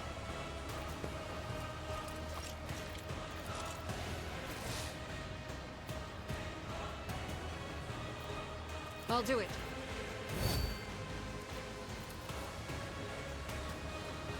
Faith without deeds, each strike is a prayer. 183. My gosh.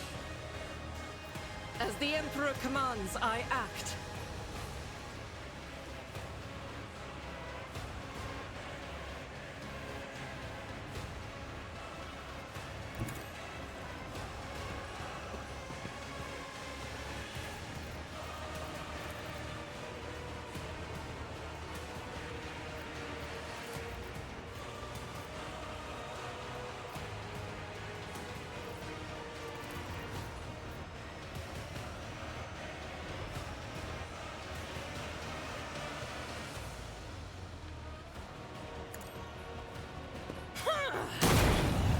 Let me educate you on the art of pain.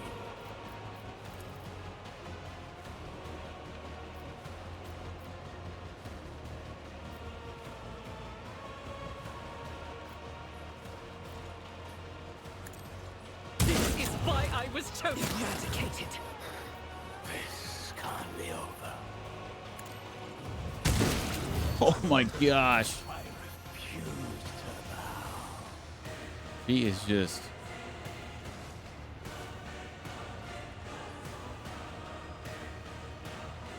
destroying everybody.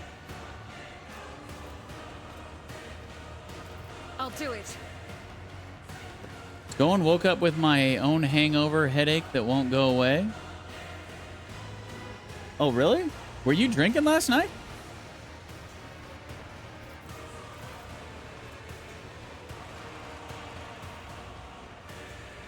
Or are you talking about like not from drinking? Just you just woke up with a headache.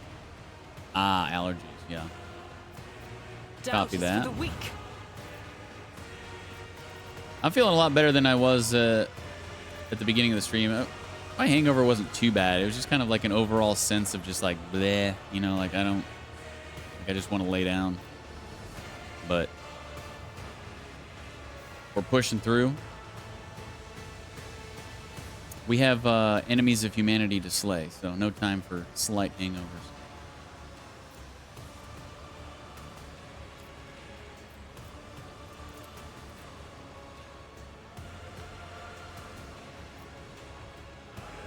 I'll do it. Do we have a shot on this guy? I think we do. Did I just pop this? I am his will made manifest.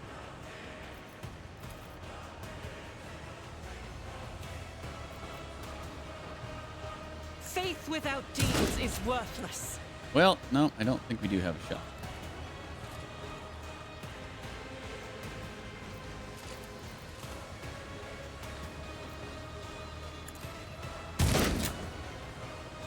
So that was a waste of a friggin' ult.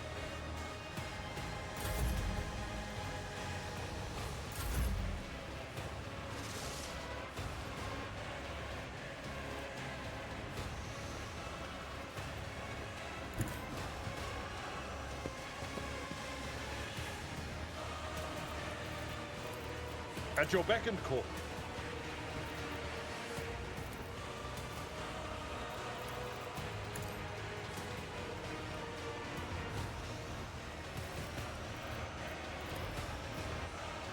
Indeed. Oh, really? You're gonna parry Abelard, huh? At your beck and call. I will do my... Parry that, you bish. It will be done. Okay. I'm not injured. I'm enraged. You are mine now. Nice dodge. Nice. Brace yourself, Abelard.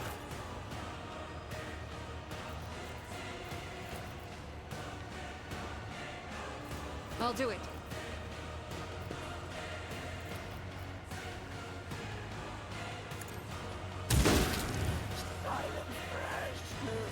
As the Emperor commands, I act.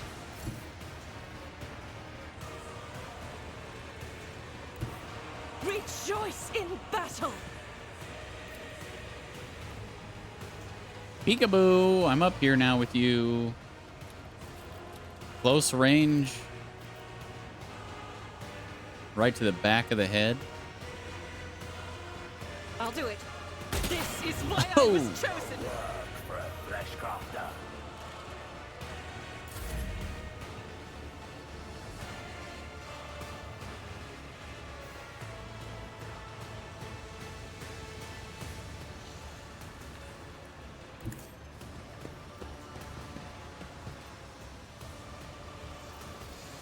I can do that with the right incentive.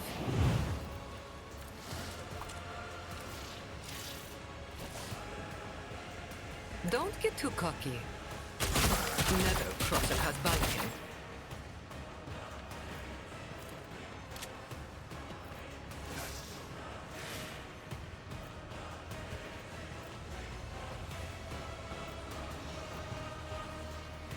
you. Am I getting paid for this? I will tear your heart out for this.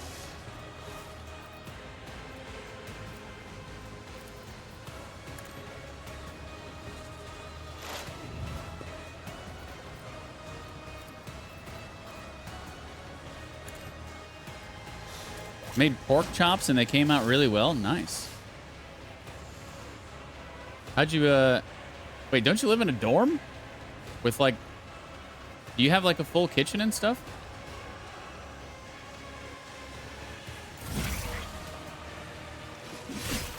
My ears are ringing.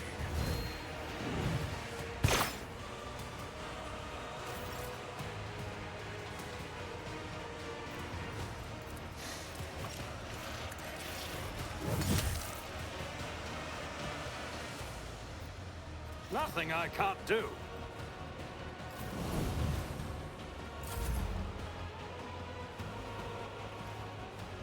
This battlefield air is good for my lungs. Toaster? You made them in a toaster oven and they turned out pretty good? Wow. I don't think I've ever heard of anybody making pork chops in a toaster oven. That's innovative.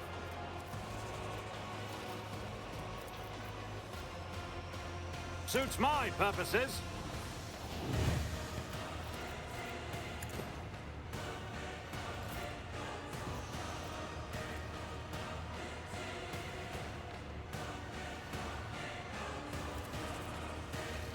At your beck and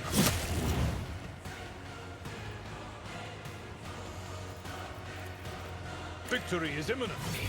Oh, come on. Put some shake and bake on them and put them in for 25 minutes. Nice.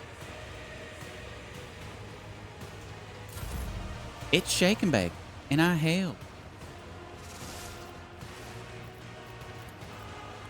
At your beck and call, reduced to dust.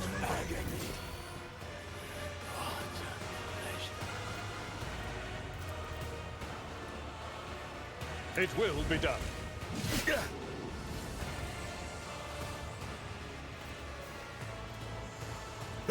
No matter the cost. My place is at the fore. Peekaboo. I'm behind you.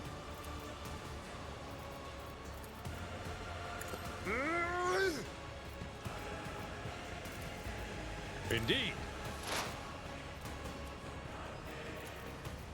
It will be done.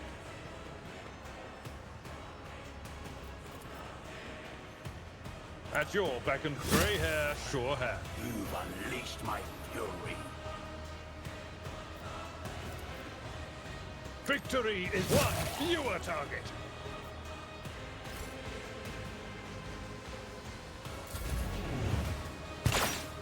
Oh, what a dodge. I've suffered worse.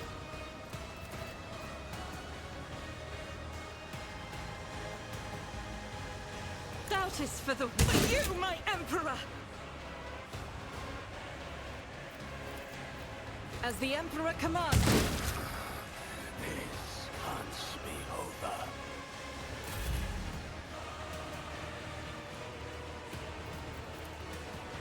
Tell me, and it is.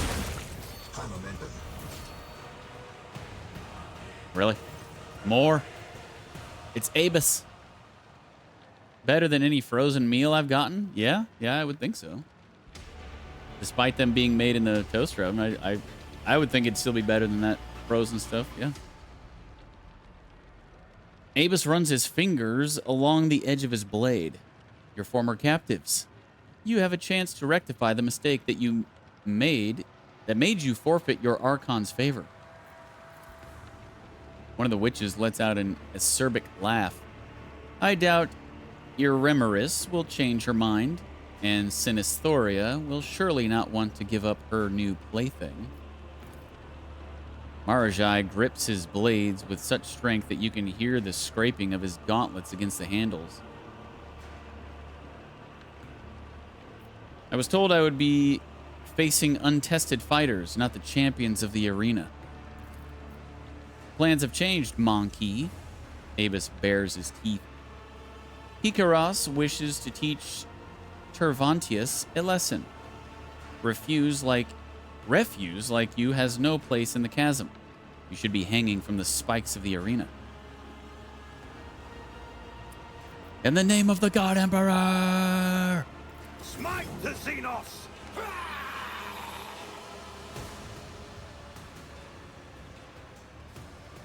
Oh, it teleported everybody back to this side, huh? They didn't want us starting with somebody in the sniper's nest, huh?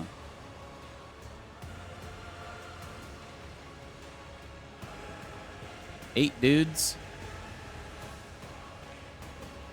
Marjai only has 114 HP.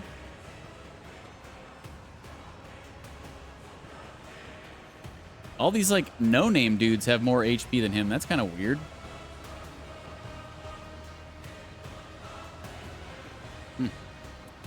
Yeah, okay.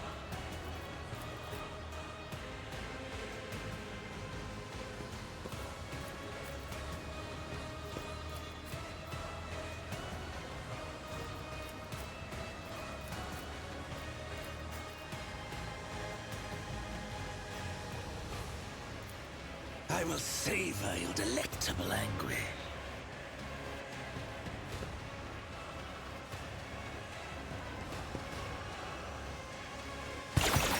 My claims are always slow.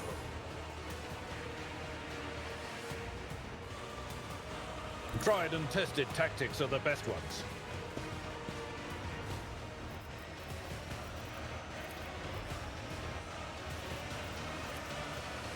It will be done. Indeed.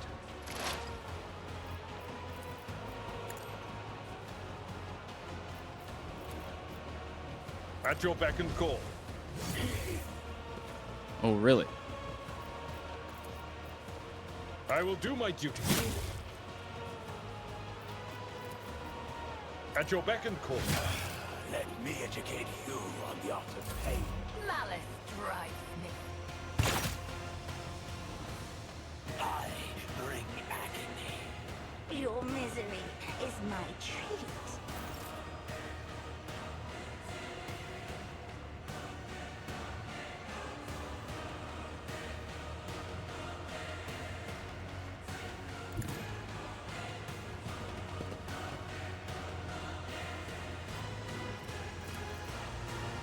Nothing I can't. Pathetic attempt.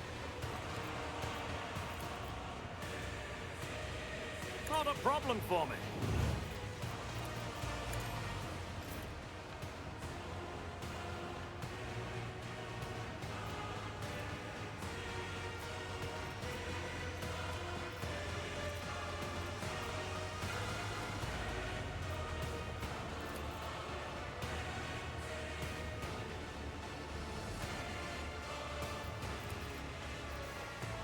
Indeed.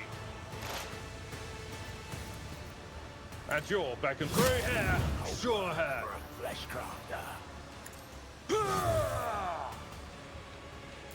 They got some parries, that's for sure.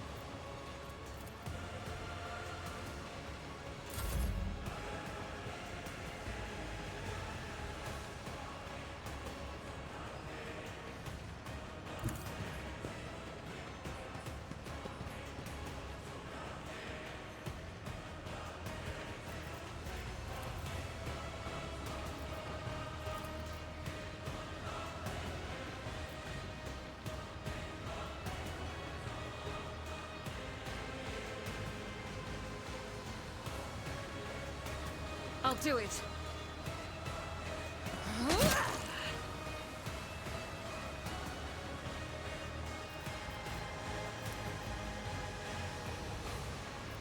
As the Emperor commands, I act.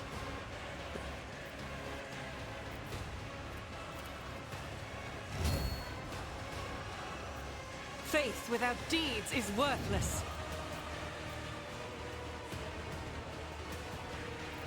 Doubt is for the weak.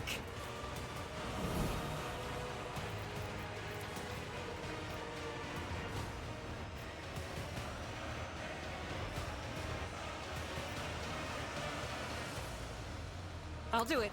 Each strike is a prayer.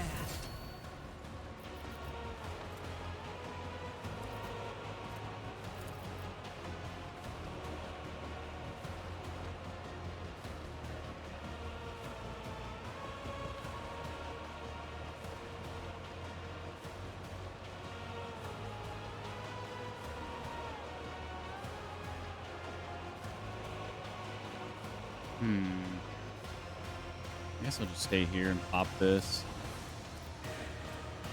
In thy light I stand, and thy light I crave. Oh, I can actually hit both of them.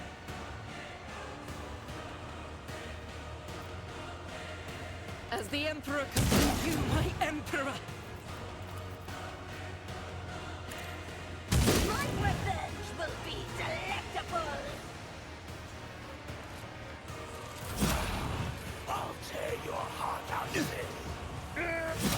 Oh, nice parry. Oh! Oh! Oh, my dear Lord, Abelard. So we just put new equipment on him. Like really good stuff that we found recently. And yeah, so basically he has super high dodge, super high parry now. And whenever he parries, he counterattacks. He just got 2 parries in a row there and counterattacked twice to finish that freaking dude off. That was sick.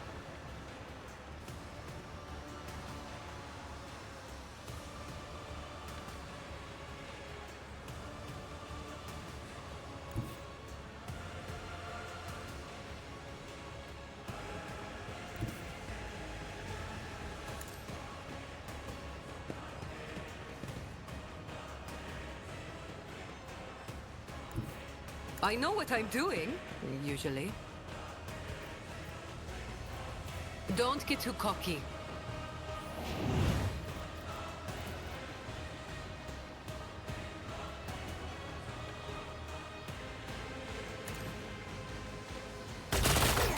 Your last stroke of luck.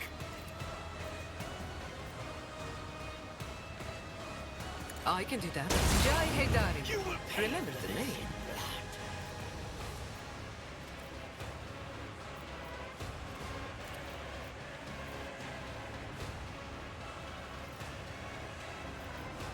Am I getting paid for this?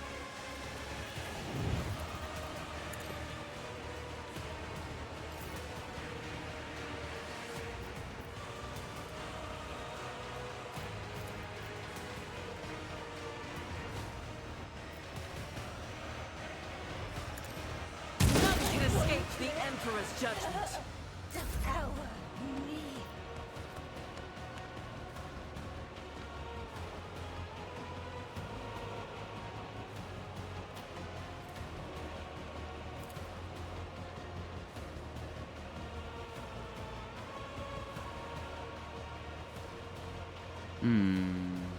What should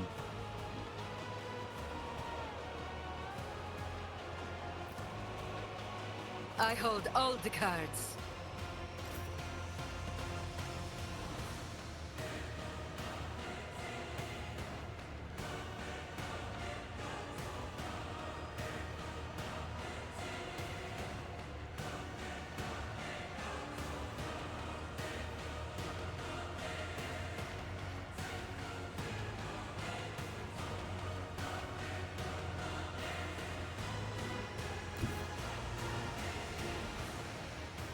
guided by faith.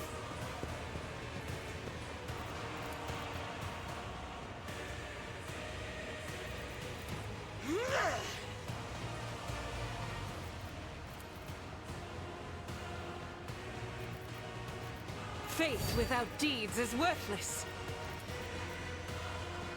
Now talk about threading the needle here. I'll do it. Righteous a prayer. Deej completely missed on that shotgun blast. Beautiful. As the Emperor commands, I act.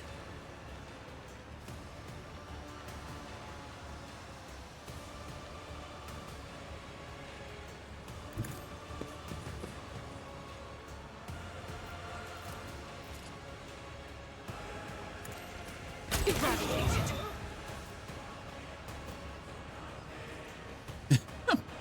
There's that bug again. Sometimes when she kills people with that weapon, they kind of just stand in place. Sometimes T-pose. I'll do it.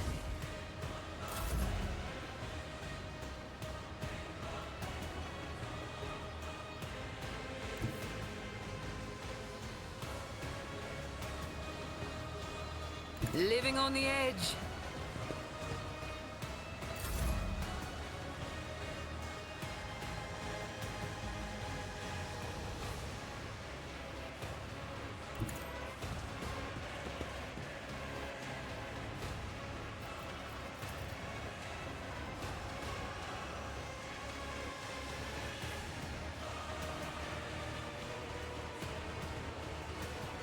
It will be done.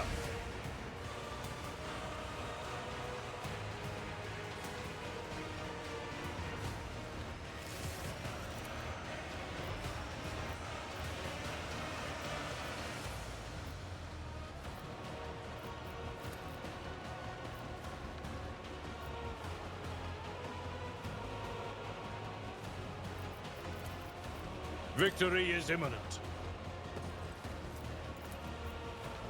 It will be done. Skill is lacking.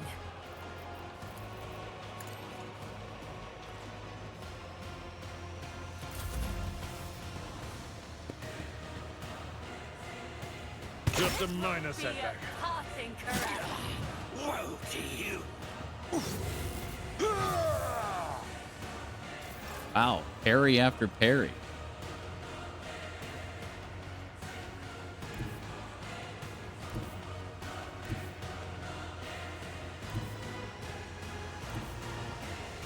Forge ahead!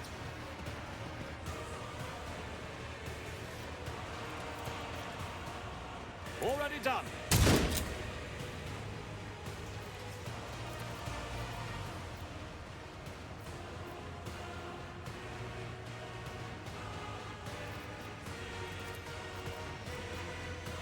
Suits my purposes.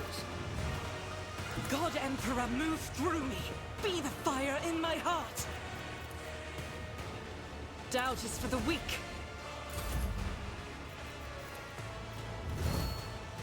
All too easy.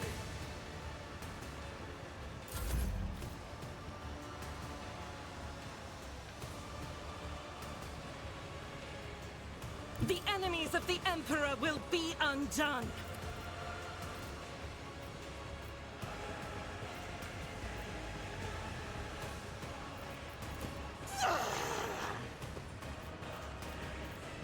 I'll do it.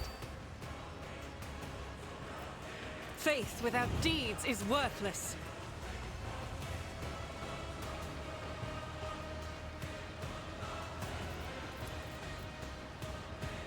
As the Emperor commands.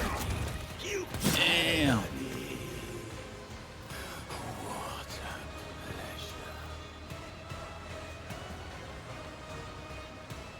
I'll do it.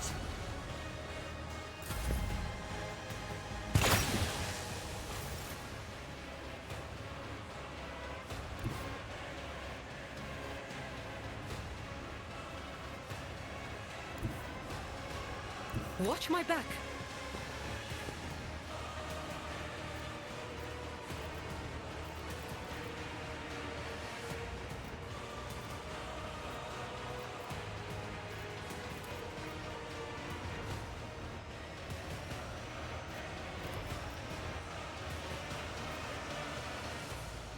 Blast it all. You've got a problem. I've got a prize.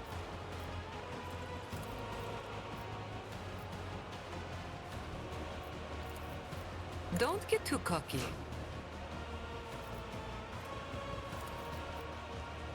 Tell me, and it is done.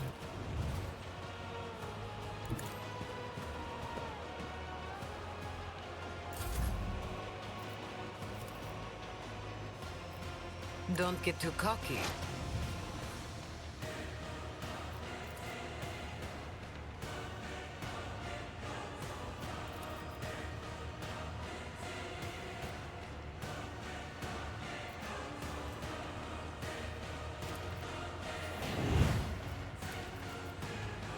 I can do that with the right incentive. High momentum.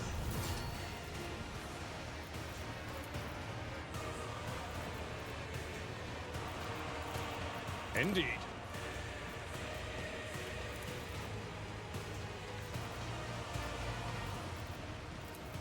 I will do my duty.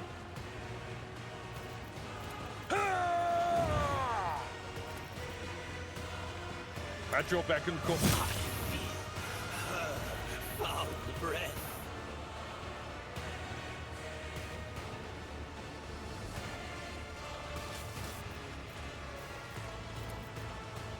Victory is imminent. Indeed.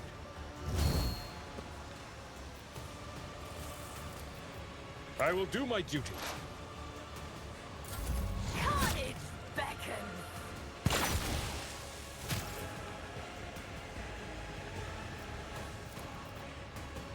Nothing I can't do. I'll return the pain tenfold.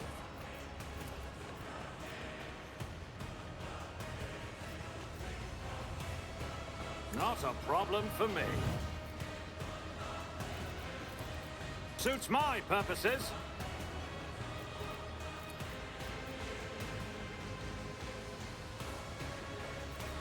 Don't get too cocky. I can do that with the right incentive.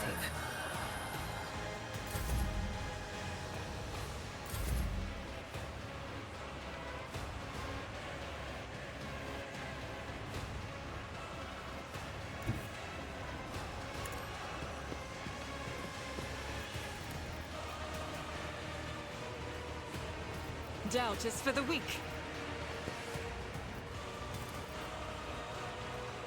Faith without defeat strike is a prayer. How dare you live? As the Emperor commands, I act.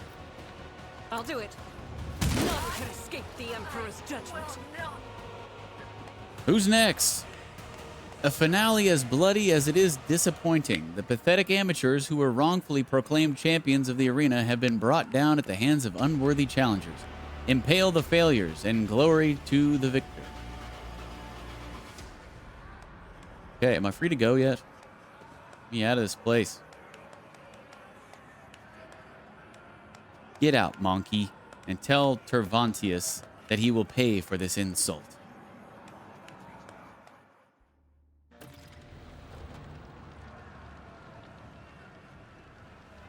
This dead one is just still standing there like a statue.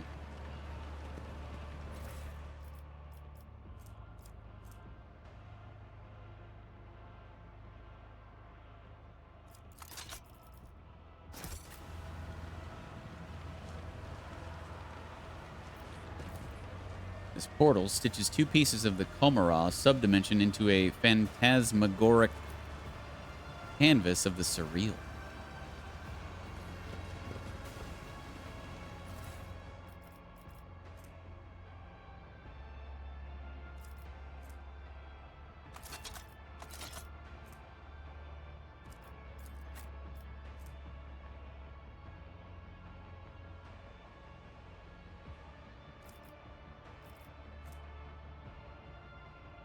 Ooh.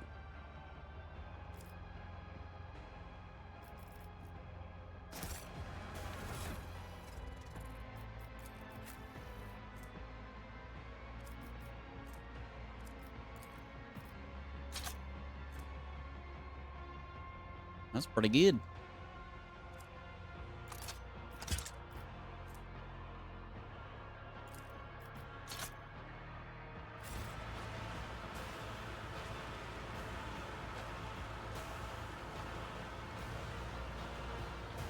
All right. Oh no, my loot. My loot in the sniper towers. No.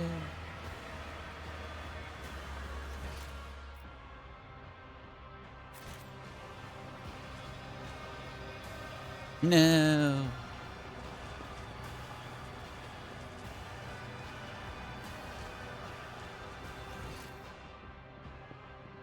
Unfortunate.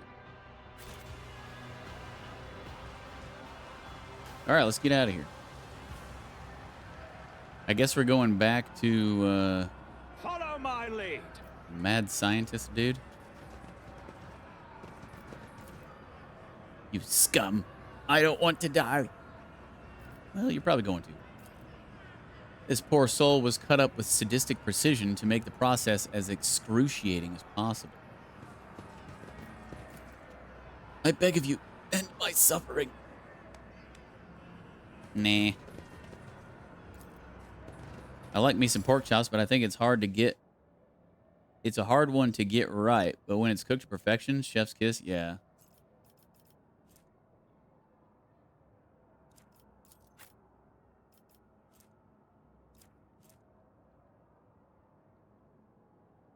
I agree, Burn.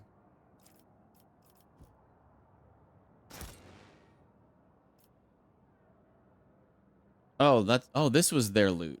That's right. Yeah, they're difficult to make, but man, when they're good, they are good. My brother can make some really good pork chops.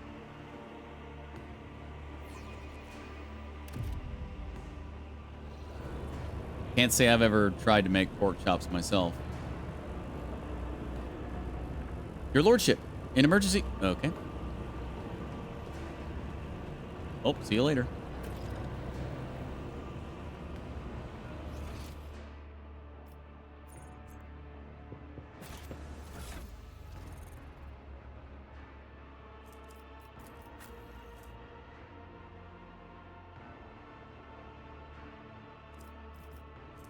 Ooh.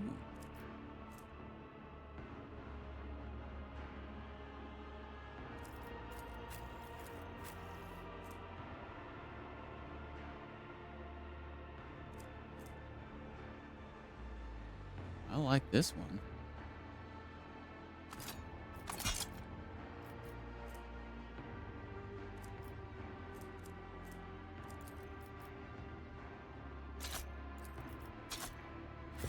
All right, let's go give what's-his-face these last 2 body parts. I don't really know what I'm going to get for them. Probably nothing.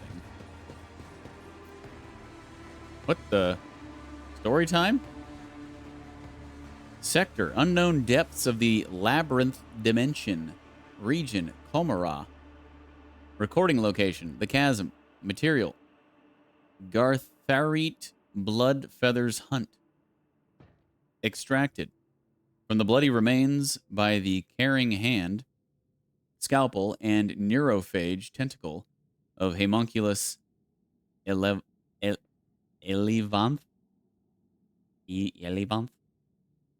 The rising currents carry the smells of pain, blood, ichor, and failed ambitions. The smells of the dark city.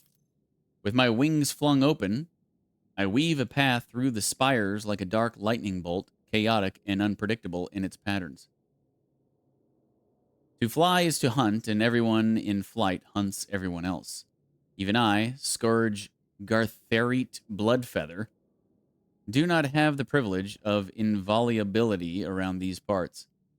I may become someone else's prey, except probably not today. This day, I am the hunter. My homunculus modified olfactory receptors pick up the scent of my prey, and I tread cautiously as I approach it. The stench of Mon-Ki is foul but varied, and the scent of my prey is quite telling. A powerful specimen, brash and reeking of the blood of others. I descend to the minaret that grows out of the nearest spire and provides me with an excellent view. Accelerated reflexes allow me to assess the situation in a fraction of an instant. It is time.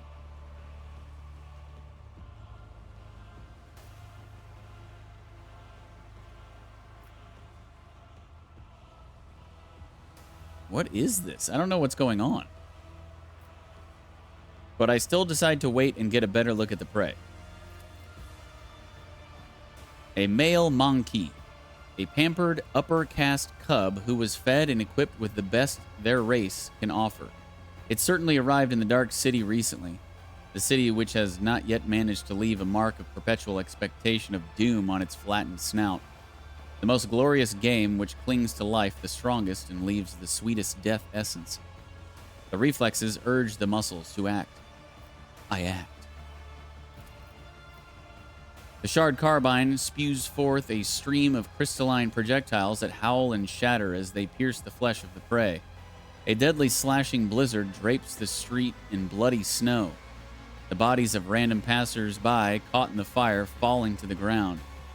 This is a common occurrence in the spires. Everyone around me flees from the field of death whose borders I have made clear. The prey falls, but it is still alive. I did not expect the hunt to end with the first salvo. The prey is badly injured. I can easily finish it off in the open. The prey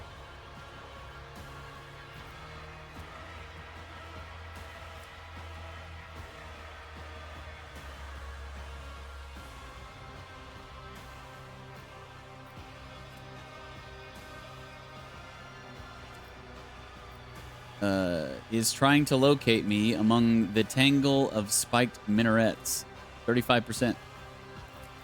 Oh, succeed!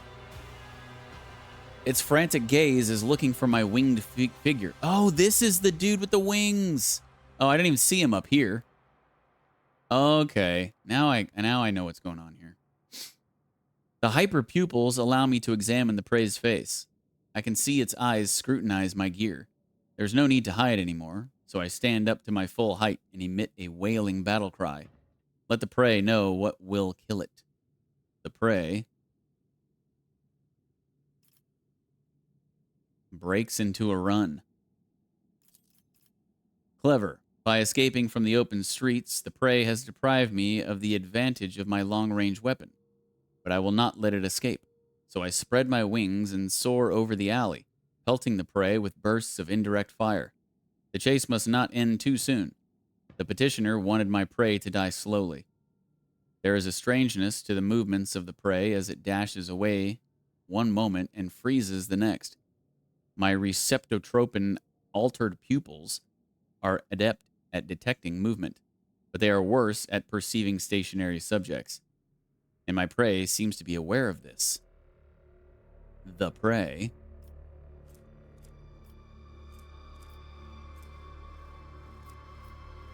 slips away using the bodies of random passers-by as cover.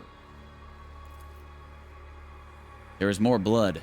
By rushing into the crowd of fleeing bystanders, the prey has made them obstacles in my hunt. I generously sow death among them. But their deaths bring me no joy, because the prey keeps eluding my volleys. I let out a disappointed shriek. The hunt continues. The prey manages to elude me for a moment by ducking into a crowded street. The jet booster on my back emits a stream of ghostly blue flame, and I continue my pursuit. As I storm into the street, I see the prey again. This is a nice catch. The petitioner wanted me to deliver the prey to her, but I decide to do something different. When it is over, I will impale the body of the prey on a spike protruding from the highest spire, so that it serves as testament to my victory. My flight is swift. Everything unnecessary and atavistic had been cut from my body so that air currents carry it like a projectile from a splinter rifle. Alas, this is also my weakness. I am so light, even a small obstacle can throw me off course. But the prey has no idea how vulnerable I am in flight. The initial horror caused by my sudden attack has already worn off. The prey has suppressed its panic and is acting decisively and boldly. A commendable triumph of will over instinct. Seeking to slow me down, the prey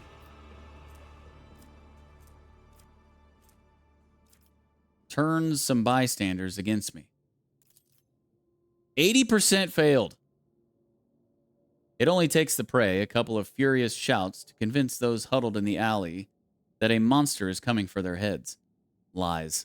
I am only pursuing the prey. I am met with frantic gunfire, and after making a sharp ascent, I take a pair of plasma grenades from my belt and hurl them into the crowd. The few who survive the explosion fall to the ground in terror. The fear that the prey has planted in them is weaker than the fear that I evoke. The conclusion is drawing closer. As I turn the corner, I triumphantly realize that I have driven the prey into a dead end. It is time for the massacre.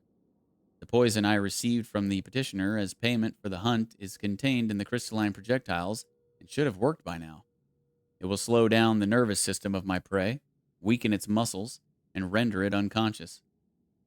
But when I see the prey, I fail to discern any trace of the poison's effects. Could the prey be so strong that its body has overcome my deadly battle toxin? The prey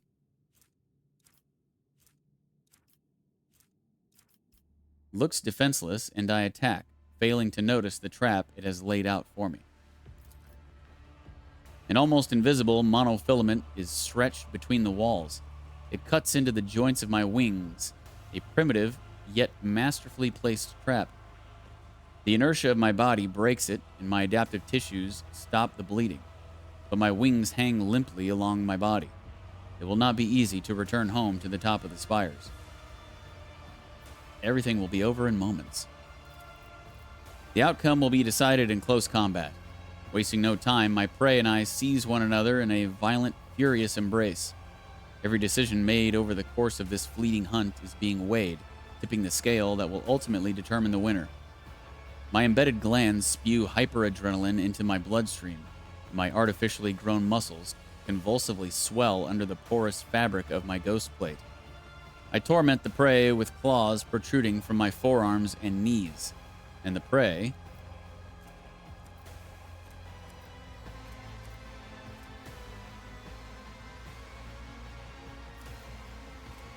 banks on brute force, trying to break my fragile bones and shatter my joints. Powerful blows crush the hollow bones drilled by the crafty homunculus. Their lightness served me well during the flight, but has betrayed me here on the ground. I lose my footing, my body going floppy like a rag. My strength waning, I reach for the shard carbine and shoot the prey right in the face at point-blank range. The crystalline projectile whizzes within a hair's breadth of its face. The crushing blow turns my magnificent weapon to rubble with a mournful crunch.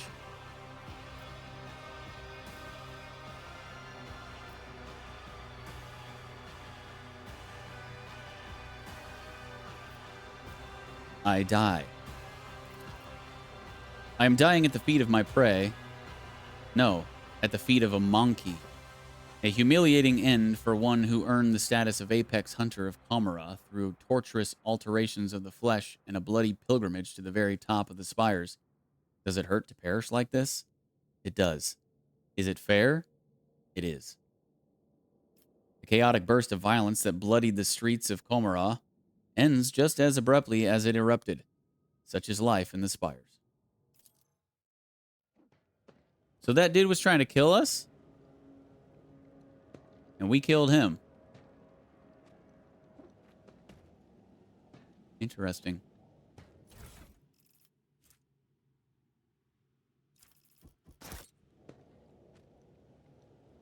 Never knew that. I looked up the origin of blood for the blood god, and it actually comes from the Warhammer universe.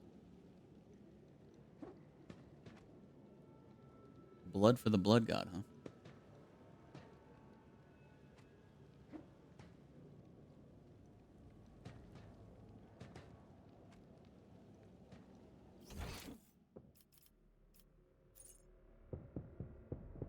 Oh, wait. It's about time. Take the shortcut over here. Well, that was kind of interesting. I had seen that winged dude like 3 different times as we've walked around here. I didn't realize that he was trying to kill me. And it's kind of interesting that the whole thing played out in the story like it did. Kind of weird.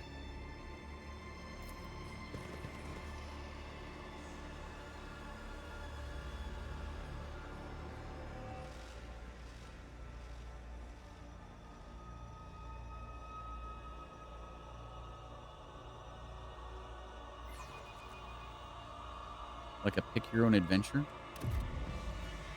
Yeah, I don't know what the other outcomes really would have been. I mean, obviously he wasn't going to kill me, I don't think. Maybe if I failed enough checks, I would have actually had to have fought him like in a real battle. But yeah, that was weird.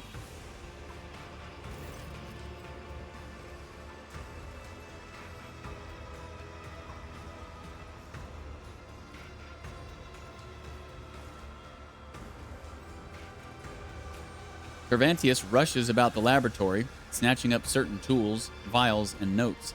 He conceals some of these items inside his own body cavities and destroys the rest. So I guess now the question is, who hired that guy to try to kill me? He made mention of a female, didn't he? Didn't he say something about the petitioner? And I think he referred to her as a she.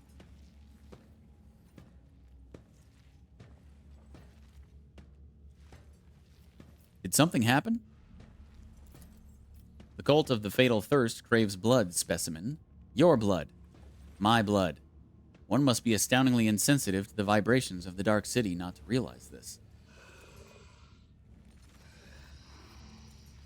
Oh, maybe it is Kikaros who hired him?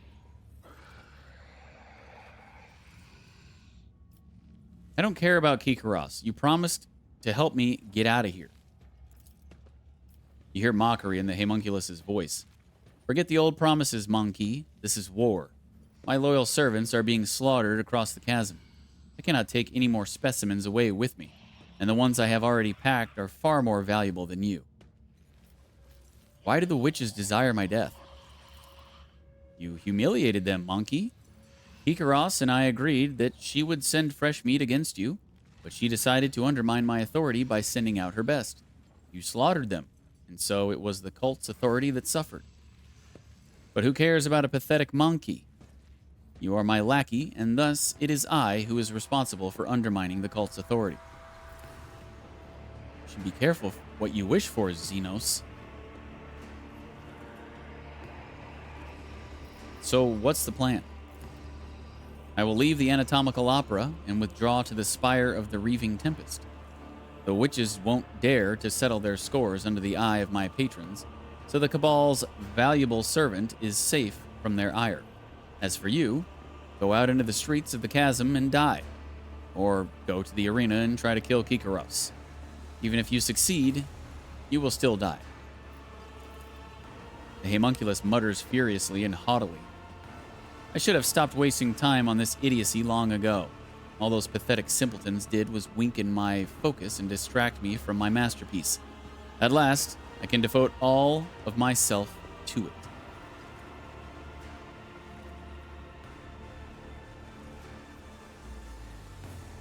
Don't be such a coward. Let us face them here and kill them. All of them. The homunculus's anxious movements slow to a halt, but the mandibles on his face twitch nervously. An unnecessary risk. This is not a hasty retreat, merely a temporary change of workspace. Cervantius becomes so absorbed in his thoughts that he starts shearing off pieces of his own flesh with his scissor-like claws. Enter the arena. The succubi will not pass up this chance to gut you in front of an audience. If you could simply wound Kikaros, it would give us both enough time to escape. For that, I would be willing to sacrifice the deadliest and most valuable specimens in my collection. Cervantius is silent for a few moments. To repay Kikaros for her treachery, I will send the anguished prospector to the arena. Oh, hell yeah. While the witches are preoccupied with ending your life, the prospector will kill several of them. Regardless, it is too conspicuous for me to hide from the cult's huntresses. Let my creation perform the symphony of pain for which it was designed. Hell yeah. If you manage to kill her, run. Sinistheria will not let such impertinence go unpunished, and her wrath is 100-fold more dangerous than Kikaros's fury. Do not return to the chasm. You will find no shelter there. Seek salvation in other spires, and you may prolong your agony for a short time. Since you are intent on fleeing, you might as well release my companions.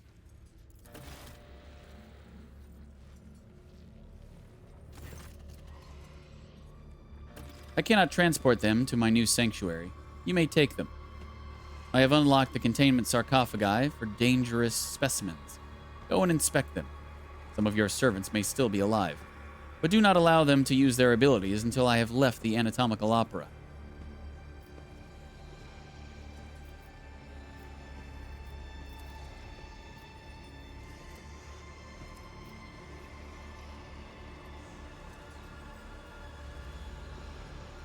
Seeing as you are abandoning your lair, would you be willing to share some of your creations with me? Cervantius cringes squeamishly and mutters, "The mere thought of you tarnishing them with your filthy hands is revolting.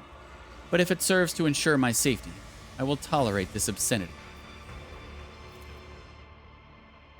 Oh yeah. Give me some more stuff.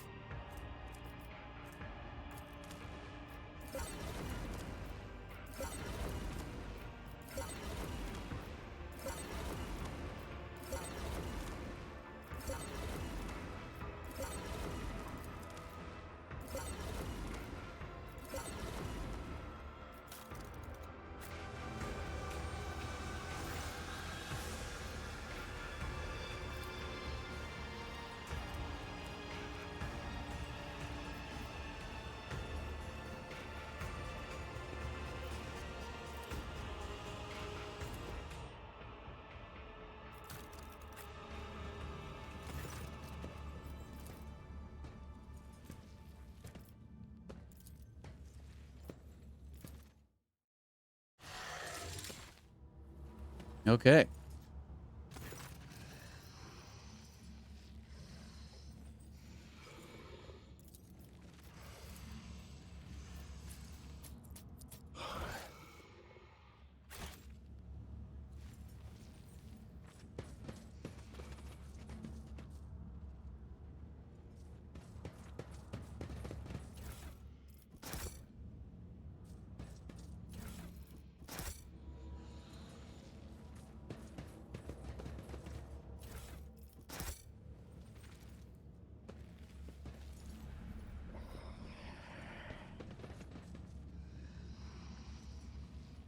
I'll lay claim to the stars.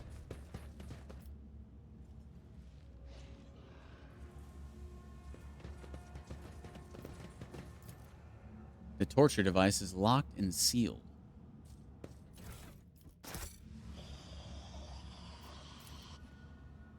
The thick walls of this container were clearly designed to hold something extremely dangerous. Hold up. So all that loot we just got, was there anything good?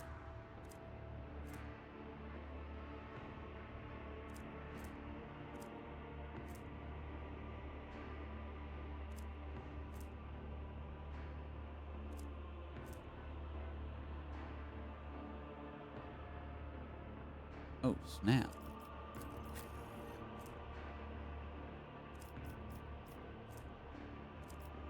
Dang. We just got an upgrade.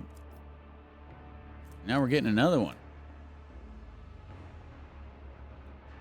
That's a sick rifle.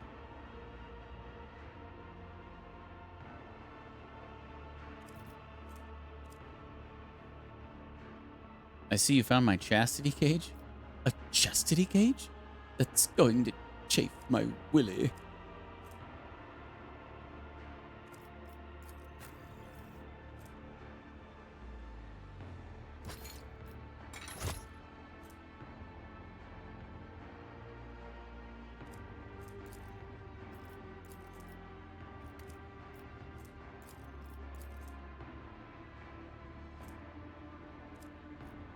Oh, Lore Xenos bonus.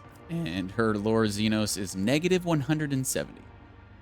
Regardless, though, it has plus 5% armor rating. So, still better than what she had.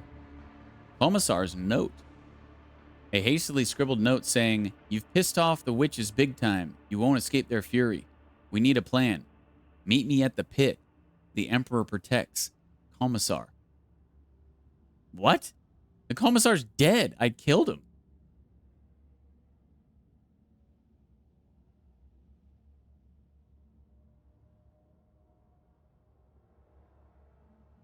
What the hell?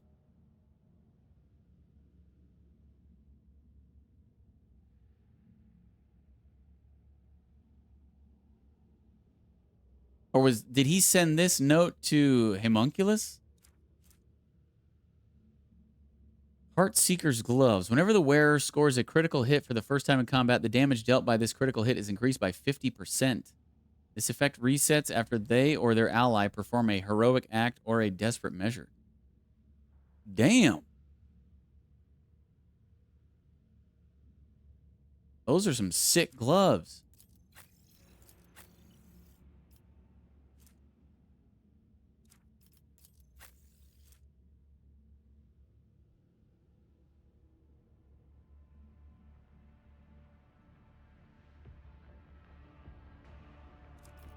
I think we got to give him to Argenta.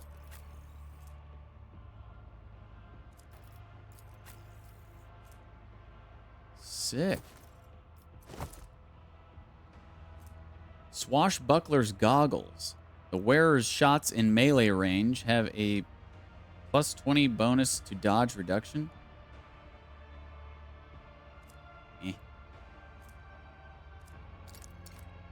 Prey Scanner. At the start of combat, inflicts the prey effect on the enemy with the highest number of wounds without spending a charge of Hunt Down the Prey, and grants a double Hunt Down the Prey bonus for killing it. Huh.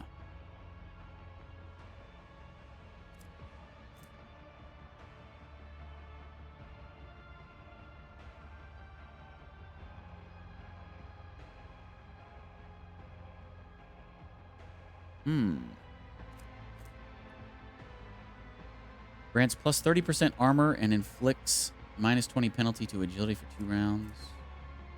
Renunciation of weakness, 18 to 23.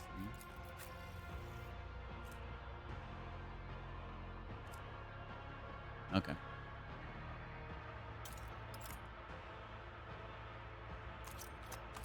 Pretty decent stuff there.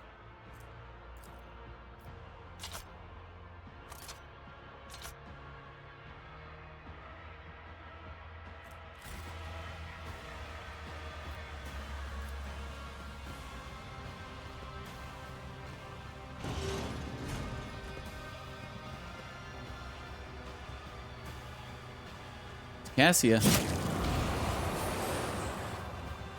And she's killing us. I feel, at last, I feel something. You see horror and confusion in Cassia's wide open eyes. Her face, neck, and hands are gruesomely scratched, and sticky blood is dripping from the tips of her claw-like fingernails. Ah, why are there so many of you at once? Red, black, violet, scarlet, yellow, dark maroon. Away with you. Stop swarming my thoughts.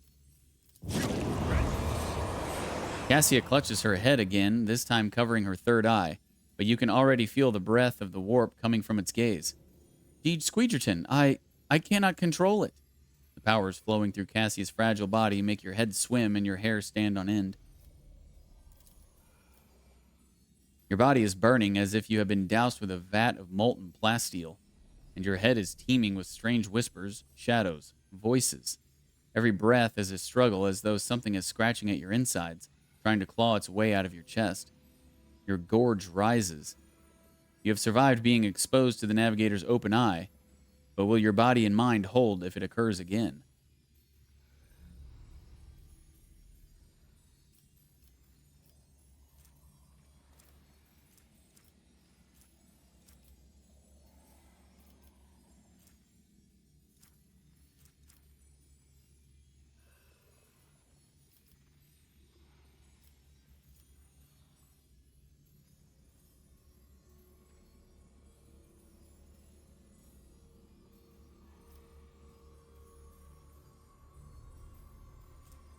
Cassia, the worst part is over. I am taking you away from this place.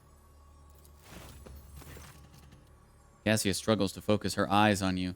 An unfamiliar expression is imprinted on her pale, gaunt face, one that is stern, confident, and imperious. It is the same expression you saw on Theodora von Valancius's face when you first met her. What makes you think you can even save yourself from this place, Lord Captain? An eerie chill runs down the entire length of your body. It is a feeling you forgot, but recollection swiftly follows. Someone else's turmoil and emotions and a will that is not your own. This crushing wave is about to consume you. A haze of anger, despair, and fear smothers you like a burial shroud. But this is not the first time you have had to deal with the surge of foreign emotions assailing your mind. You wish you would die here and now. No, you wish you had never been born in the first place. You summon your will and push these thoughts away as though fending off a sword thrust, and Cassia's feelings dissipate before they can latch onto you.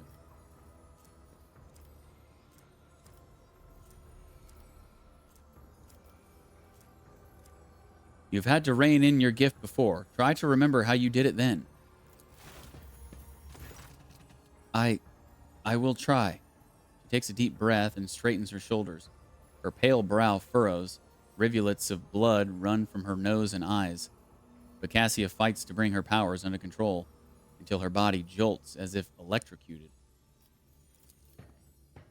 You know, when darkness envelops you, it takes everything away, leaving no sounds, no smells, no solid footing. Darkness devours every color that tries to make its way in. Every color I tried to create inside. Darkness is withering. It swallows the colors. It chews and consumes. But when despair had overtaken me completely, I could sense I was not alone in that darkness. Someone else was with me. Someone intangible, cold, and colorless. And that realization ravaged my sanity all the more. When the capsule opened, my mind was drowned in grimy shades of crimson and umber and black, and it's all because of you. Cassia clenches her fists, and another wave of anger washes over you. Her body is quaking from the force of her overflowing power, and you can tell it is about to burst forth once more. If you hadn't involved me in your intrigue and schemes, none of this would have happened. Frigid heaviness hangs in the air. Your entire being implores you to run, quickly, now. Pick up a pistol from the floor and shoot Cassia?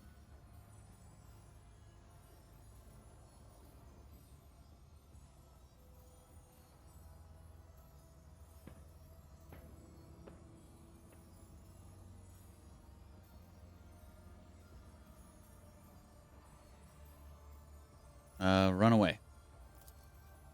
Lord Captain, DeejTheSqueejerton, wait! Do not leave me. Not like this. Just kill me instead.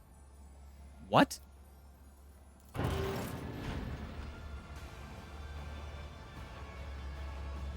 I failed to help her?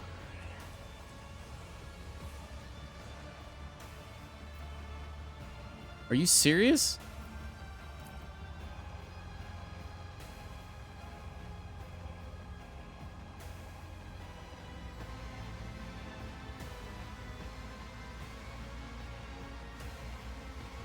Well, that sucks.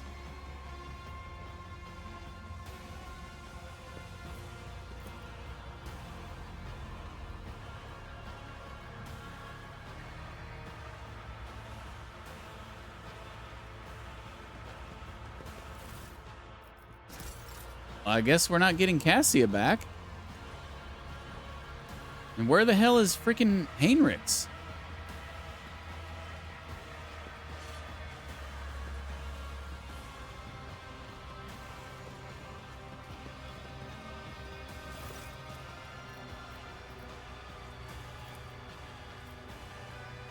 What the fuck?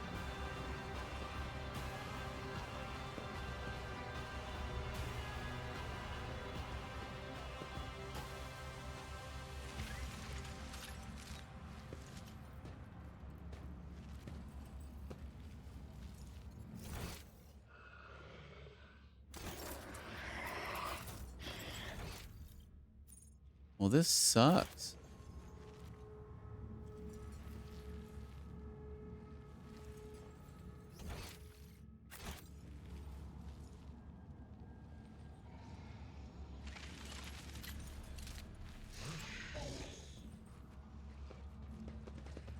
Oh, wait a minute. Activate the switch.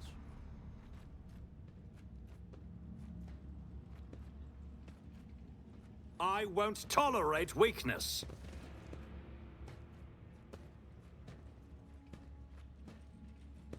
Oh, it's Ulfar. It's that huge dude. Oh, do I get to take him with me?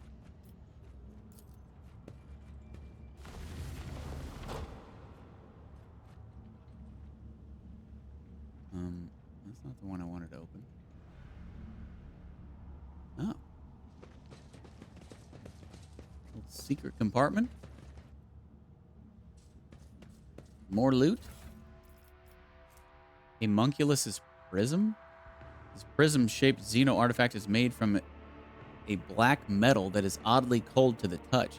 The strange device has no visible seams, buttons, or holes. Bead of Might. The wearer has 8 or more AP.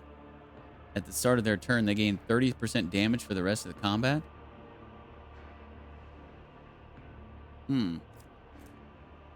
Iron Cape. The wearer gains +10 agility and fellowship. Whenever the wearer's wounds should be decreased to 0 for the first time in combat, they are restored up to 50% of their maximum wounds instead. Long range aim lens. Increases ranged attack distance by 1 cell. Wait, what is that based on? Ballistic skill bonus divided by 2?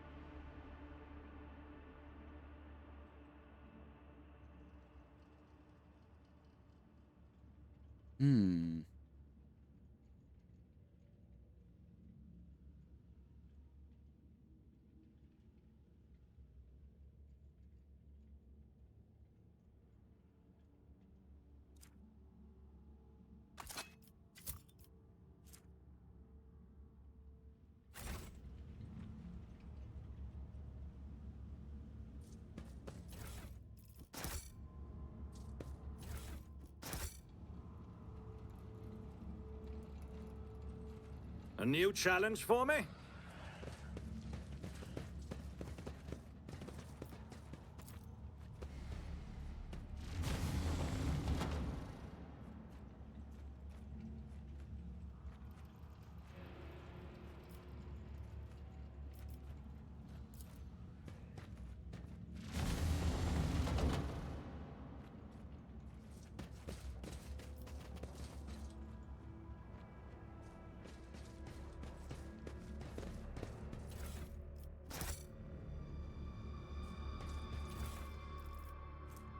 So much loot. Whenever the wearer dodges an attack, they become a priority target for the attacker until the wearer's next turn.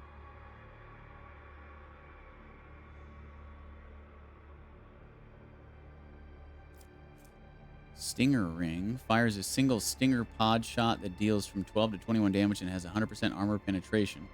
The target must pass a toughness resistance test or become stunned for 1 round. At the start of combat, the wearer inflicts bleeding 4 on themselves. Whenever the wearer performs an area melee attack, they inflict bleeding 4 on all hit creatures.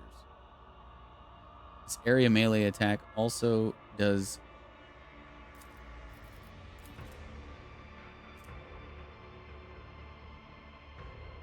wearer's bleeding level?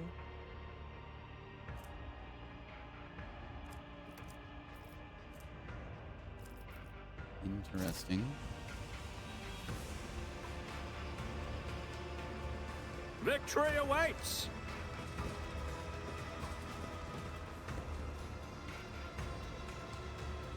But I don't get to let this guy out?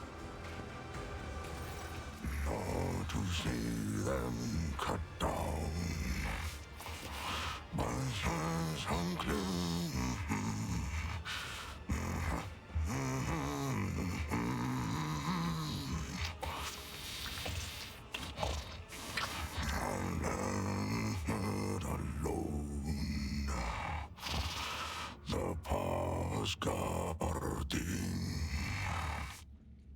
Singing softly under his breath, the man of enormous proportions is intently stripping raw meat from a bone with his teeth. His unwashed red hair is falling into his face. His beard is matted and blood-stained, and the aforementioned teeth look more like fangs than any human equivalent. A less knowledgeable person might not recognize this giant humanoid, but you are well aware that this is a space marine, an angel of the Emperor. The scar tattoos on his body, which at first appeared abstract and primitive, together form the angular image of a wolf's mouth with bared fangs. This person must be the genetic offspring of Leman Russ, the space wolf of Fenris.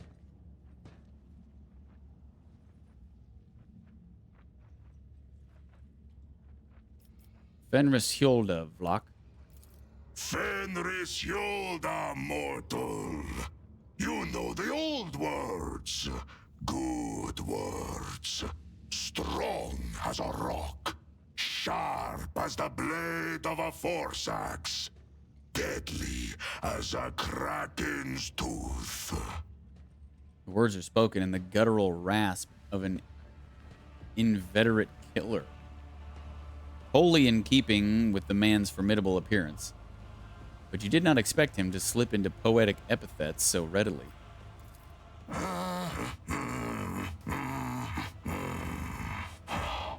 What do you want? A warrior such as you could prove useful to me. To get what you want, you will have to convince two very headstrong individuals. Me and my captor. That claw-handed Xenos. Listen closely to the song the prisoner is singing to himself. You do not know the language. The sounds seem crude and mangled, but not entirely lacking the harsh dignity of a form of Gothic, while also sounding similar to the rumble of a landslide, sharp and choppy guttural phrases tumbling forth in a harsh rhythm. Try to join in the singing. You close your eyes and enter the flow of the song, like slipping into a fast-flowing mountain river. Words rise up naturally in your mind. They are not the same ones sung by the prisoner, but you sense their aptness. Verse flows from your lips, full of surprising poetic metaphors and bloody details of a nameless hero fighting monsters under the light of unfamiliar stars. You are one who has supped the mjord of the Skjalds, I see. In the long haul, some of my brothers would be eager to tell you of their exploits, so that you would sing a saga of their deeds. Study the man. The huge body with straggly, overgrown red hair perfectly suits the deep, chilling voice of this man, or of this beast in the guise of a man. Tribal scar-like tattoos cover his chest, arms, and back, and you glimpse intricate braids in his mass of unwashed hair. His body bears so many pale scars that you cannot count them all, and muscles bulge beneath his skin like boulders. He looks like a statue carved from stone. It is clear that captivity has sapped this prisoner of none of his physical power. Your assessment is confirmed when you spot the remains of a Drukhari in the pile of carrion at his feet, likely one of the homunculus's servants. The Drukhari's flesh appears to be making a fine snack for your new acquaintance. Who are you? I am a wolf. How did you come to be here? My pack answered the Inquisition's call and came to the Coronis Expanse. There was a battle, and then the young wolves yearning to be meat for their brotherlings. To a feast of bolters they went out roving. Though they were but few, one long fang with them went loping.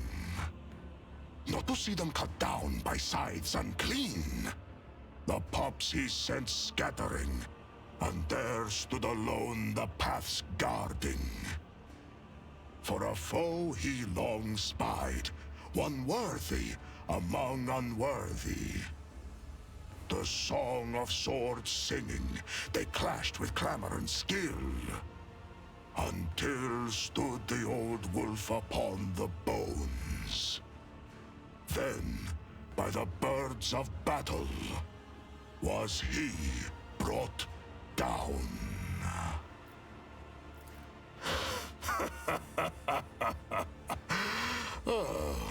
Was that clear enough? This saga sounds less interesting in prose. I wish to know more about your brothers. That butcher sent you to spy for him, did he? Or do they know nothing of the Emperor's angels, the space wolves of Fenris, or the great Layman Russ in your corner of the galaxy? Point at the piece of meat in his hand. Don't they feed you? A predator does not eat only when it is hungry. There are many reasons to eat.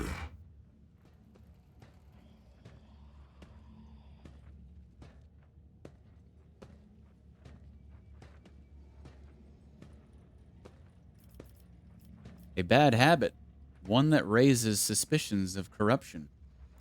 Who are you to judge the purity or corruption of an angel of the Emperor?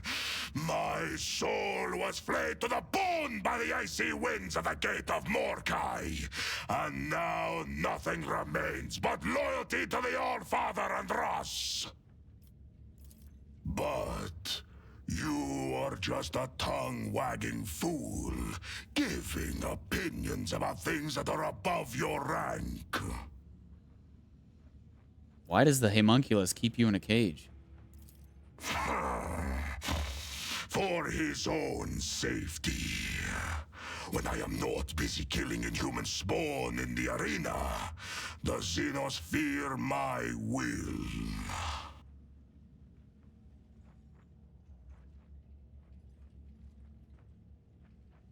I never imagined I would see an angel of the Emperor allow himself to be taken prisoner and to be content with his subjugation.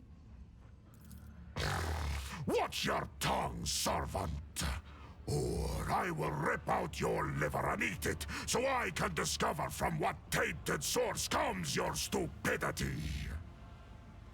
You must be planning to escape, yes? And why do you want to know?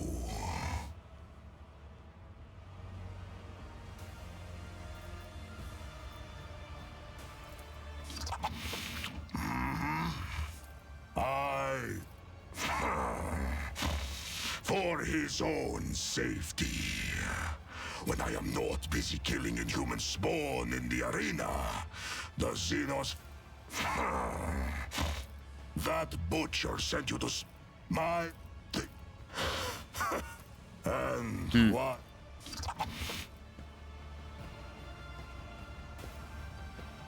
I don't know if I can get that guy. I think I might have been able to get that guy as a companion, but I didn't say the right things.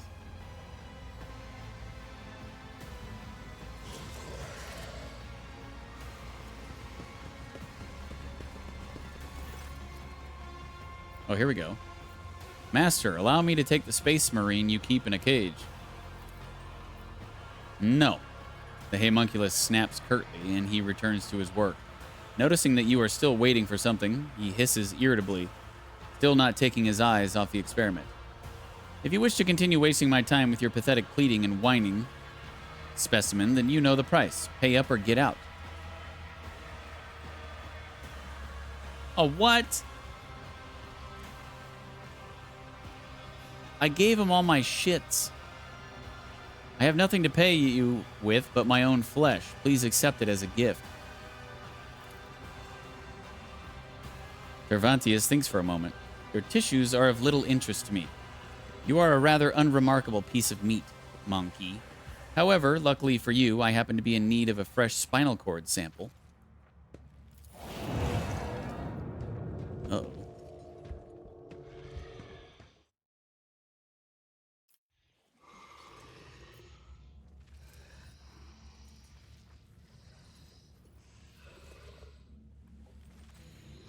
Oh, shit.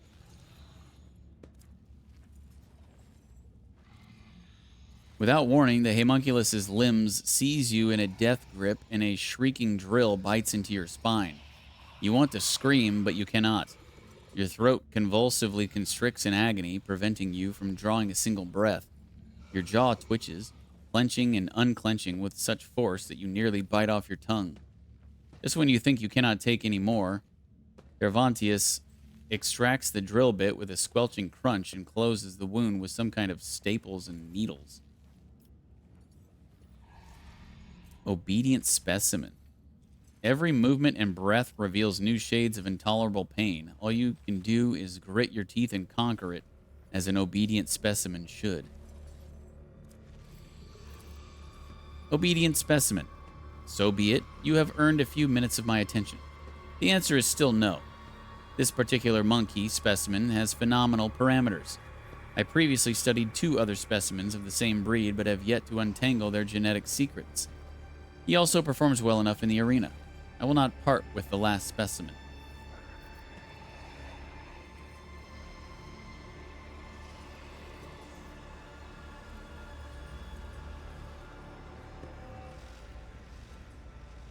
If you do not release the Emperor's angel, his retribution shall fall upon you, Xenos.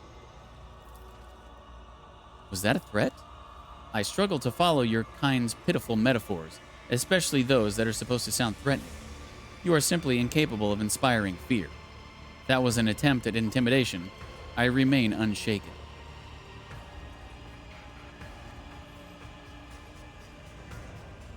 Surely it is dangerous to keep such a prisoner in your abode. What if he escapes and comes for your head? The homunculus scoffs.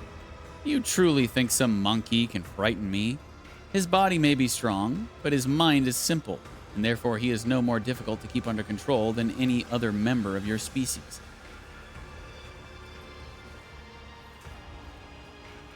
That poor soul. Surely nothing good awaits him in captivity. Sooner or later, I will turn his flesh into a fount of sweet knowledge. Until then, he will contribute by killing another dozen gladiators in the arena. Perhaps even 2 dozen.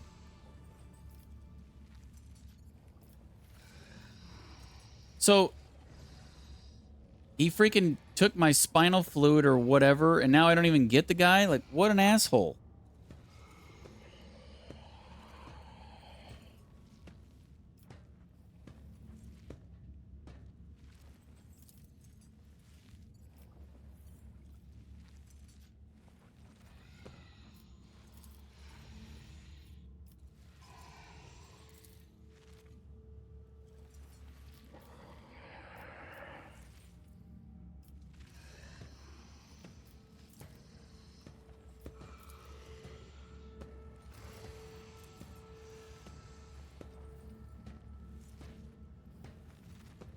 That's freaking bullcrap. I don't know. Maybe when I go back to the arena, I'll get something that I can get this removed.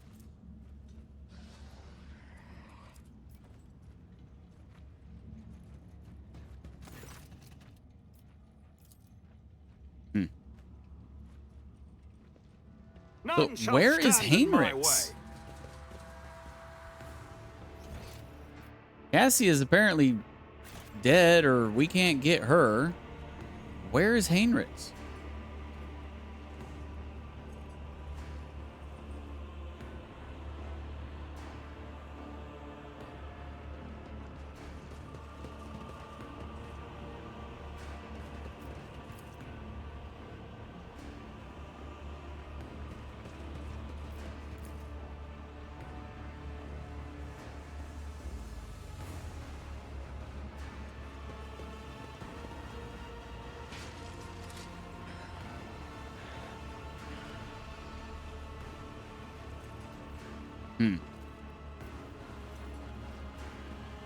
Yeah, I don't know. I mean, maybe we'll be able to come back here after the fight and get Cassia out and maybe get that new guy or something. I don't know, but it freaking sucks if I can't get Cassia back now.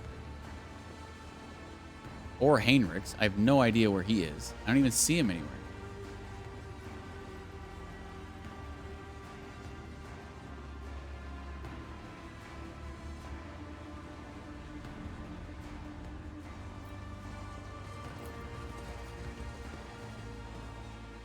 Should I go back to the pit because of that note from the commissar who's dead?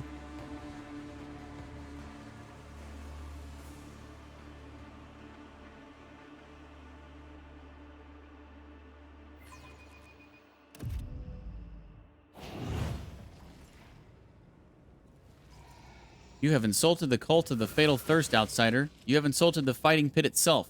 The witches are longing for you to die. What the...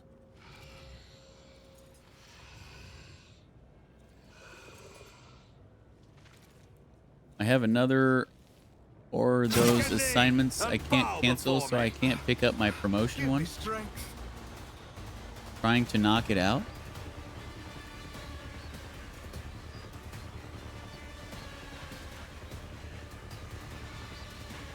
Oh. Oh, you're playing Deep Rock?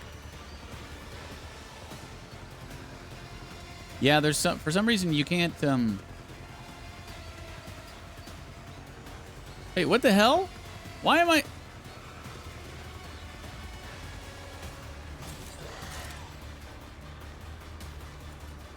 What the fuck? This is the thing that I helped him build, and now I'm fighting it?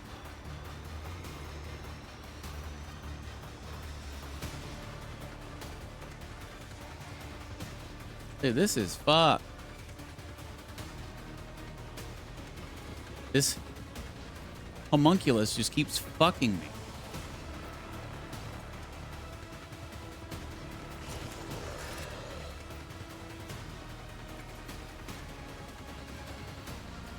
Yeah, for some reason there's some assignments that you can't cancel once you start them. I don't know why.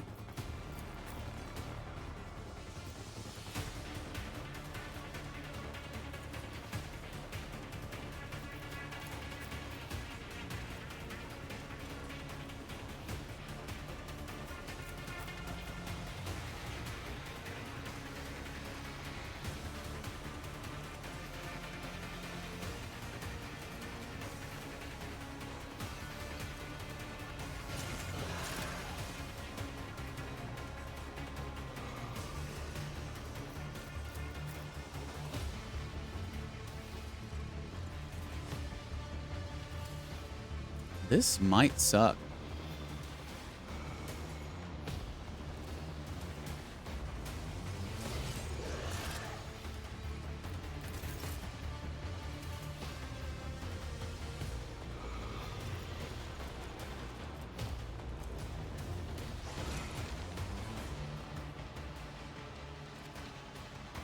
Rejoice in battle!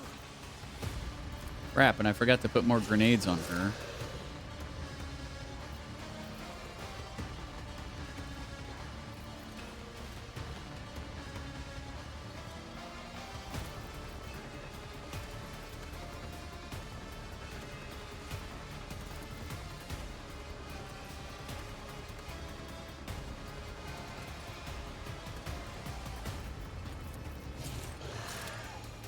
As the Emperor commands, I act. I'll do it.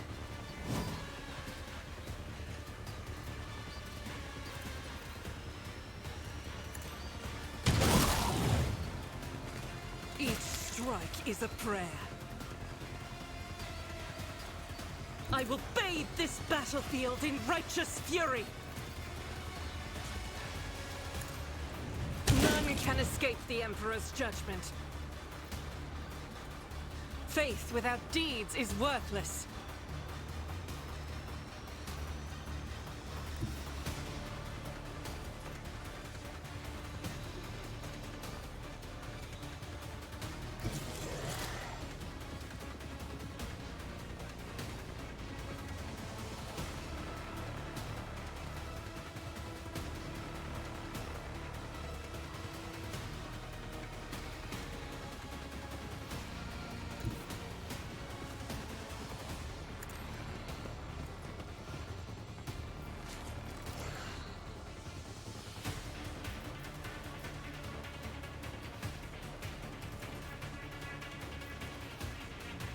As the Emperor commands.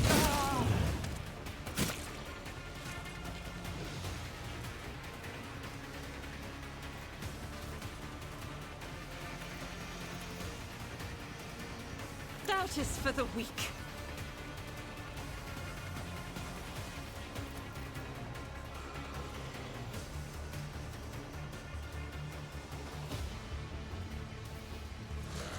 As the Emperor commands, I act.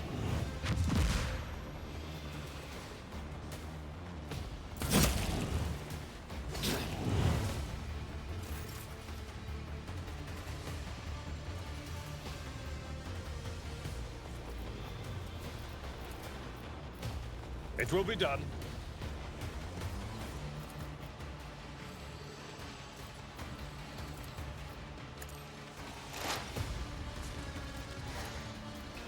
At your beck and call.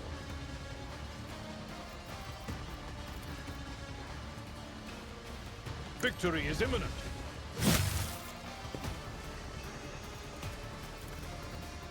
It will be done.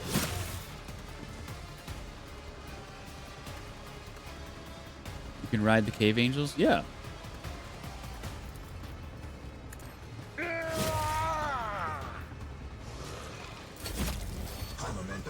Sure can.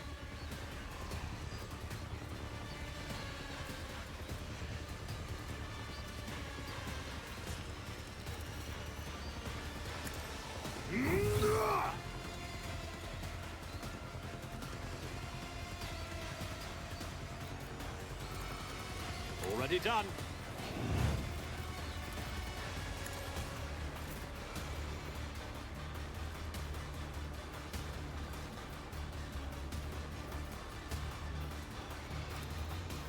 At your beck and call. Indeed. One fewer target. Get wrecked, Grotesque.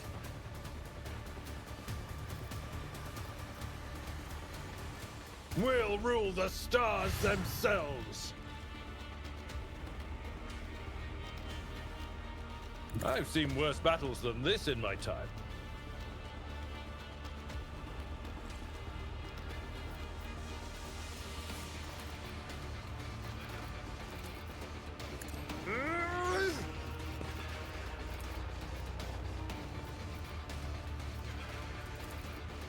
I will do my duty. It will be done. Reduced to dust. This can't be over.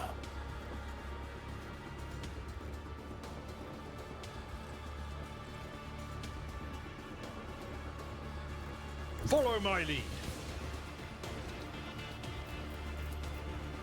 Victory is imminent. Grey hair, sure hand. Target well struck.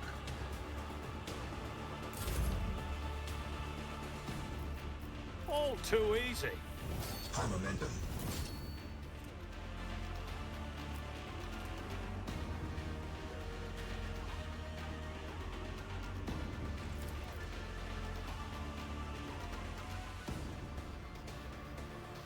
I'll bring glory to my bloodline.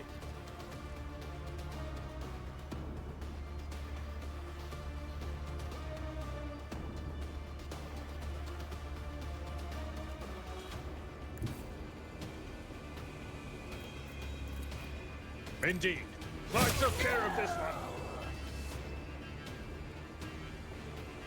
My place is at the fore.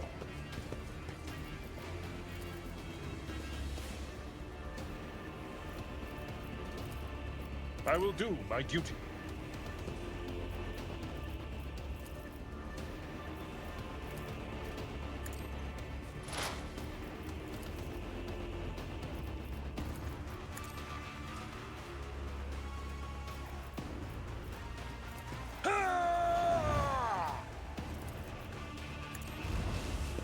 One fewer target.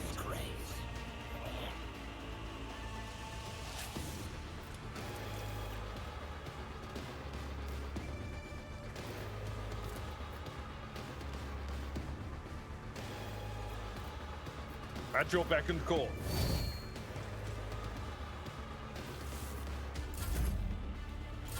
Horror awaits.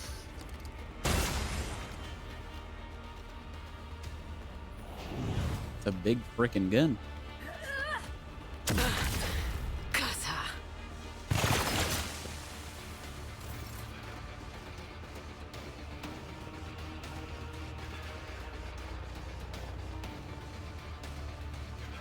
moving target lives longer. Tell me, and it is done.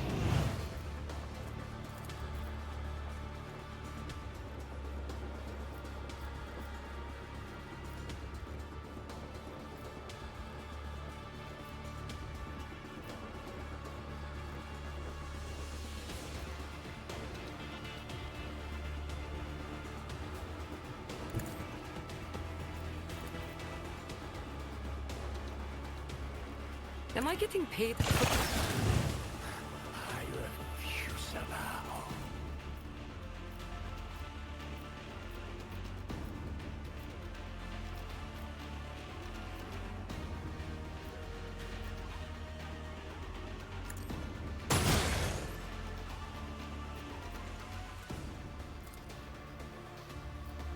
Don't get too cocky.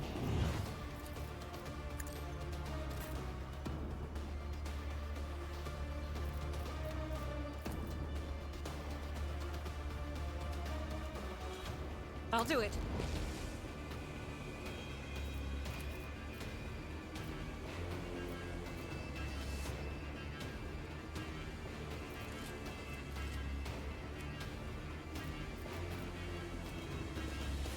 As the Emperor commands, I act. We finally got Party Animals on the PS5, but unfortunately it's not crossplay yet. Oh, really? It just now came out on the PS5? Congratulations. It's a really fun game. I'll do it. Are they planning on cross-platform? I don't know. I don't know anything about it.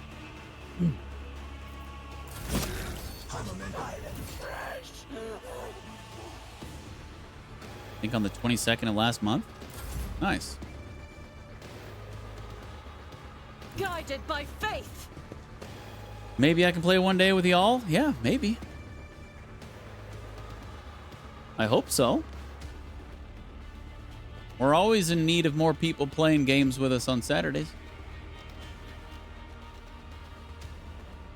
Max was excited to play with me. I didn't know it wasn't crossplay.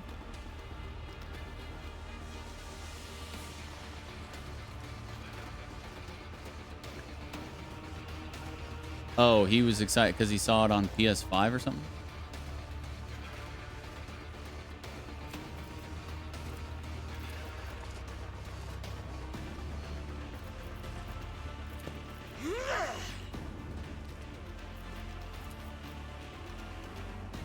Faith without deeds. Yeah, he's been telling me about getting Party Animals on PS5 when it came out. Oh. I had no idea it was going to PS5. Well, it's this guy again. The already familiar baritone calls out to you from the shadows. The key unlocks a door that then will lead to one that only happenstance will free. Your chance I'll be, to me the bolts will cede. Your part comes next to break the bonds and flee. To you, the merchant vagabond, I bring the gift of providence, but will you look?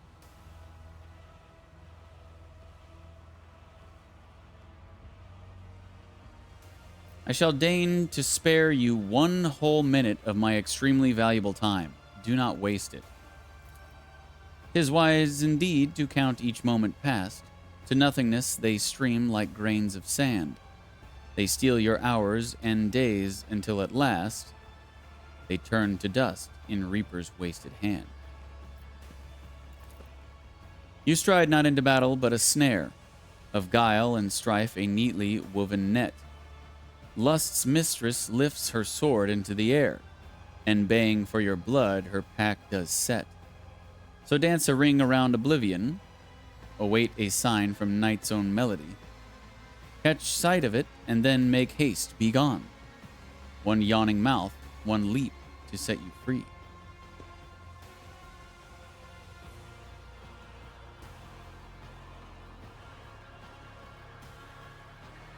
A mouth? What are you talking about? The greedy mouth that swallows brave and bold, and after few releases from its hold, the vagabond that maw already knows, why to your fights it marks the start and close. The Xenos means the portal that leads to and from the arena. But why would you return to the chasm?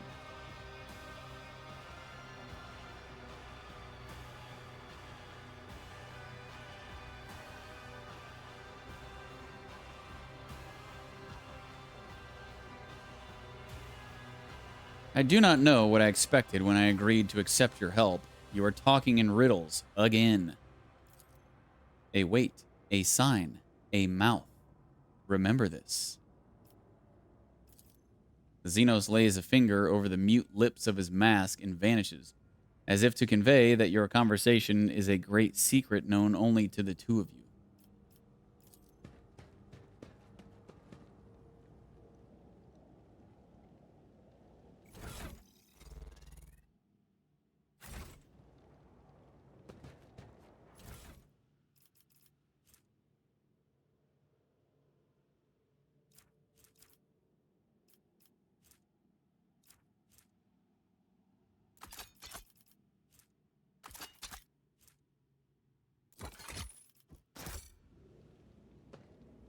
It's about time.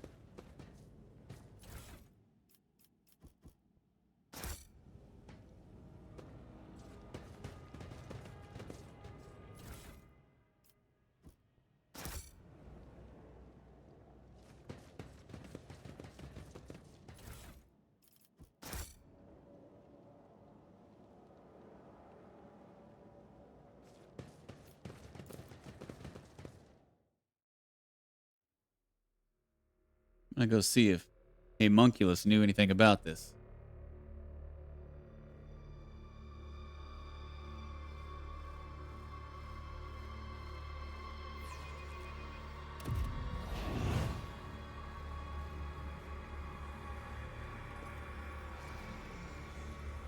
Well, that wasn't his.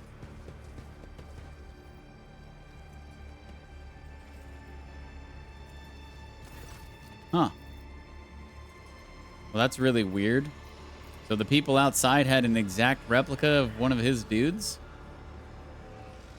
Doesn't seem right.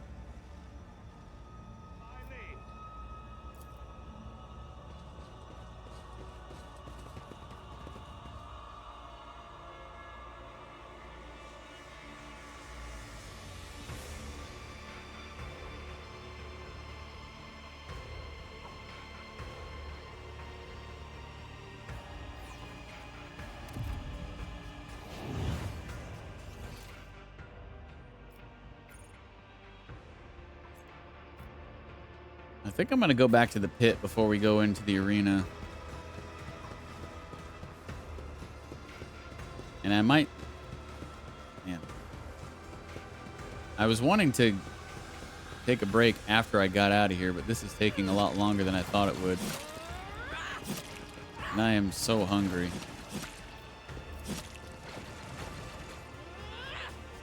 But at this point, it's like... Might as well just wait until the stream's over to eat.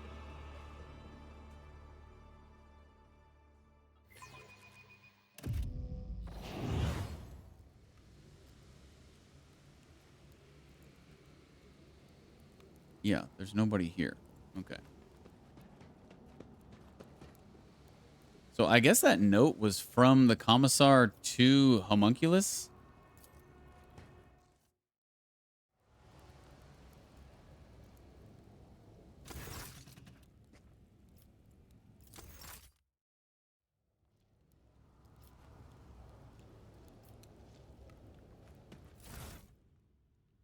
What the?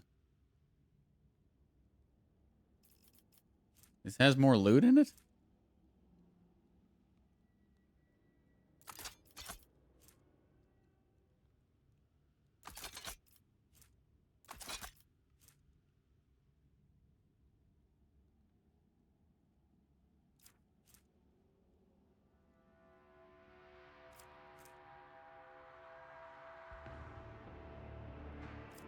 Did I?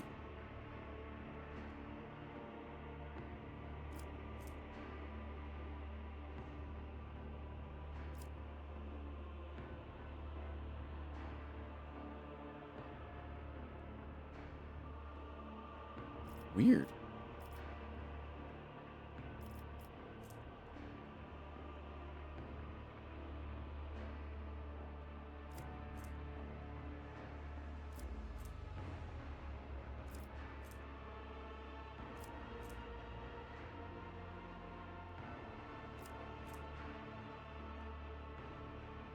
The beginning of the wearer's turn, all enemies in a 3-cell radius gain +1 stack of bleeding for each common effect on this enemy.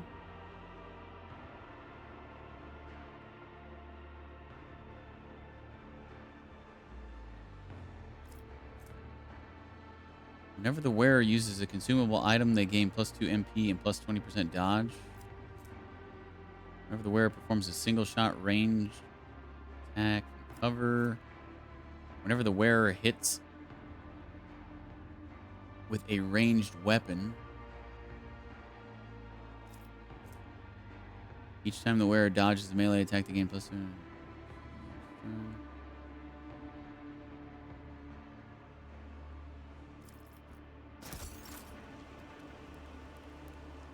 Yeah, I don't know why that loot box refilled with more loot, but okay. I'll take it.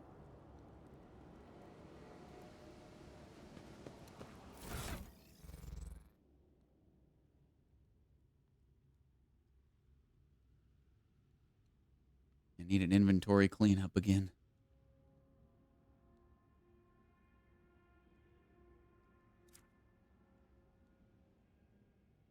But I would like to get my companions back first.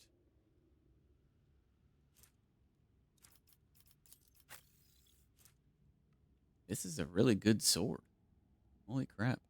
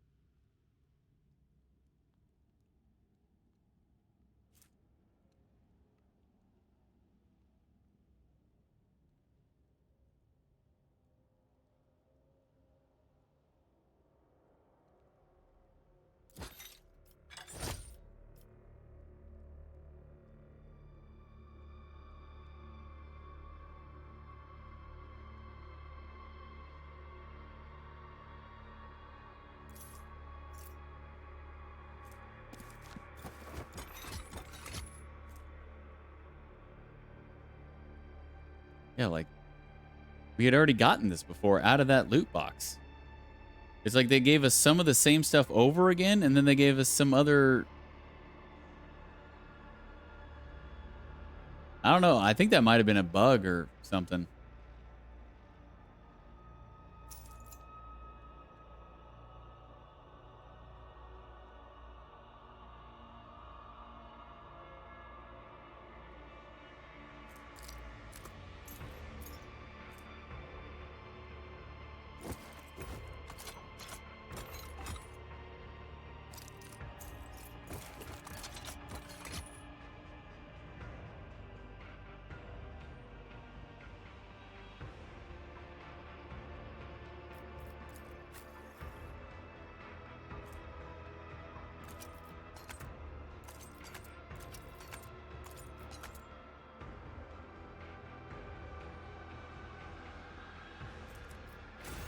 All right.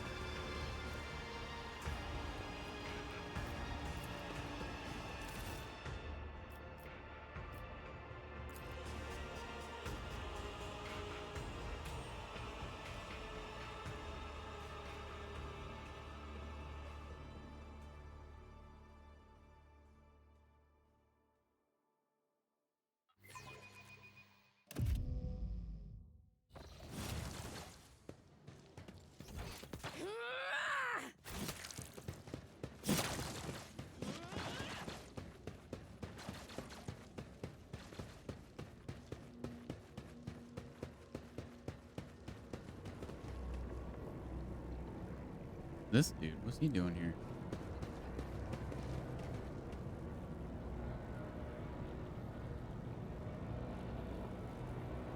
He doesn't want to talk? Okay.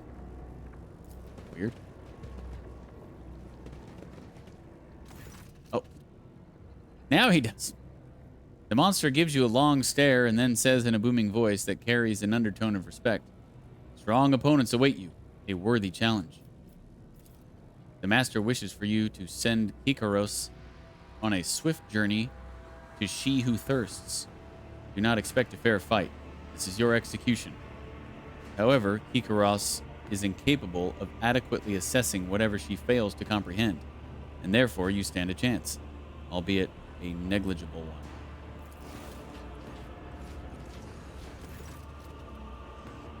The help that was promised will be provided. The Anguished Prospector will bring the witches the ecstasy of death throes. Should you survive, do not return here. The witches will seek revenge, which is why the master has already left the chasm and found new patrons. He suggests you do the same. So says the master. The monotony and accuracy with which the monster repeats Cervantius' words reminds you of the way servitors communicate. Will you go to your master now? The master doesn't need me anymore. I'll go kill someone, get their pieces, and make myself stronger.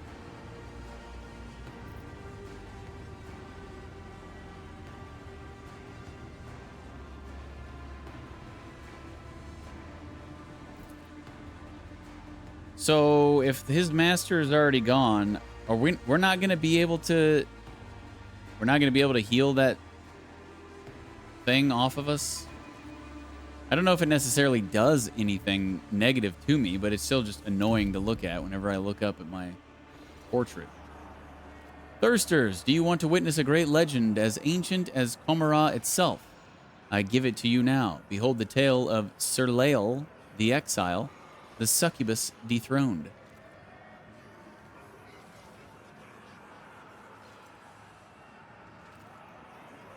Sir Lael was a mighty warrior of her cult, renowned and deadly. Her dance of battle was entrancing perfection of terror. But then a time came when an audacious apprentice supplanted Sir Lael, turned her servants against her, and drove her out of the dark city.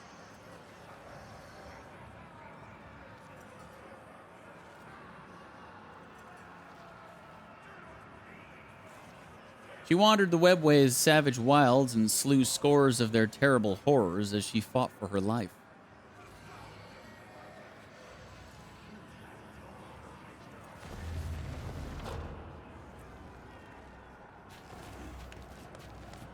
In the legend, she slew them all and pressed onward, but our story will be shorter.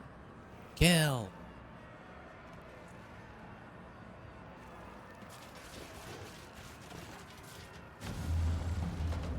I'll see you terminated.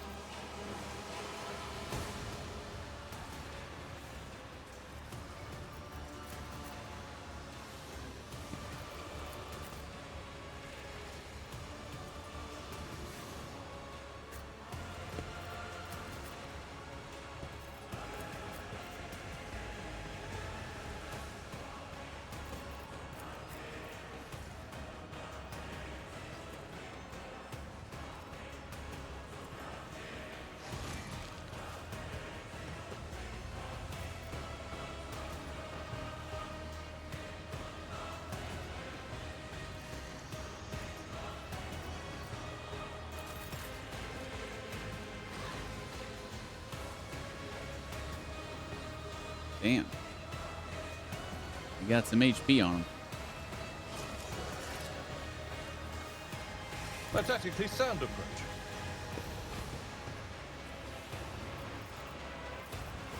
Victory is imminent.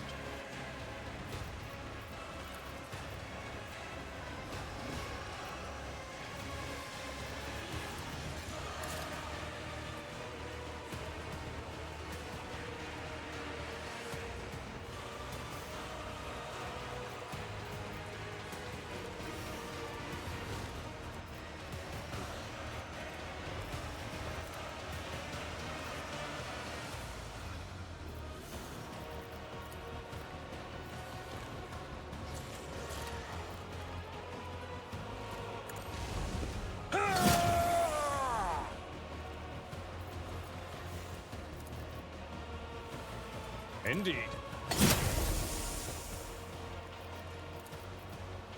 At your beck and call.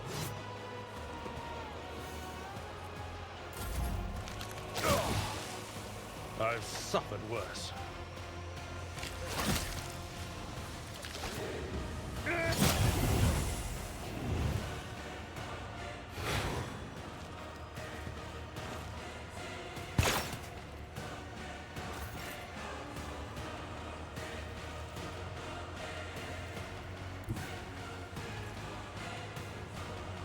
This battlefield air is good for my lungs.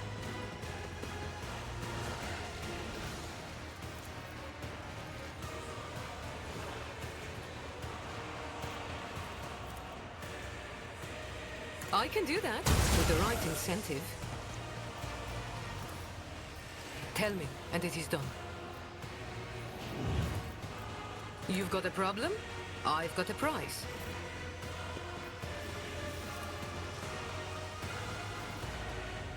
I will do my duty. Target well struck. It will be done.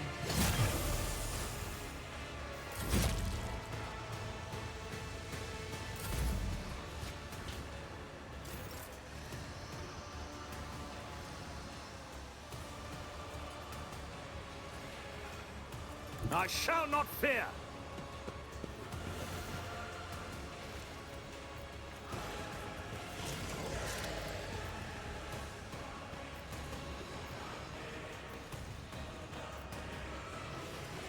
Suits my purposes. Nothing I can't do. What? He didn't do anything. I gave him an extra turn. Lame.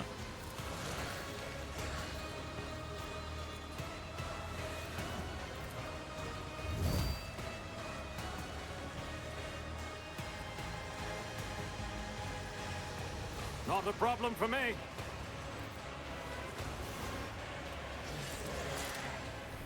High momentum.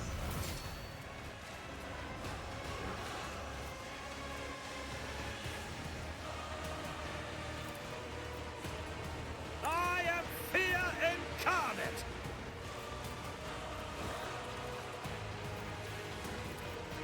Victory is imminent.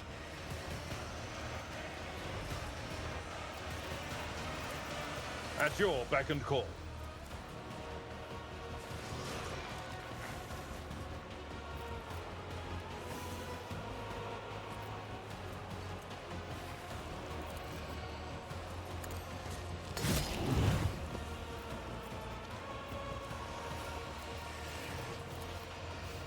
Indeed.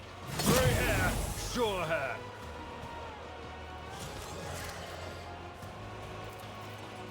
It will be done. High momentum. At your beck and call.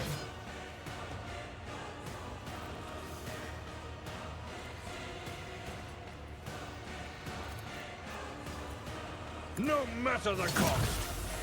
Oh, 235. Holy It will be done. Nikes. That is definitely the most damage I've done in one At your attack. beck and call.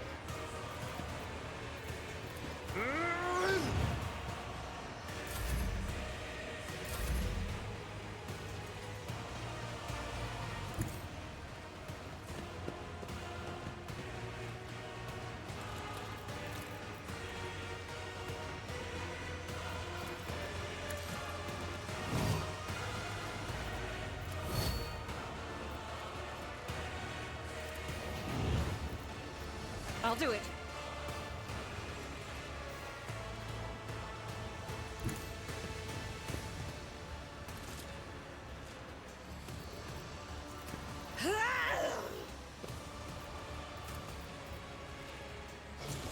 Doubt is for the weak.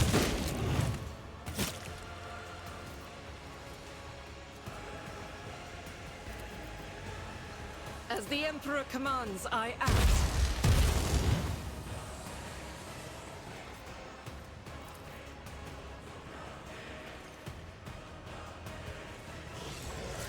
I'll do it.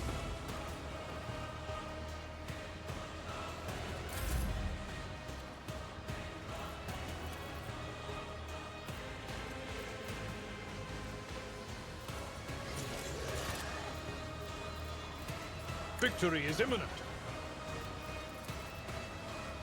Indeed.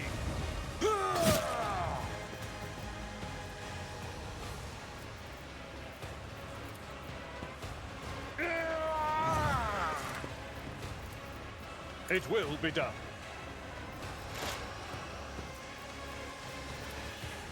At your beck and call. I took care of this one. Who's next?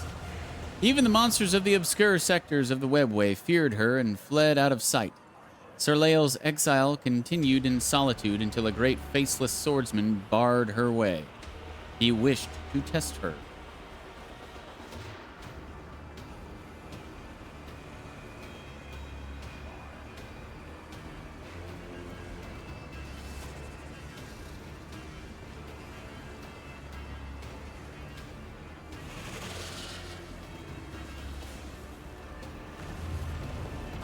Don't you dare to cross us!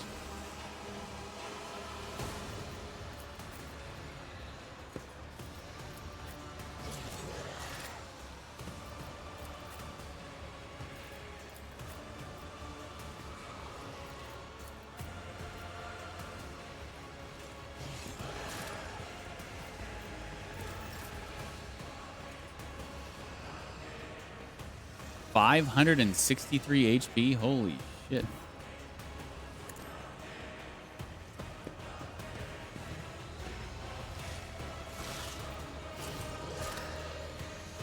I can do that with the right incentive.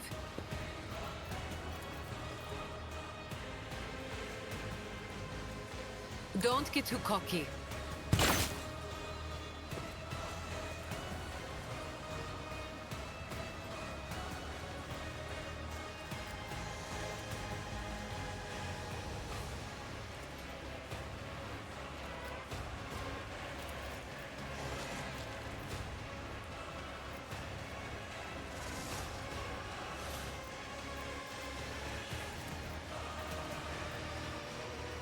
Am I getting paid for this?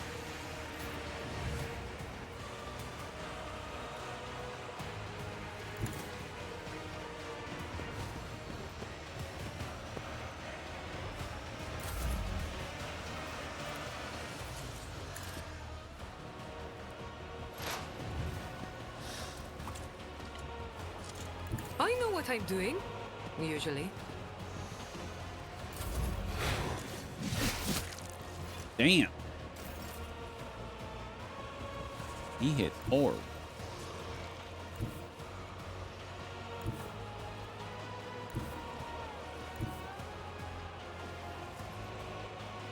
God Emperor, move through me.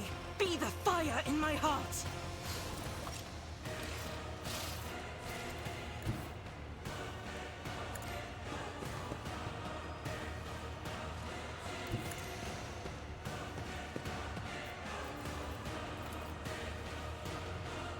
Faith without deeds is worthless. Doubt is for the weak.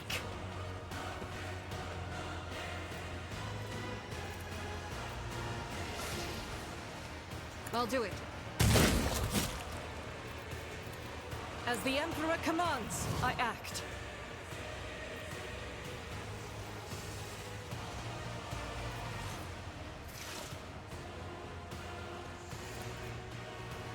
I'll do it.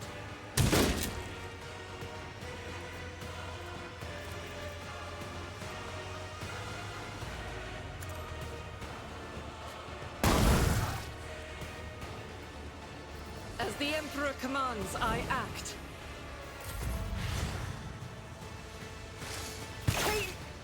Damn, this dude hits hard. Holy shit. And he gets 3 attacks in a row? What the fuck? Holy fucking shit. Too bad I never leave He's that still on him. attacking. Well, Argenta's down. That's freaking great.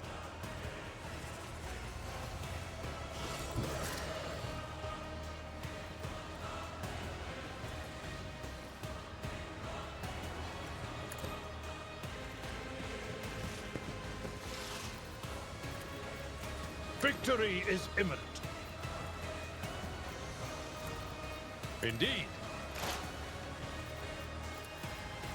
I will do my duty. At your beck and call.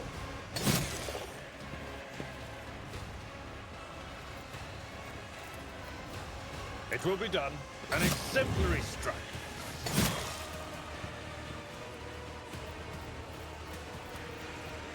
Victory is imminent.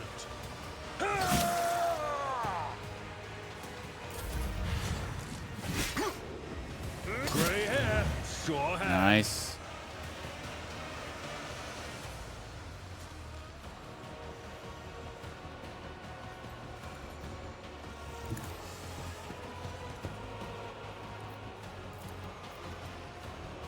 Nothing I can't do. There's nowhere to hide.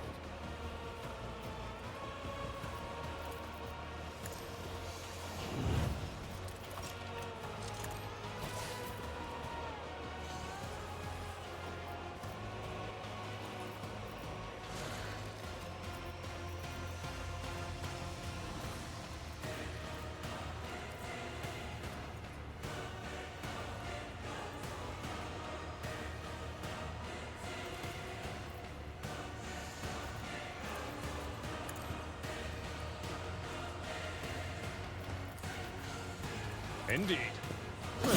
An exemplary strike. Die, I will bitch. do my duty. One fewer target. Bested by Surleil's hand, the swordsman knelt and recognized her skill. He was no mere mortal, but the god's creation with respect for all things flawless. As a reward for her victory, he offered Surleil a gift, the way to place where she could claim her vengeance. The way to a place where she could claim her vengeance.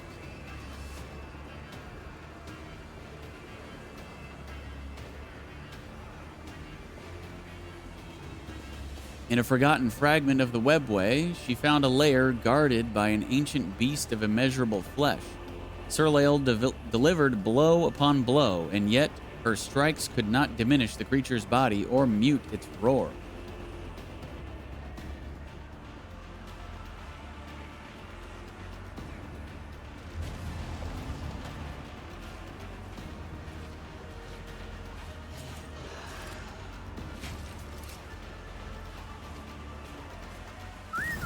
Someone's in trouble.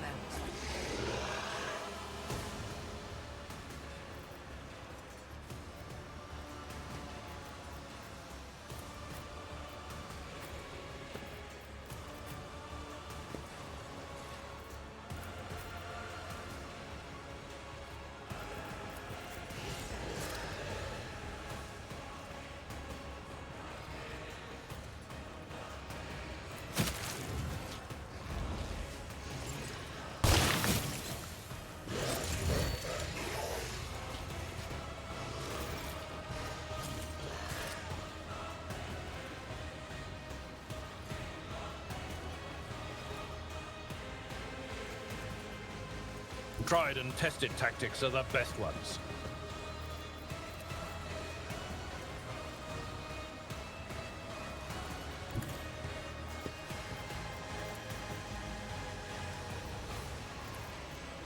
It will be done.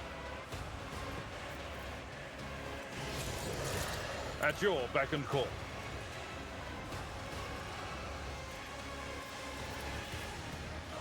Indeed.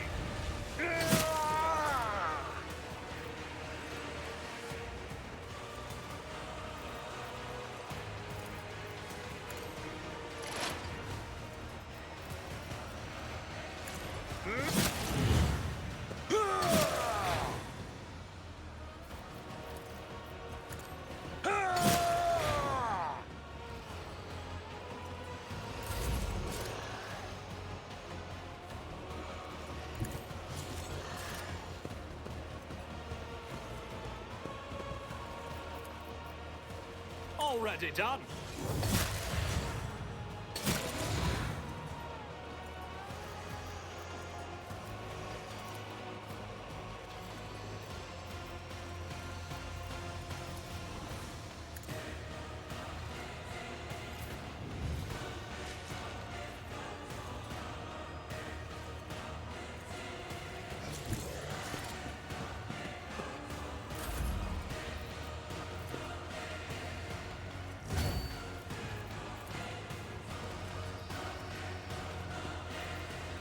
too easy.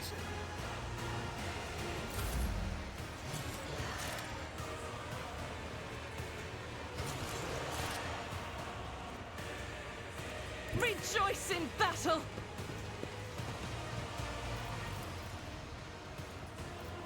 Doubt is for the weak.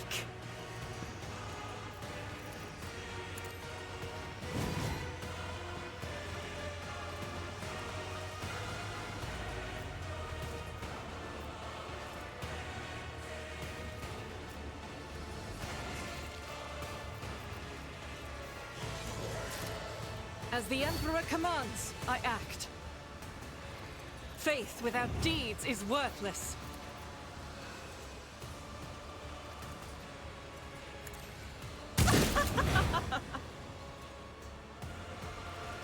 He did.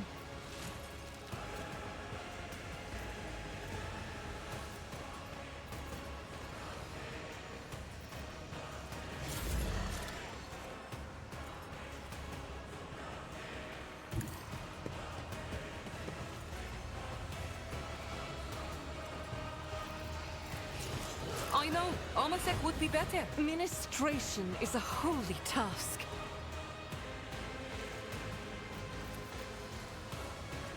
I can do that. The beast of immeasurable flesh fell, for the infinitude of its being was no match for the needle of Serleil's focused will. She ran the beast through, pierced its heart, and ripped it free. That heart was the black crystal of Psyche, the bestower of power.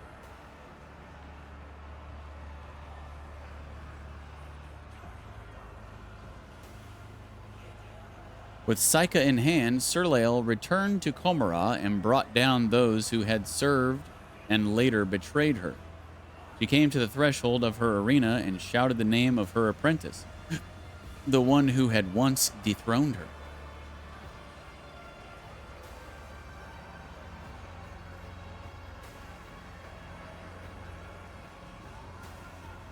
And hear her the apprentice did. The succubus Sinisthoria answered the challenge and descended the steps toward her.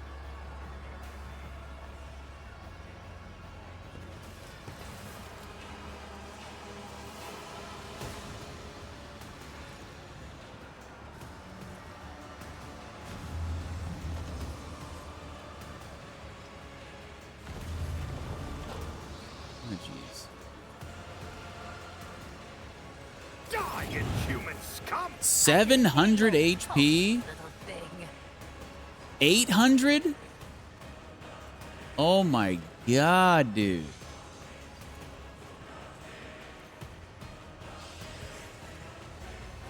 This is insane.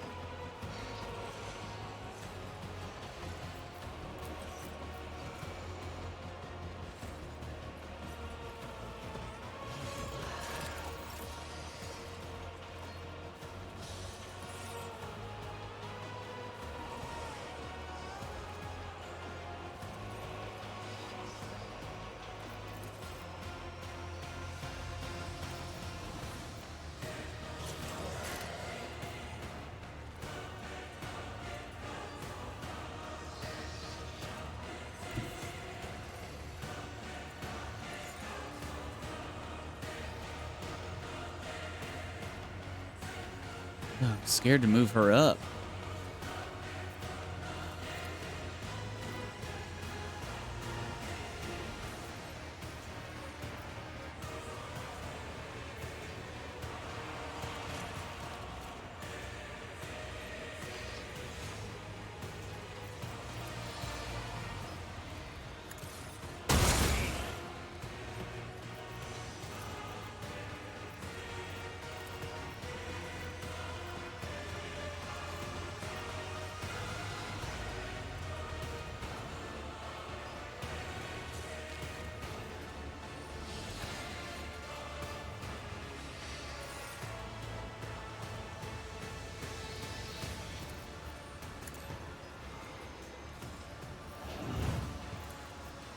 Don't get too cocky.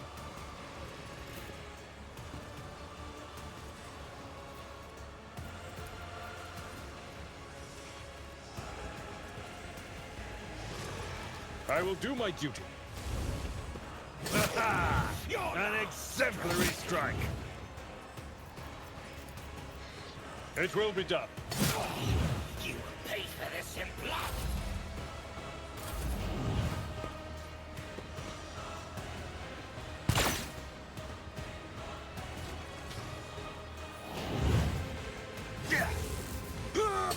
Nice. Sure hand.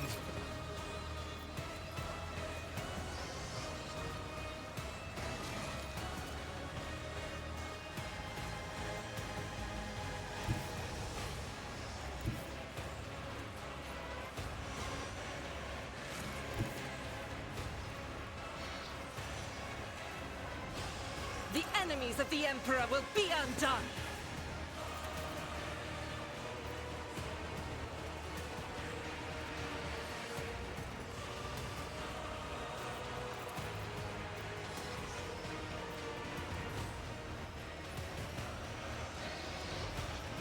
I refuse.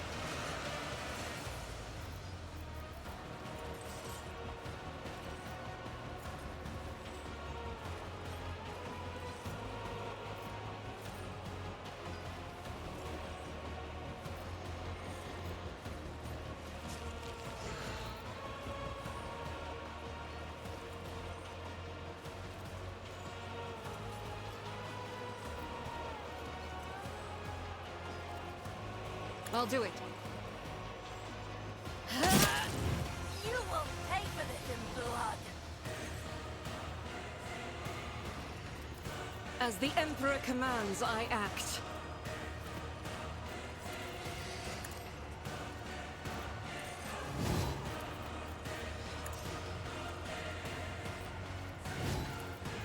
Doubt is for the weak.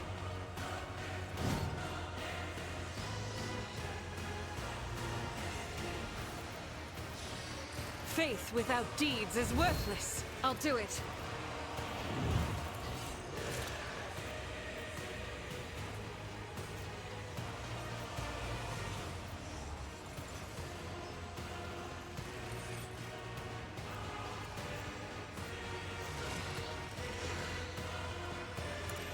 This is why I was chosen!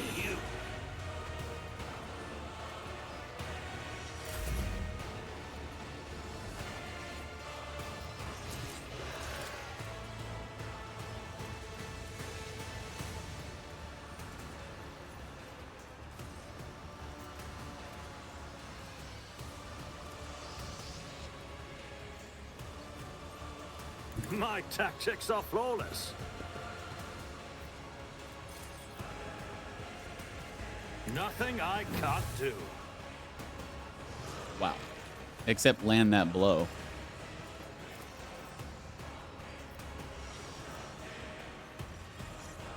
Not a problem for me. Nothing I can't do.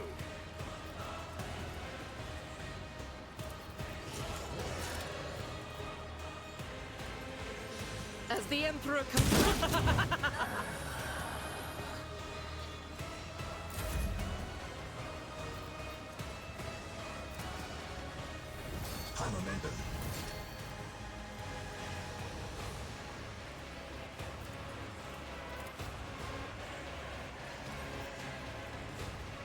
My My time is now!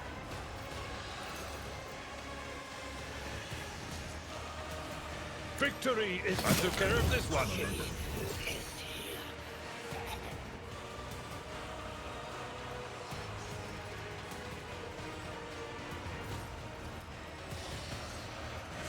At your beck and call.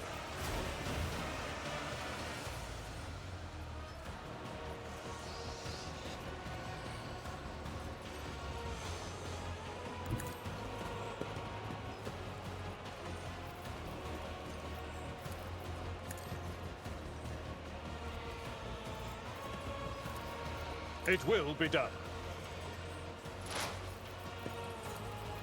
Indeed.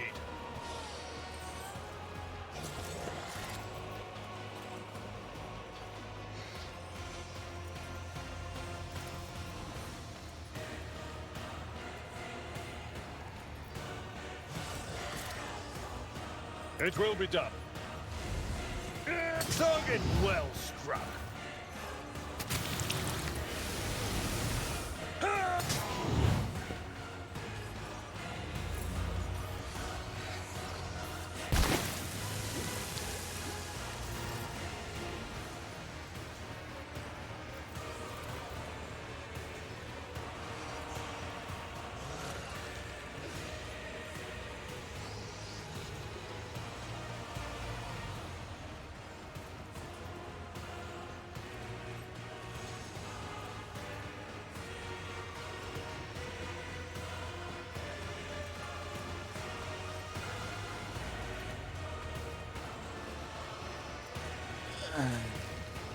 Can't reach him with his charge. I mean, I can charge up and still attack, but...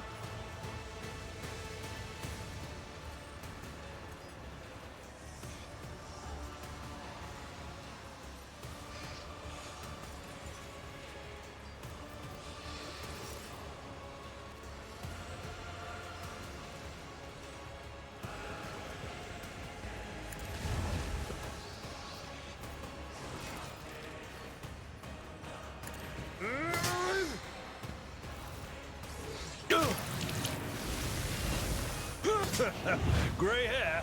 Sure have. Abelard, you are a freaking beast, dude.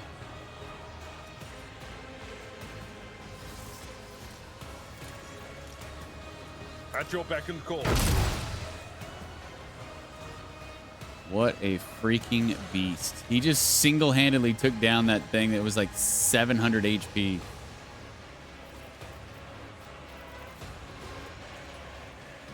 Great googly moogly.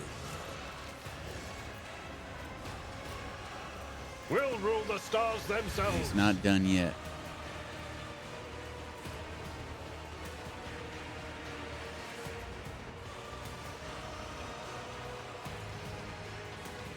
Follow my lead.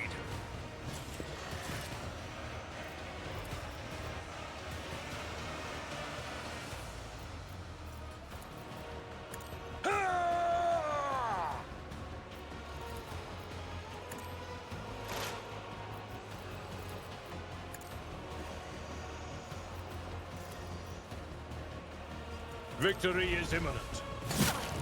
You will pay for this in blood.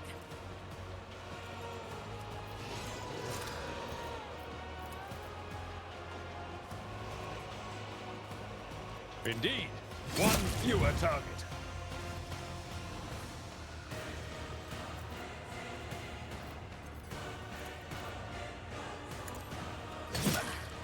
You will pay for this in blood.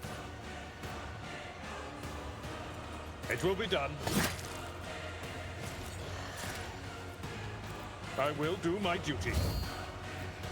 At your beck and call.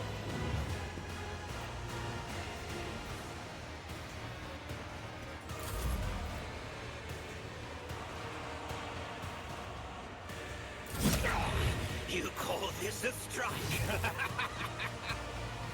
My mastery is a Target well struck.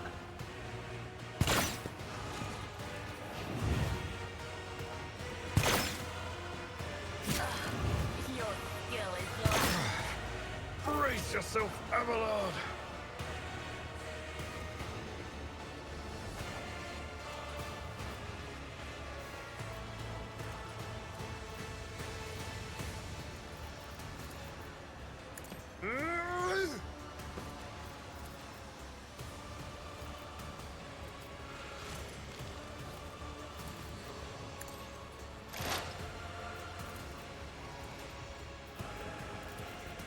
Victory is imminent.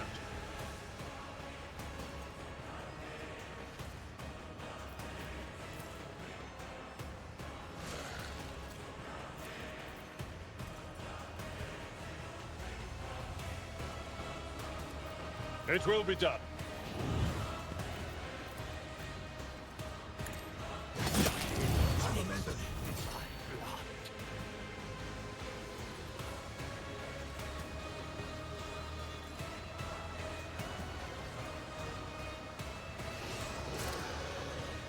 I've seen worse battles than this in my time. At your beck and call.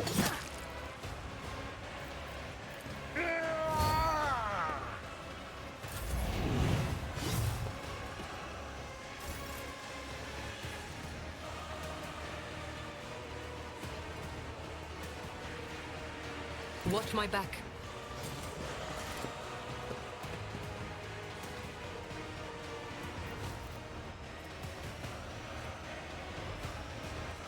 Tell me, and it is done.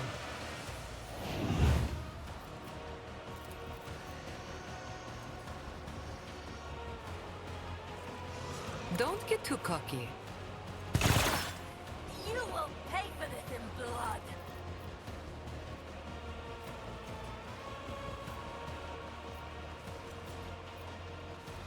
I can do that with the right I'll incentive. return the pain tenfold.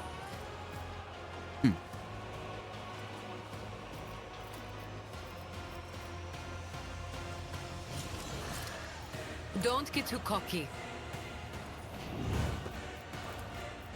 You've got a problem, I've got a price. Suits my purpose. Ah! Another clean strike!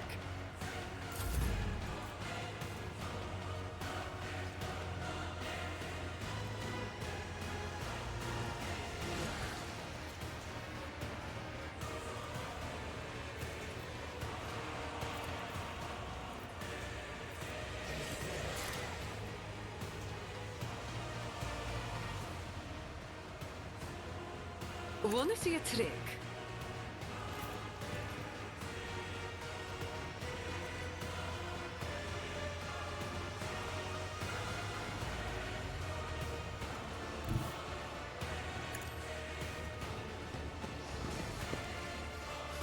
All right, Burn. Have a great night, dude.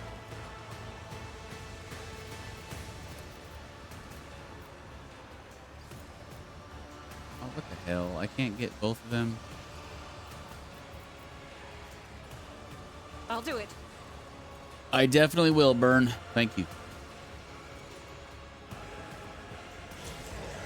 I will bathe this battlefield in righteous fury.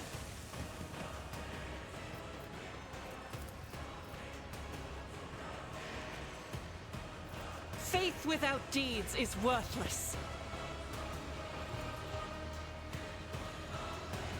I'll do it.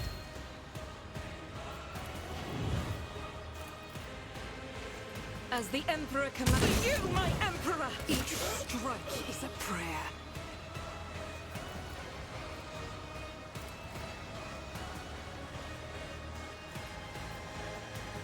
I'll do it.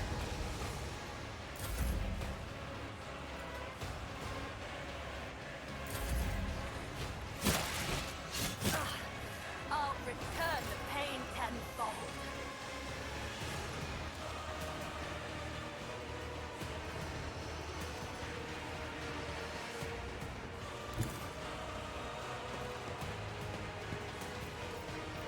Faith without deeds is worthless.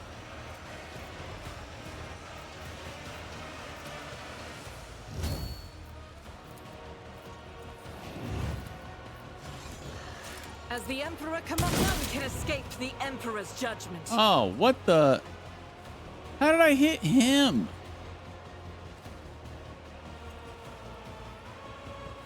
I just took him down to like half health. Son of a bitch.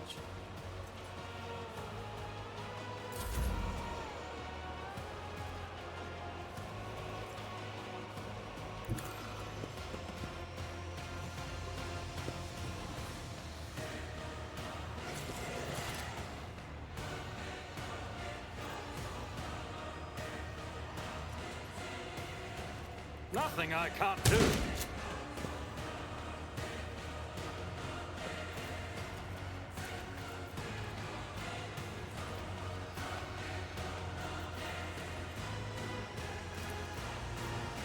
All too easy.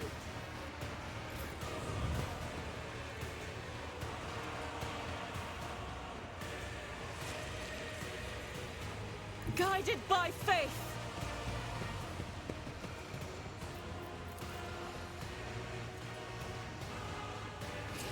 I'll do it. Not a problem for me. Suits my purposes.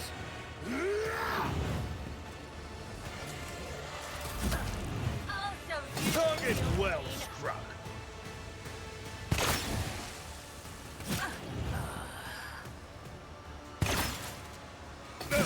Just a minor setback. Real pain.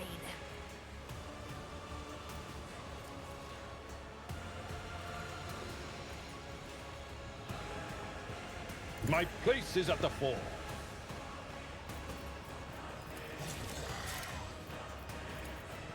I will do my duty.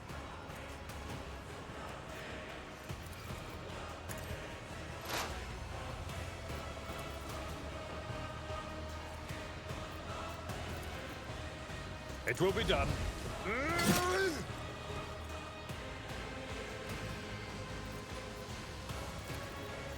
Indeed.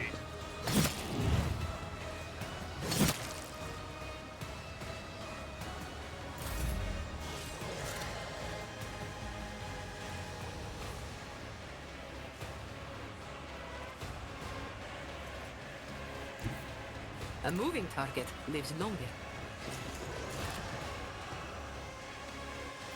Am I getting paid for this? Tell me, and it is done. Oh, come on, Jai.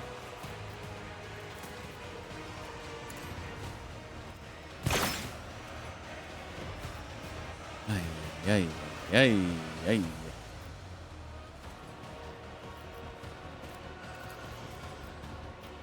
Don't get too cocky.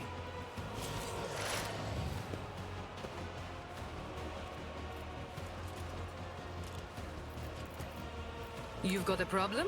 I've got a prize.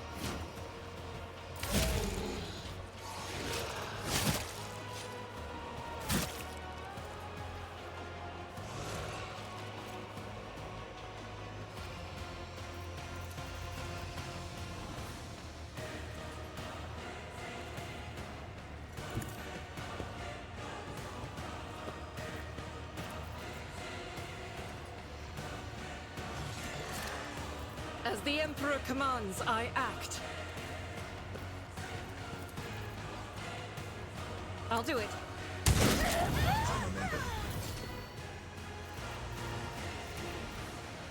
Faith without deeds is worthless.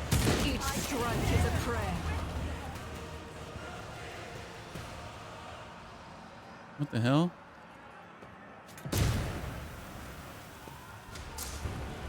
Oh, snap. We're getting out of here.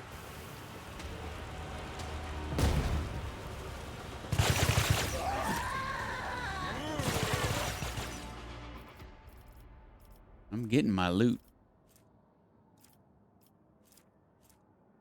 Xeno emitter. Whenever the wearer inflicts burning on an enemy, this effect gains +6 additional levels.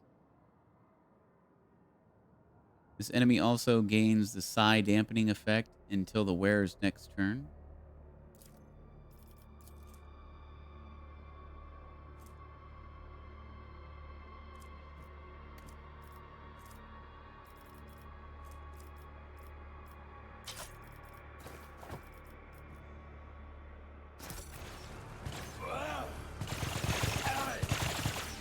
I won't tolerate weakness.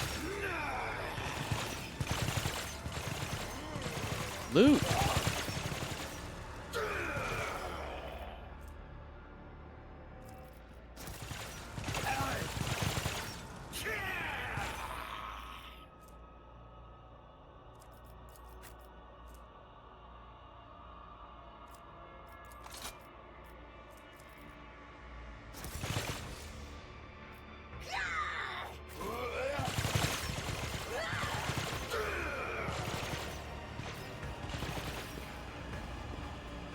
Thank you, Anguish Protector.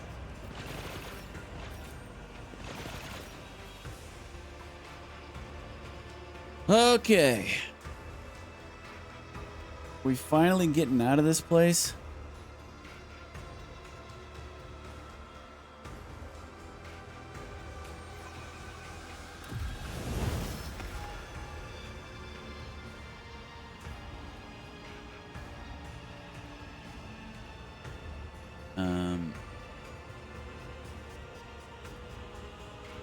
These are more witches. Am I fighting these guys too?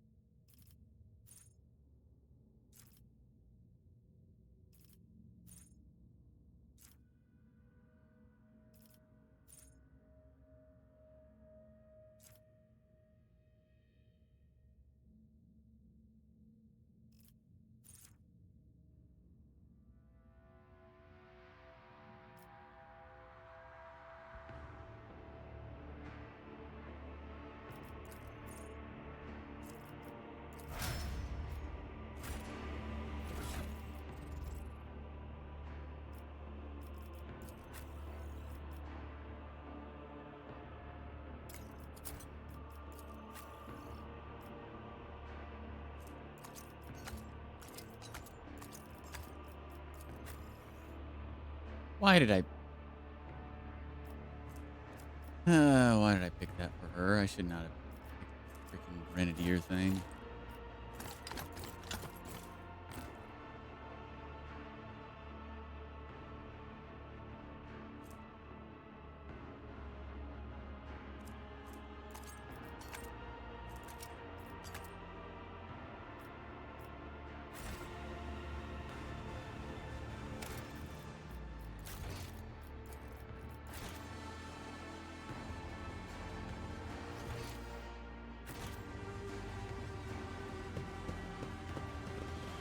You guys aren't going to attack me? All right. At the end of the turn, the wearer gains stacks of tactical advantage equal to the number of enemies they hit during their turn.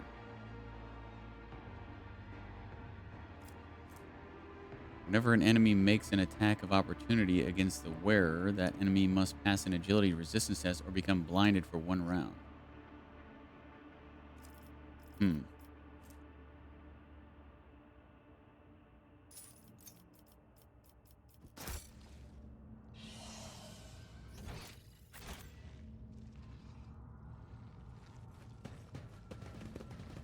Try the strange drink.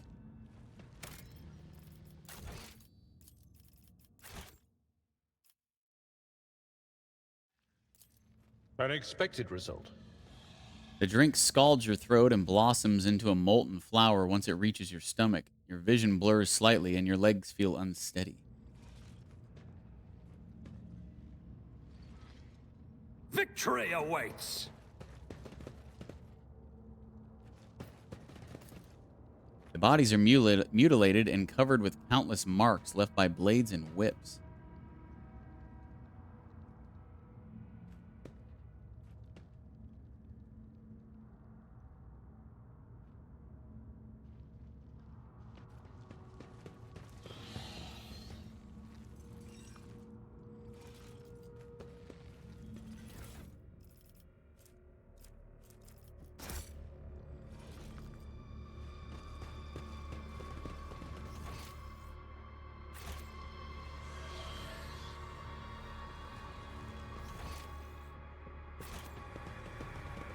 A new challenge for me.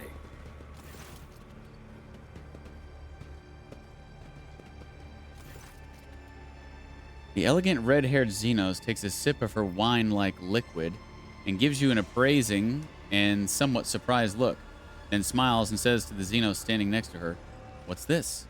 New playthings, no doubt? And here I thought the Reaving Tempest was intending to offer up your paltry cabal for our entertainment." The tattoo-covered Drukhari she is addressing, who is absent-mindedly sticking serrated needles into his own gums, scoffs in response.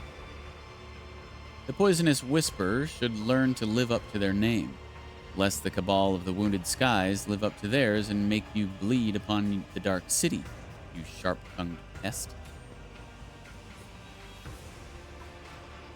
Do either of you know what I am doing here? I will give you no explanation, monkey. Perhaps you have angered fate and the gods for them to have pushed you to such a miserable end. Smile. So, which one of you is worthy of getting the first taste of my pain, and which one will have to settle for scraps? You belong to the Wounded Skies. I will help you remember the name by burning it into your eyeballs. The Wounded Skies are always so hasty and so eager to rush ahead. They fail to notice the daggers being shoved into their backs by more worthy aspirants who are offended by their witlessness. The red-haired Xenos gracefully places a hand on her weapon, and the male Drukhari mirrors her gesture. Come taste my blade! You hear the light footsteps of Xenos coming from the terrace. And there, okay. I'll wipe you from the face of the galaxy! Are you serious? So much fighting. I guess I'm not gonna get Heinrichs back either. I have no idea what happened to Heinrichs. So we lost Heinrichs and Cassia in this wherever we're at.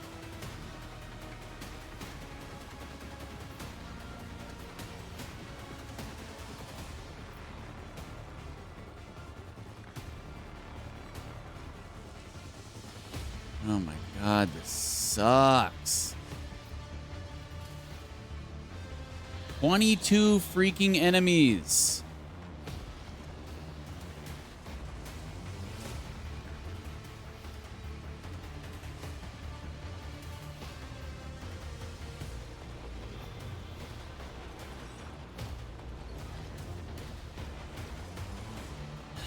And I've got 4 people in my party. This is ridiculous.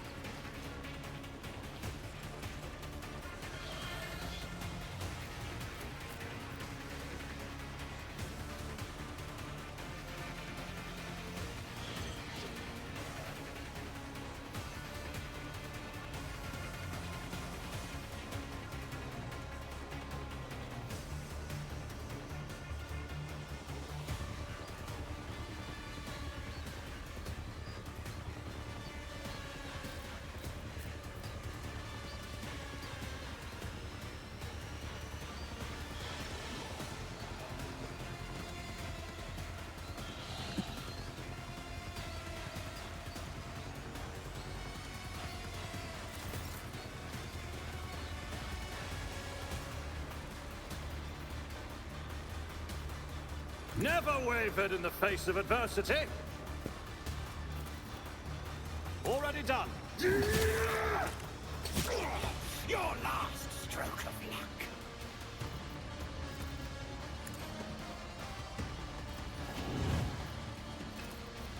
All too easy.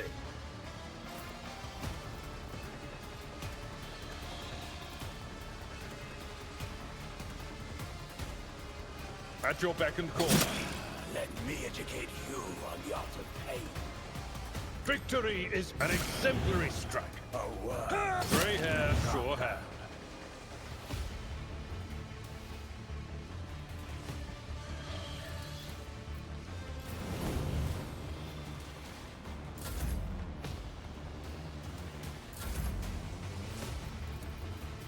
I will do my duty. I will tear your heart out for this. Nothing I can't do.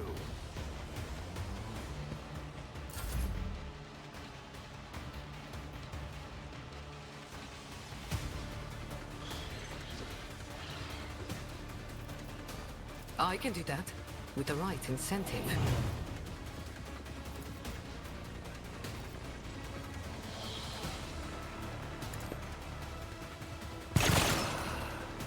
You've unleashed my fury.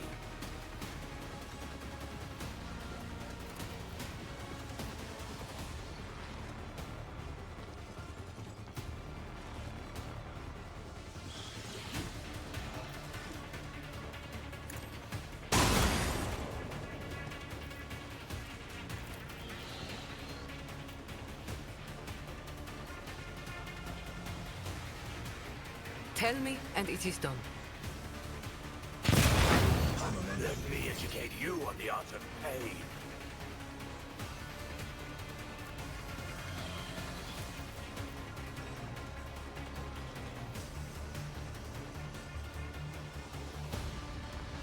I hold all the cards.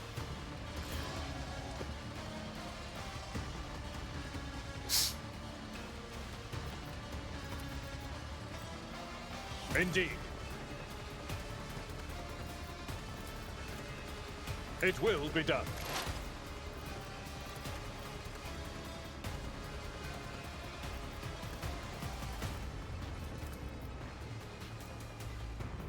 At your beck and call. I will do my target well struck. A work for a flesh crafter. An exemplary strike.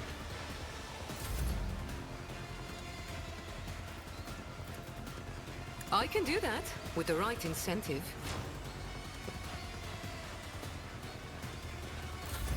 My soul hunger beckons. Wait, what the hell? This plaything is about to break. They're shooting each other?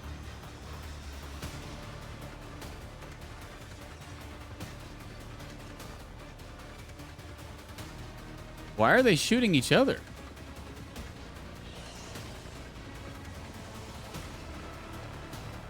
I was not expecting that.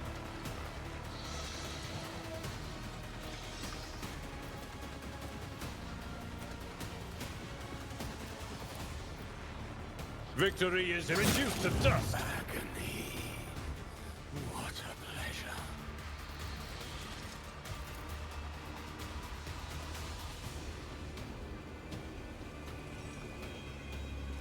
Indeed.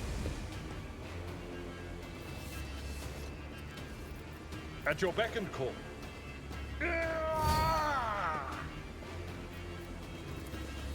I will do my duty. Victory is imminent.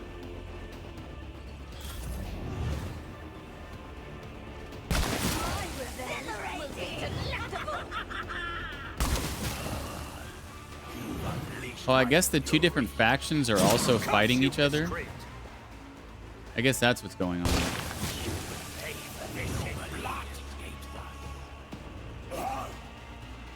And I'm just kind of in the middle of it, trying to kill both of them.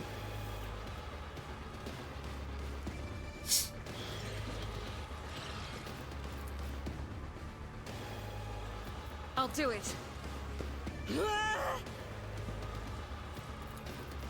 As the Emperor commands, I act.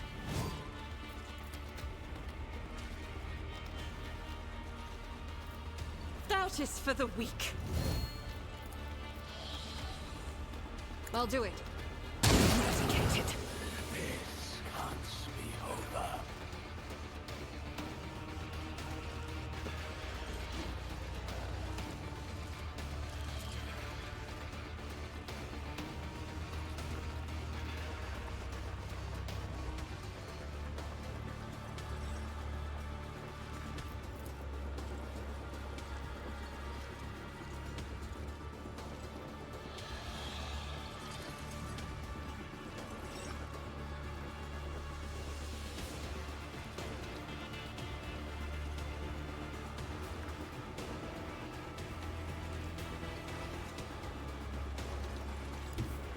Rejoice in battle!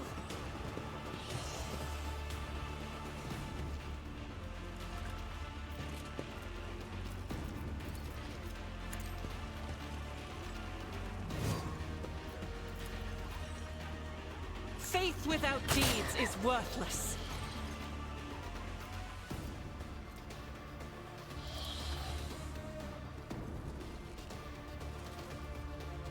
As the Emperor commands, I act.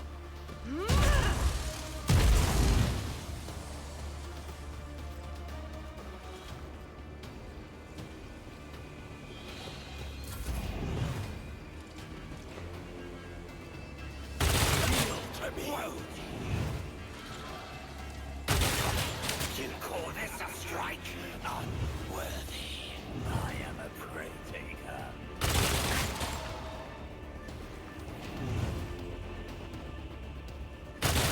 What a pitiful sight.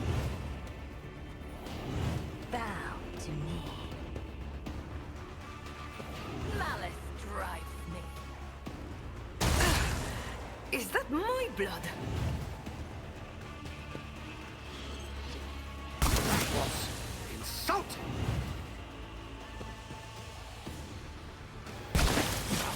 Your last stroke of luck. Endure.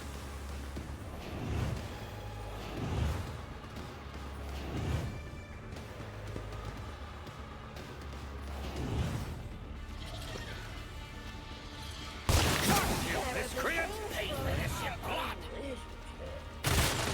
My revenge will be delectable.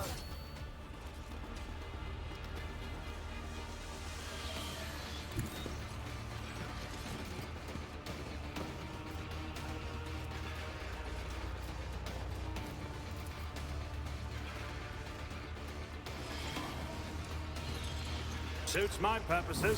Nowhere to hide. Nothing I can't do. Not a problem for me.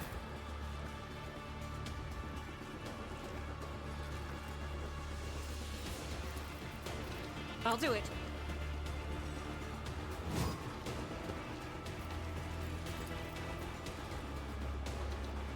Doubt is for the weak. Work is a prayer. You are doomed!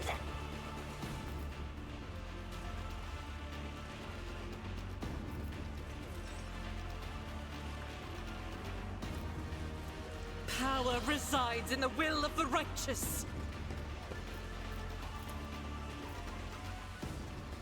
As the Emperor can eradicate it.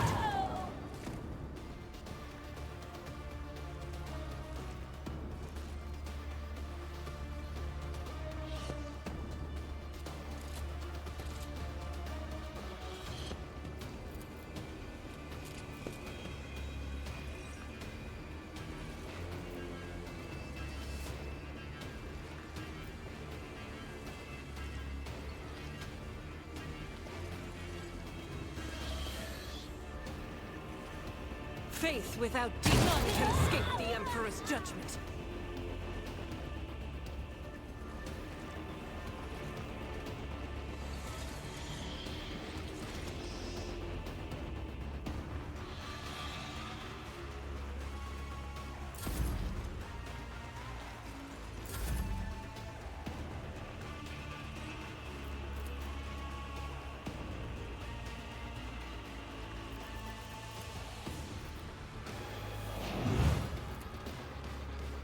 Don't get too cocky. I'll return the pain tenfold.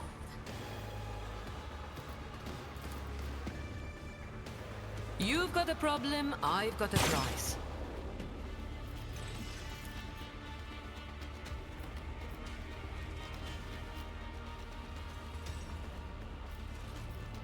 I can do that with the right incentive.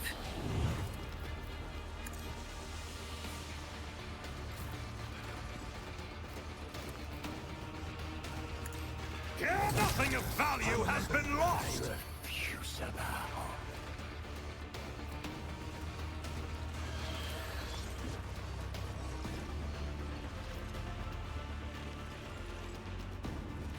I am fear incarnate.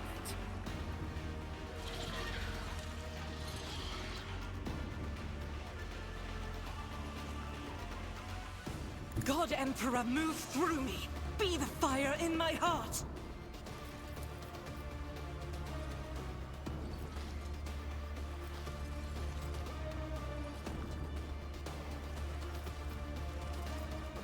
As the Emperor commands, I act. Doubt is for the weak.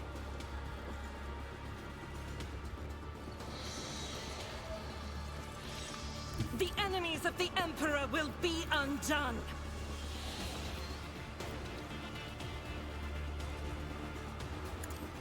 Eradicated. Silence fresh.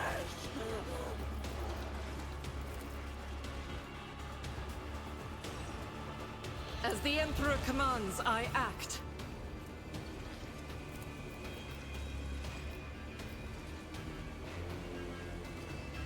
Faith without deeds equals right is a prayer. Devour me. I'll do it. Let the true master inflict the pain.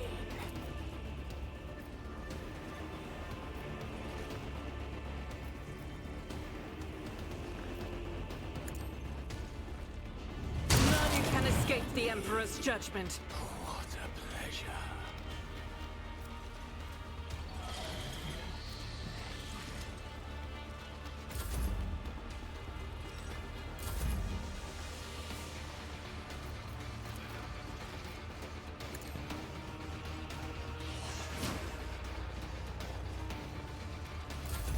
My artifice is unsurpassed. My faith shields me. Too bad I never leave debts unpaid.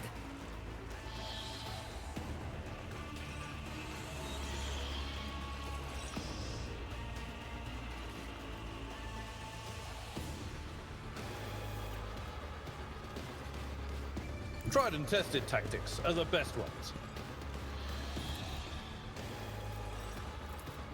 It will be done.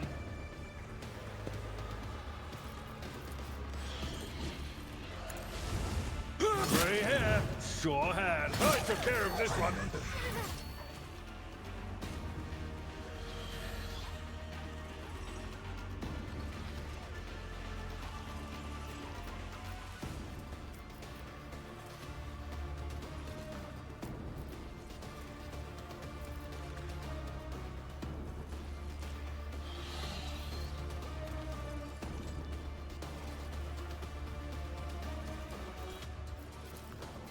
Indeed.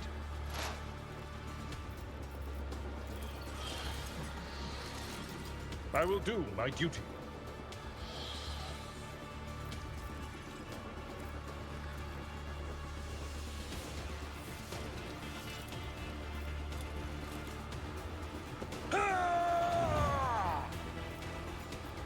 For von Valencius!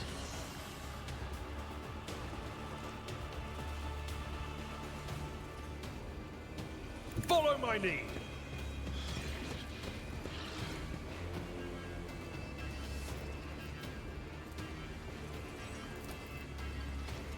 At your beck and call. Ah, reduced to dust. Foul breath.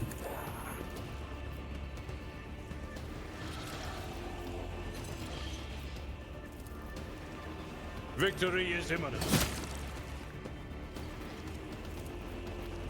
At your beck and call. I will do my duty. Indeed. Victory is imminent. Oh shit, I still had another attack. Damn it. I could have killed him. Fuck that up. Or he'll just do that. Nice.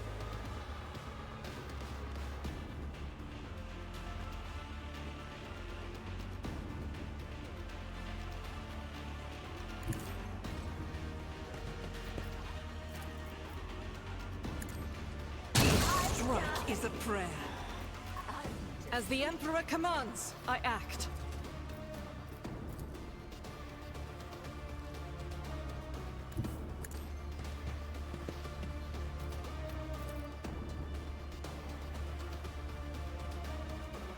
Doubt is for the weak.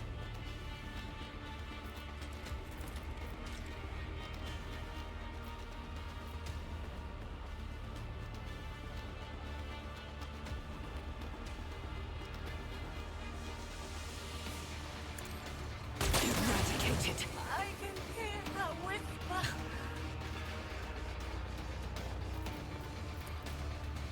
Faith without deeds. For you, my Emperor! To you. Let them tremble. That's nothing worse. You will pay for this in blood. You call My ears are ringing.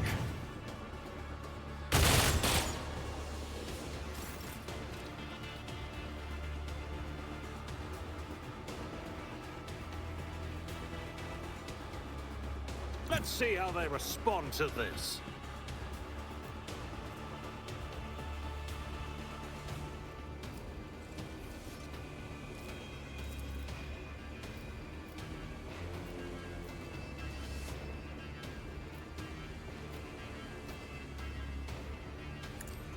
There's nowhere to hide.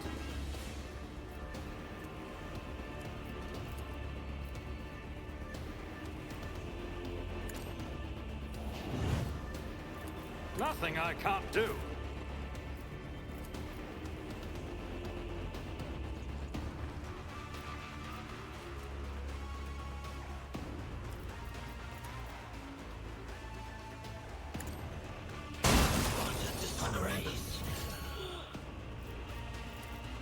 Don't get too cocky.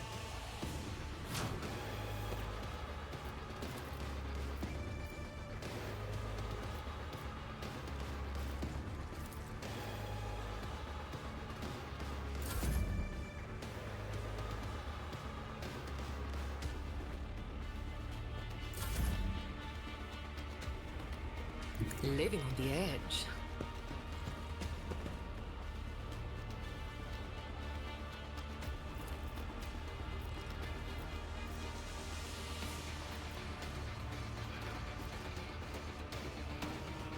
Tell me, and it is going somewhere?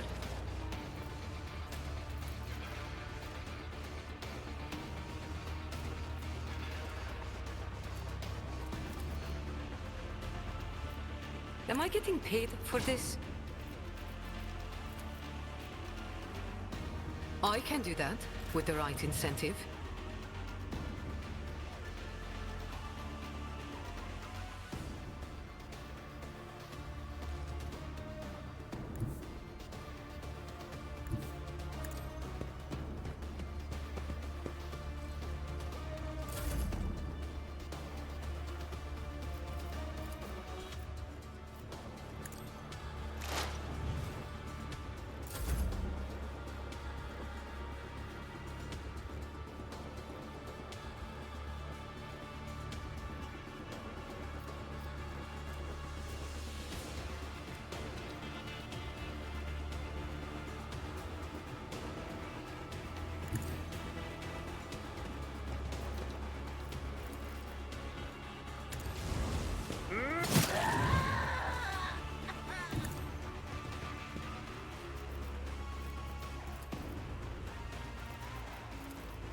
At your beck and call. I will do my duty. Reduced to dust!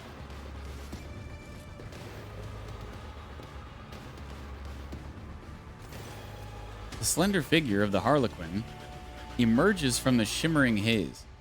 With the grace of one performing a sorrowful dance, he approaches the dying Eldari nearby. Your dance is now tableau, and I lament. The darkness in the eyes that saw the path, I peer into those tunnels black and bleak. A gleam I seek, the one that points the way, your imprisoned kin in Tempest's cage. The Farseer's voice is weak and tremulous from pain. It is strange that he is still capable of speech. His body has been horrifically maimed. The colors of his garb are familiar. The group of Xenos you met on Janus wore the same. At the top of the spire, they are all there. Help them, Arabenian, and help me. Take me away from here when it is all over, soon. Disdain you not will I with a refusal. Your soul's refrain will I keep safe as well. But leave to me reality, Farseer, and dreams I'll give into your worthy hands. With a solemn strike, the Harlequin ends his kinsman's torment and carefully takes the spirit stone from his body. When the Xenos turns to you, his hands are already empty. The stone is gone. My visit here was part of your plan? Has everything gone as you wanted it to? You may applaud my disappearing act. The Reaper's fatal steps I did conceal from eyes that dreams of blood so wildly crave. For unbeknownst to them, death merely moved into another hall in harmony with inmates' steps and night's own melody. The Harlequin makes an exaggerated show of drawing back an imaginary curtain. The shadows beneath the black eye holes in his horned mask once again form a mocking smile. The grand finale of this gory piece, where perfidy and cunning reign supreme, shall now unfold my merchant vagabond. Point at the dead Eldari. What was he doing here? I presume he was a valuable prisoner. The executioner lost interest and blithely tossed the toy despised aside. Proclaiming it a gift to empty bellies, he let the rabble tear it into scraps. And tooth and claw they fought to claim a share, with everyone extolling his largesse. What do you want from me? Why have you involved me in your plans? Kalmara's ancient law was boldly spurned, and too despoiled were Prudarak's remains. The Tempest's mistress, spurred by avarice, forbidden plunder brought to her dark nest. And though the city shrinks from those whose souls In darkness gleam with coruscating flame. The interdict is scorned, pact ignored. Komara waits, Komara tastes its doom, to make of drama farce beyond belief. A pair uncredited assume the stage. A cutthroat monkey, captive of a thief. A dancer, make strife poet, guileful knave. With a weary sigh, the Harlequin concludes, when Coda's note falls silent evermore, the last a duty will perform, and then the first will move, his exodus enact. Euremerus acted recklessly when she decided to bring captive psychers back to Komora. The webway is extremely sensitive to psychic powers, and the psycher's presence could force the Dark City apart at the seams, opening gaping chasms to the warp. If the other Cabals knew about this audacious stunt, how is all this connected to my escape? Strive up to where the thieving storm has built its squalid nest among the darkened sky. The tempest's plunder hoards are buried there, and captives, riches, trophies all within. Amidst this cache, a gate to real space find. Pass through to freedom, tempting and so craved. Companions have I brought, and steps revealed. My lines run out, I have no more to give. The stage is yours, my merchant vagabond. Go fetch a vessel swift, and get you gone.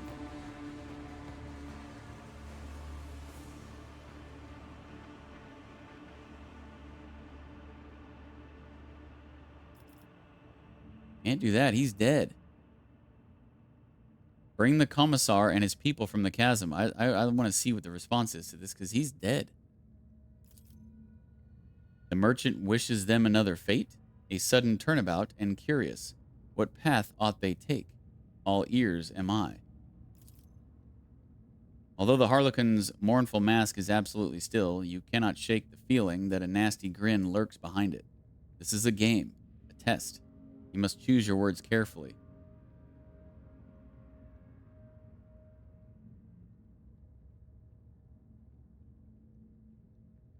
They are my instrument.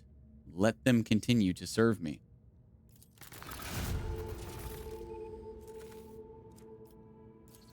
A drum or harp, or any instrument, of Maestro's eye, it is the apple prized. I will ensure that yours sounds once again. From death I'll save your precious property.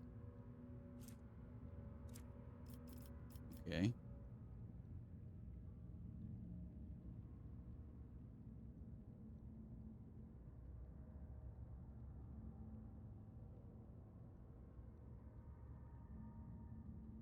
I am tired of your deceit and manipulation. I will no longer be your tool. A role miscast, alas, I do concede, but all the same your steps will complete. A solo, no one to mislead, and to the tune of silence, Nocturne will retreat. The Harlequin vanishes in a blue shimmer. The horned mask disappears last, its empty eye holes seeming to stare at you in silent reproach.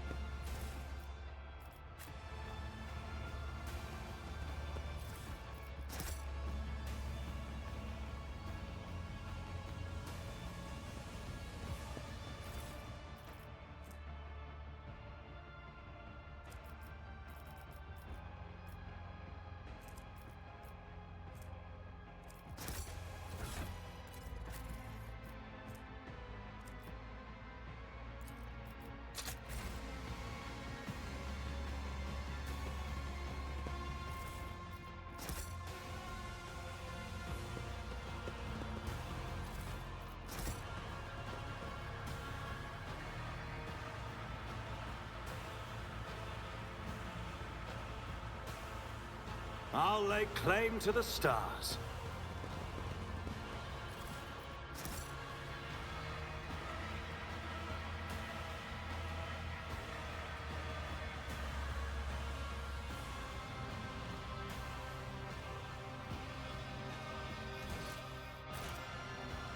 I really wish I knew what happened to Heinrichs. I don't know if the game just bugged him out of it or I have no idea. I mean, we obviously know what happened to Cassia. I wasn't able to save her. This old officer. But I have not seen Heinrichs at all since we got here.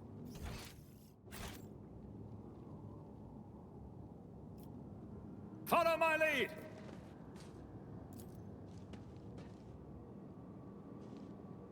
Never doubt me.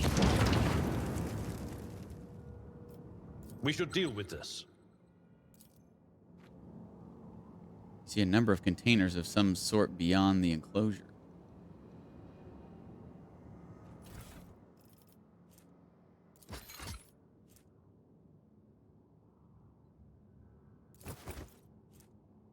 Using a non-attack ability grants the wearer a plus 5% bonus to dodge and parry for each enemy adjacent to the wearer for 1 round.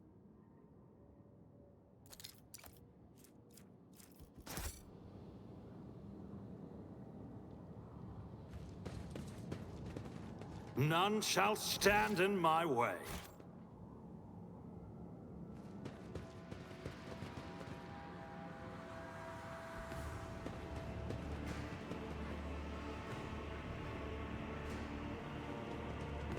Cautious pilot and bold pilot. The 2 pilots are already disarmed and shackled. They give you a haunted look as you approach them, but do not dare to say anything. You take a glance at the Xenos boat.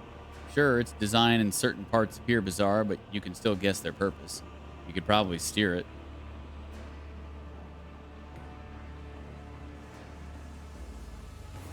Everyone inside is dead. I need this boat. You live or die, your choice. The pilots look at the fresh blood all over your face and clothes, exchange glances, and take off running without saying a word. The gondola is yours. It's about time.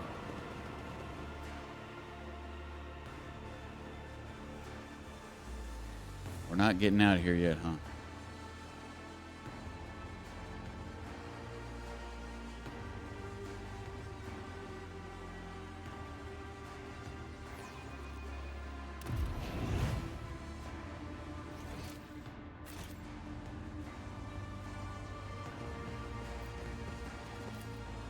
The dim light sources of Komara glow like swamp lights, making you dizzy and nauseous.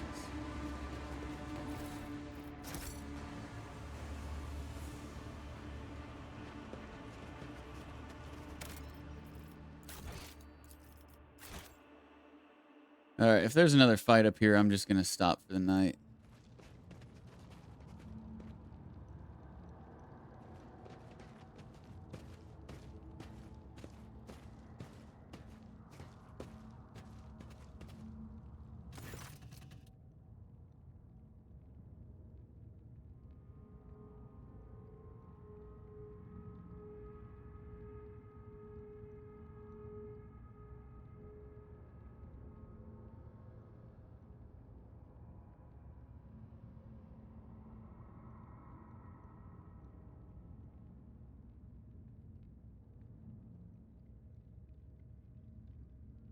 The gargantuan spire is too large to see in its entirety.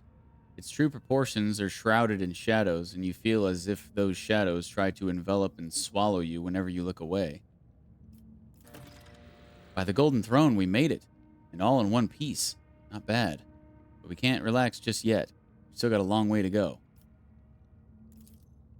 The spire of the Reaving Tempest welcomes you with muffled noises seeping from its dark walls. Distant voices, footsteps, and screams of pain.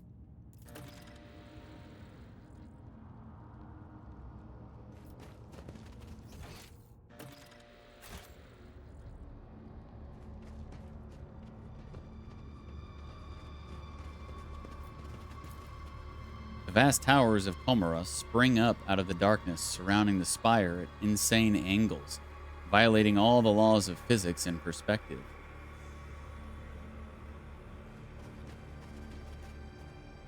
Over there.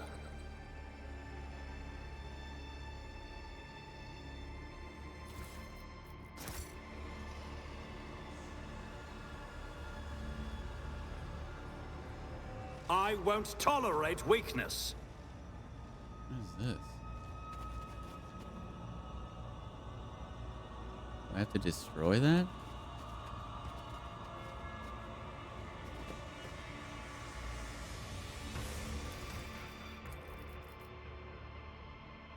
Oh man, we're one level away.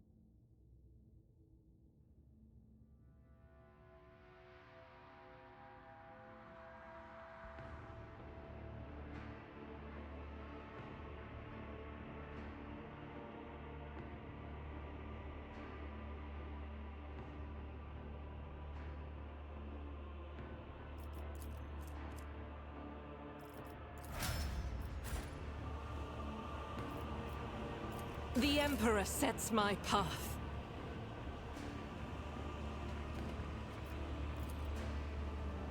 I'll do it. We need to investigate. Aha.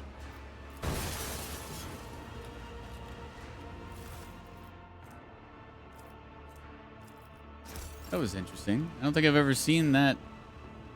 I've never had to destroy something before to get the loot box behind it. It was interesting.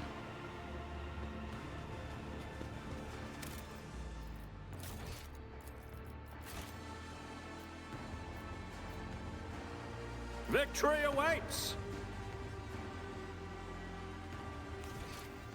Oh boy, a big area. There's definitely going to be some fights in here, so we're probably just going to end up stopping here, but I'll go until we see a fight.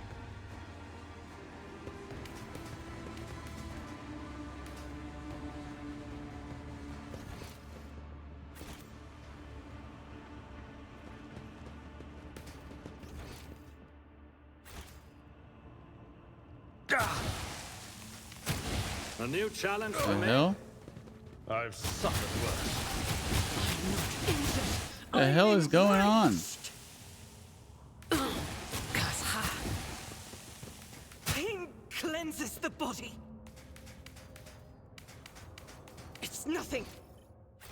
I don't know what's happening. Your motives and methods are woven from Shadow Jai, but they help you to survive even in the darkest corners of the universe.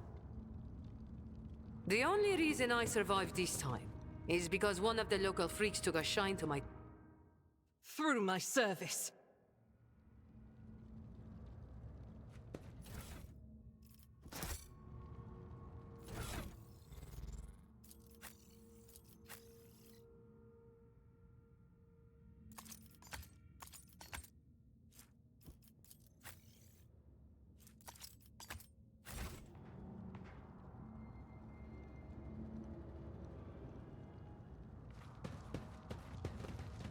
I'll lay claim to the stars. Cast your eye there.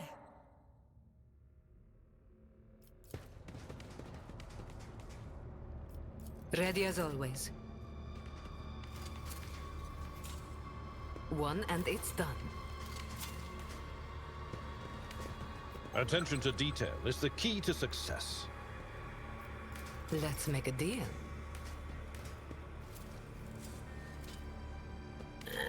And done.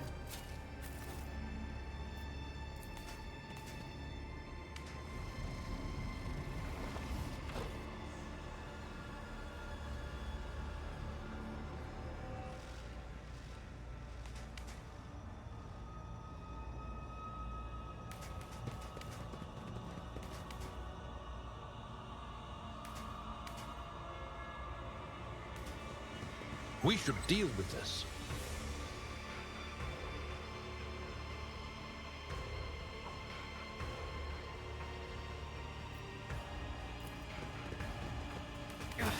You love to I'll take live charge, another don't day. you? A job for me. Follow my lead. You'll regret this.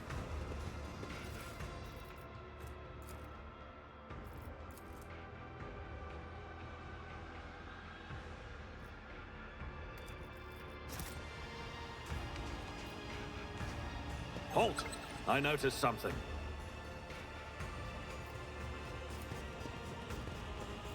Trading is just like art. It takes skill and talent.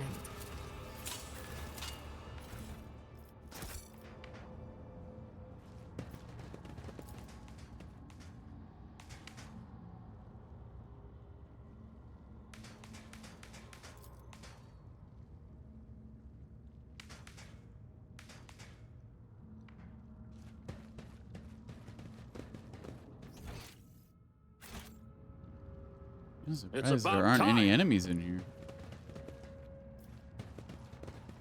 My pleasure.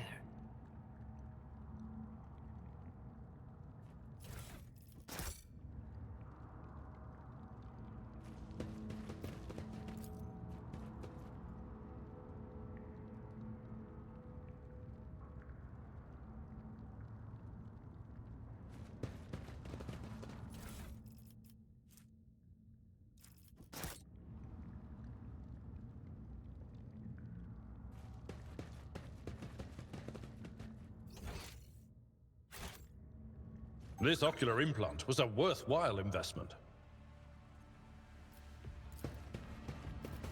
Some choose wealth, others prefer power. And me, well, I'm not that picky. I'll None take shall both. stand in my way. Ready as always. The treasures of the Coronis await. And done.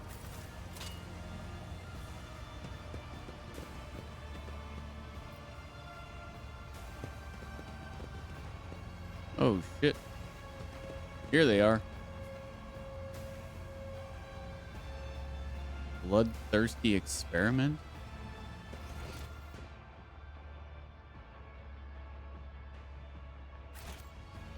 Alright, guess I'll go ahead and stop right here.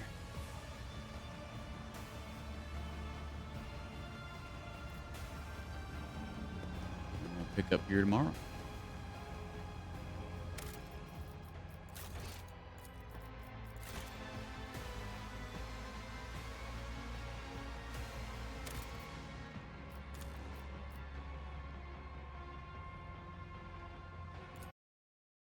Good night.